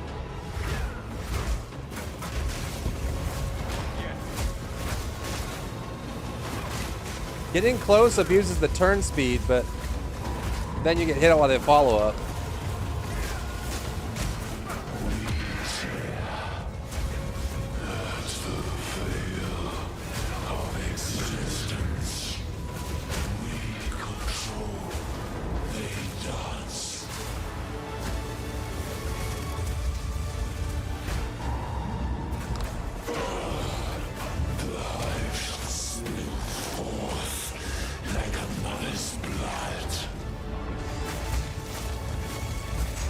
Oh!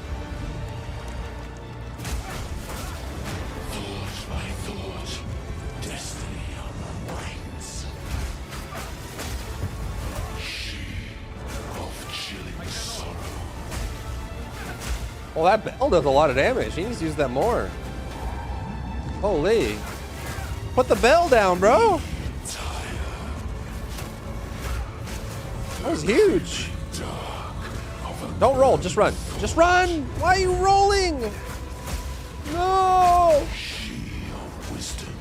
Poor guy just demonstrating on a presentation as the whole world watches him.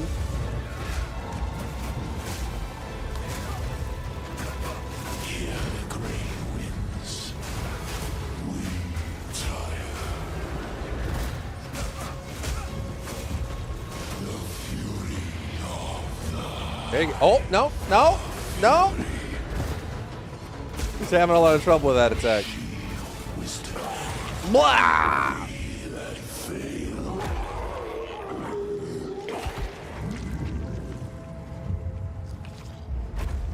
Goopy, dude. All right, so that's an example of a pinnacle boss, and we're not going to show you the rest of them, but that's just kind of give you a flavor for what an in-game pinnacle boss might be like.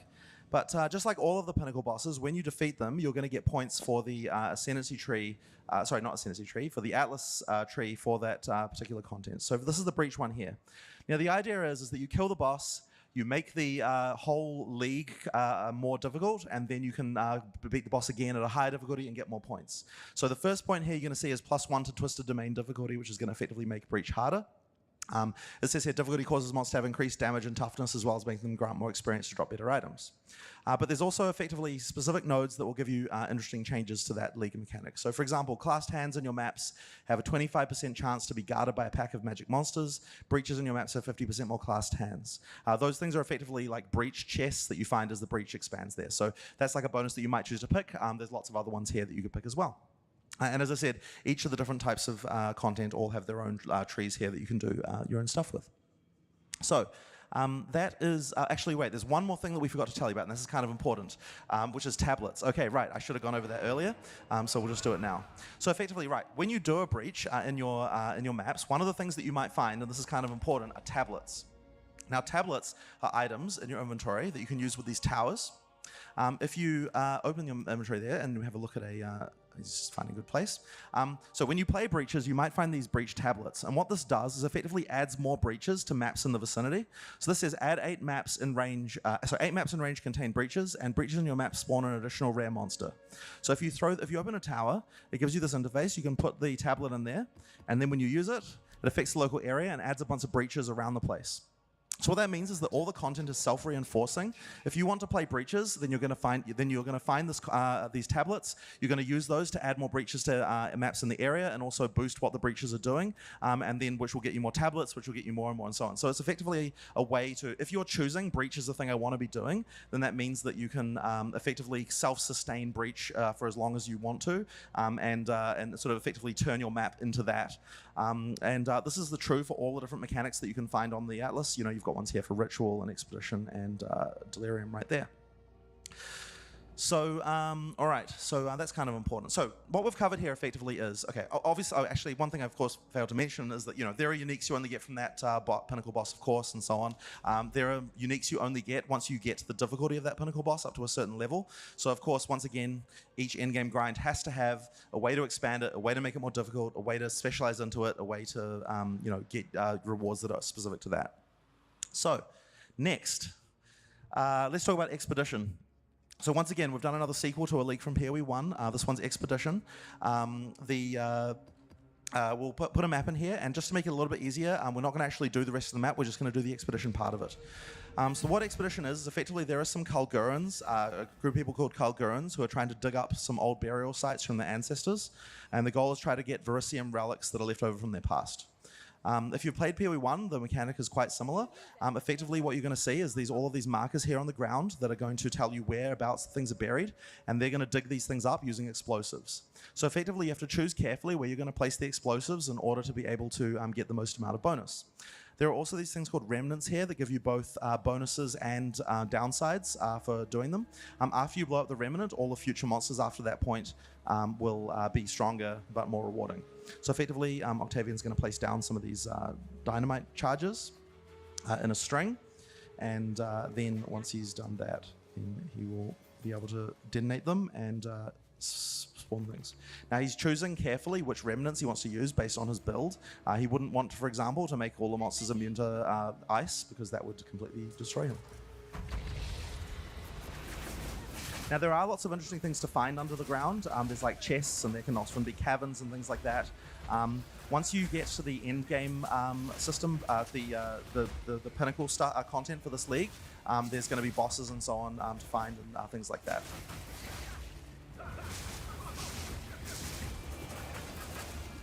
Now the purpose of killing all these monsters primarily is to get these Verisium artifacts. You can see one there. To be honest, this feels like the first quadruple A game. There's various other things like that on the ground. They also have these chests that drop items. There's a broken circle artifact, and oh look, they're unique. Nice. You might as well identify it. I don't know which one that is. Let's have a look. This is just unscripted, by the way. Apron of Emerian. Bleeding you inflict is aggravated, which says that aggravated bleeding does 200% extra damage. Right, cool. So this is a bleed build type unique. Actually, whatever. Anyway, yeah, once you've got these artifacts, then you can trade them with the Khalgurans for various different rewards.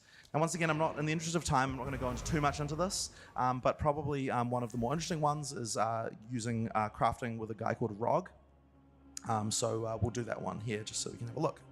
So Rog effectively has a shop where he'll sell you different items. You can re-roll it using the currency as well. But once you find something that you want to kind of start with, which maybe you don't, there we go, then what you can do is after you buy it, he'll offer to do various crafts. Okay, so this is an interesting one, Sebas, before you click anything. So what this is going to do is remove all prefix modifiers from the item. So if we like the prefixes, we probably want to skip this one and not do it. So let's skip this one. We got the same one again, which is very annoying. So, okay, so I guess we just have to do it then. Then re-roll suffix modifiers. Now, there's quite a lot of different modes here, but effectively you get various ability to modify the item before you go. I think this one is going to turn out to be completely crap. Remove a single modifier with the lowest modifier level. Sure, I guess you could just take it. Anyway, that was a pretty crap example, but effectively this is a crafting system that allows you to make some pretty interesting items. Now, the other thing you're going to get from expeditions, other than the tablets that allow you to do more of them, is what else do we have here? Right, we'll just do the logbooks next. Okay, right, so we've got logbooks.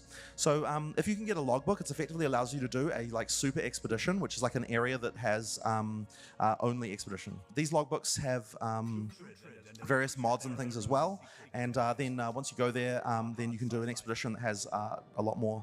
You get a lot more dynamite to make it a much larger string. So there's a lot more strategy in picking what type of things you want to find. Also, if you there's also things like bosses and uniques and like special underground areas and things like that to find. So there's just quite a lot of stuff hidden under the ground that you want to do. So at least find an underground area maybe. Yeah, is that one there? Okay, right.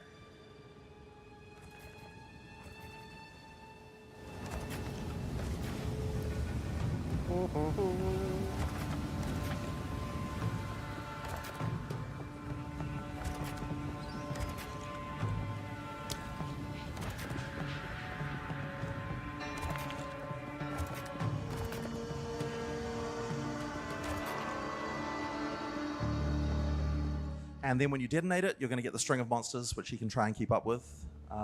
Although I hear the balance of this league is a bit wrong at the moment, so he might get one shot. So we'll see. As the remnants trigger, all of the monsters are going to get harder. So they might get pretty hard by the end, even if they're easy at the start.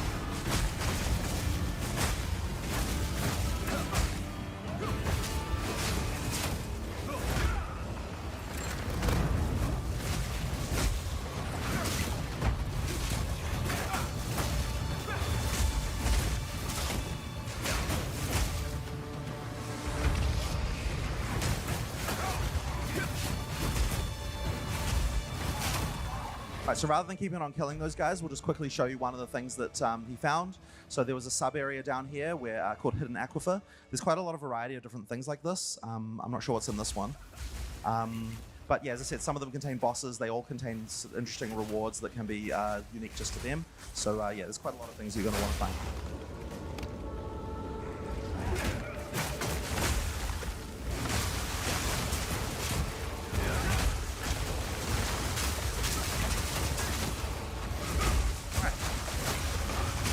So like all of the end games, completing the most difficult content in this end game is going to allow you to get points to put in the Ascendancy tree, make it more difficult, add more of them, that kind of thing. So yeah, let's go on to the next one.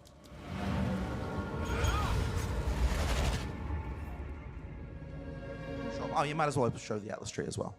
So there's an example here which makes the number of explosives to 1, so that you only get one really large explosive rather than having to do a whole string of them in your maps. Maybe just a randomly interesting one.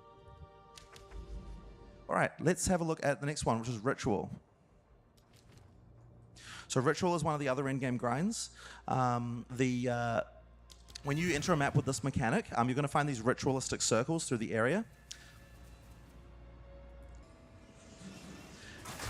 Oh, there's one right there. Great.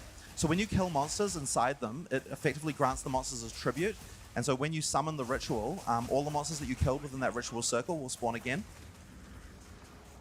Why does that root spider have no eyes?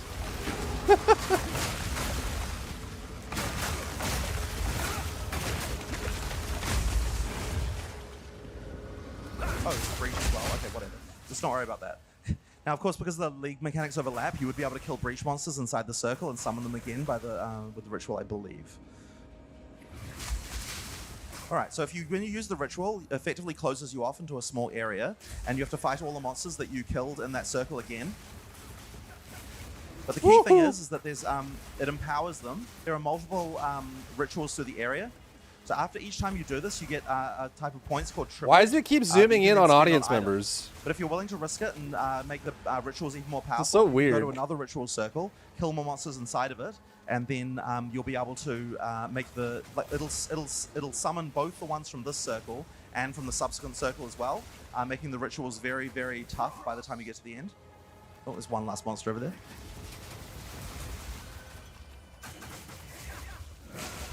All right. So then when you click on the ritual, it'll open the screen here, which allows you to spend tribute. Now, I don't think we want to spend too long on this, but effectively, this is the reward mechanic for ritual, and the more tribute you get, the more things you get. Jesus Christ, why are there more monsters? Oh, the map is beyond. Wait, is that because it was a corrupted map? Okay, right. So because this is a corrupted map, by the way, every time you kill monsters, it's got this mechanic called Beyond, where it leaves these little orbs behind, and then demons can get summoned from them when you kill them. That's just one of the random corruption outcomes you can get due to beast corruption in a map. Anyway, right, so this is tribute. You can buy items. None of these look particularly amazing, but do you have an omen in there? No. Okay, so in that way, we've got the inventory. Right, so one of the things you're going to be looking for this are omens. So omens are a high-level crafting item that you can use to make more targeted changes to your items. So let's have a look at what they do. So here's an item here where we might like the prefixes, but thinks the suffixes are crap. Normally what you might want to do is either re-roll them with a Chaos Orb or maybe remove them with an Orb of Annulment. But you can't normally choose which mod to remove. This is an Omen of Dextral Annulment. What that does is while this item is active in your inventory, your next Orb of Annulment will remove only suffix modifiers. So if you use that, and then use an Orb of Annulment, it'll only remove suffixes, not prefixes. And if you want to remove another suffix, he's got another one there. So this is a way of kind of doing meta crafting on items that allow you to make targeted changes. And with this, you can make some pretty broken stuff. There's another one here that says, while this item is active in your inventory, your next Exalted Orb will add 2 modifiers. That just effectively is a double exalt. This kind of thing is like a pretty simple one, but there are a lot of these and they do very interesting things. So that's just a sort of interesting way of crafting. It's one of the types of player power you can get only from this league. Of course, like other in-game mechanics, there's an uber boss for this as well, and killing that boss is going to get you points in the... well, we don't actually have to go there, but we'll get you points for the Atlas Tree for that league. So that's one of the other grinds as well. Right, next up we'll talk about Delirium. So in Delirium maps, your mind is going to be infected by a mysterious entity known as Tang Mizu. You see these mirrors, and when you go through them, it kind of affects your mind and starts creating all these nightmare creatures, as well as affecting, kind of giving these strange things for other monsters as well.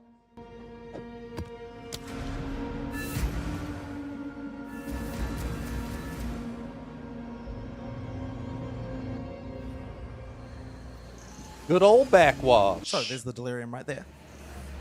Your life will end, and you...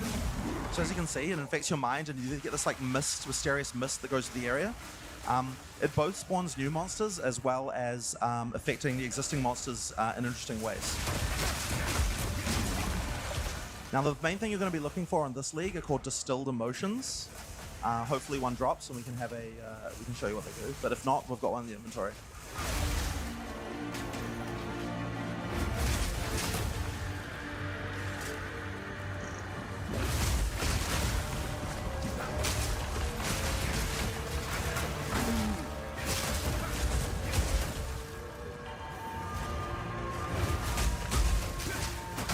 Now, if you're able to keep up with this mechanic, then you might be able to cover the entire map in it, in which case you can get some bonuses on map bosses as well.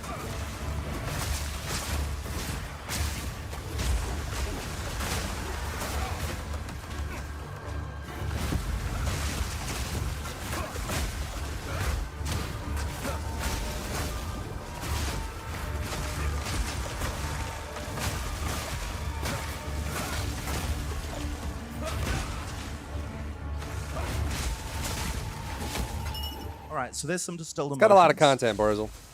We have distilled ire and distilled paranoia. Now what this allows you to do is craft mods onto your amulet that grant you passives from your passive tree. So if you open up the crafting window for that, so effectively if you put your amulet in there, then if you do a combination of 3 different distilled emotions, then it will allow you to get a bonus passive, what's it called? The notable from the passage tree. Sorry, I'm getting a little, it's coming through a lot here. A bonus notable on the passage tree. So that one's quick recovery, 40% increased stun and block recovery, regenerate 10% of life over 1 second when stunned. Now, once again, this is a type of player power you only get from here, but you can also use them on maps as well. So if you put them on maps, then it allows you to add bonus mods to the map, in addition to the rare mods that you can normally get. So it's another form of juicing that you can do for endgame as well. Right, so that is Delirium.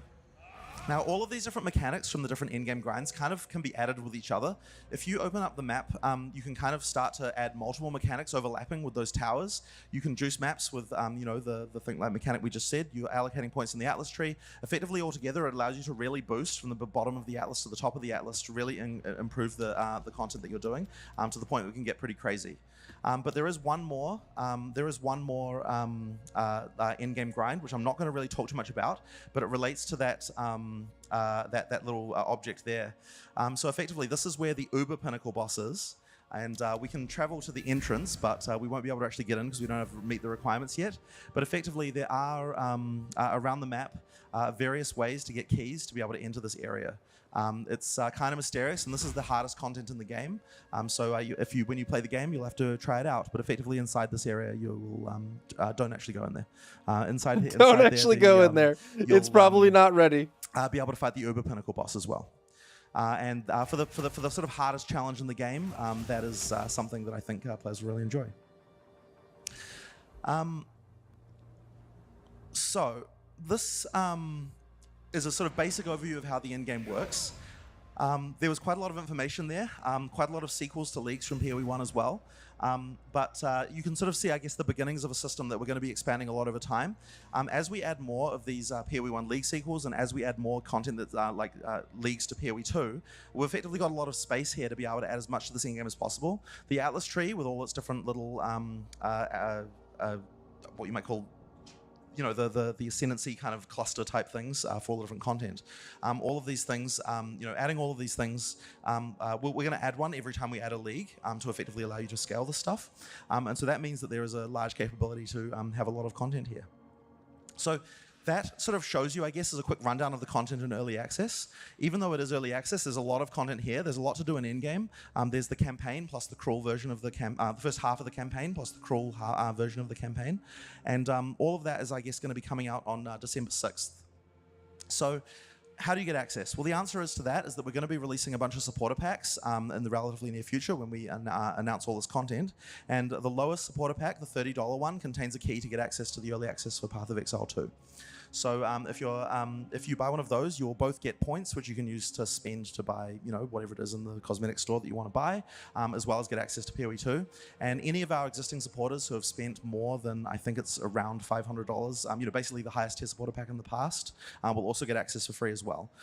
So we're expecting to, because effectively, $30 or bust. It is a game the size of most retail games that come out. We would expect a pretty significant number of players to be able to play, but there's still a lot of work for us to do. Obviously, we've got a lot more content to add, and a lot more things to do. There's by the time we're finished, I'm hoping that PoE 2 will be, as we get to release, will feel like it's as large as PoE 1 is easily. But that's all we have for you today, and hopefully you enjoyed it. So thank you very much. Bow. Bada bow bow bow. So there you go, man. So there you go. I think that's this right here, yeah?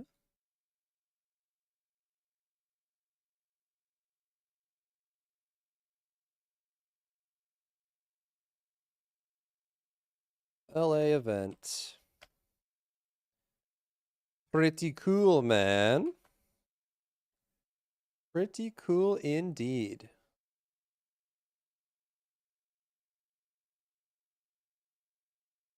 It's gonna open? Did it already open?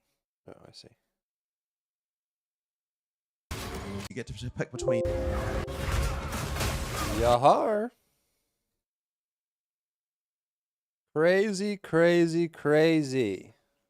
Good stuff right there, man. Good stuff right there.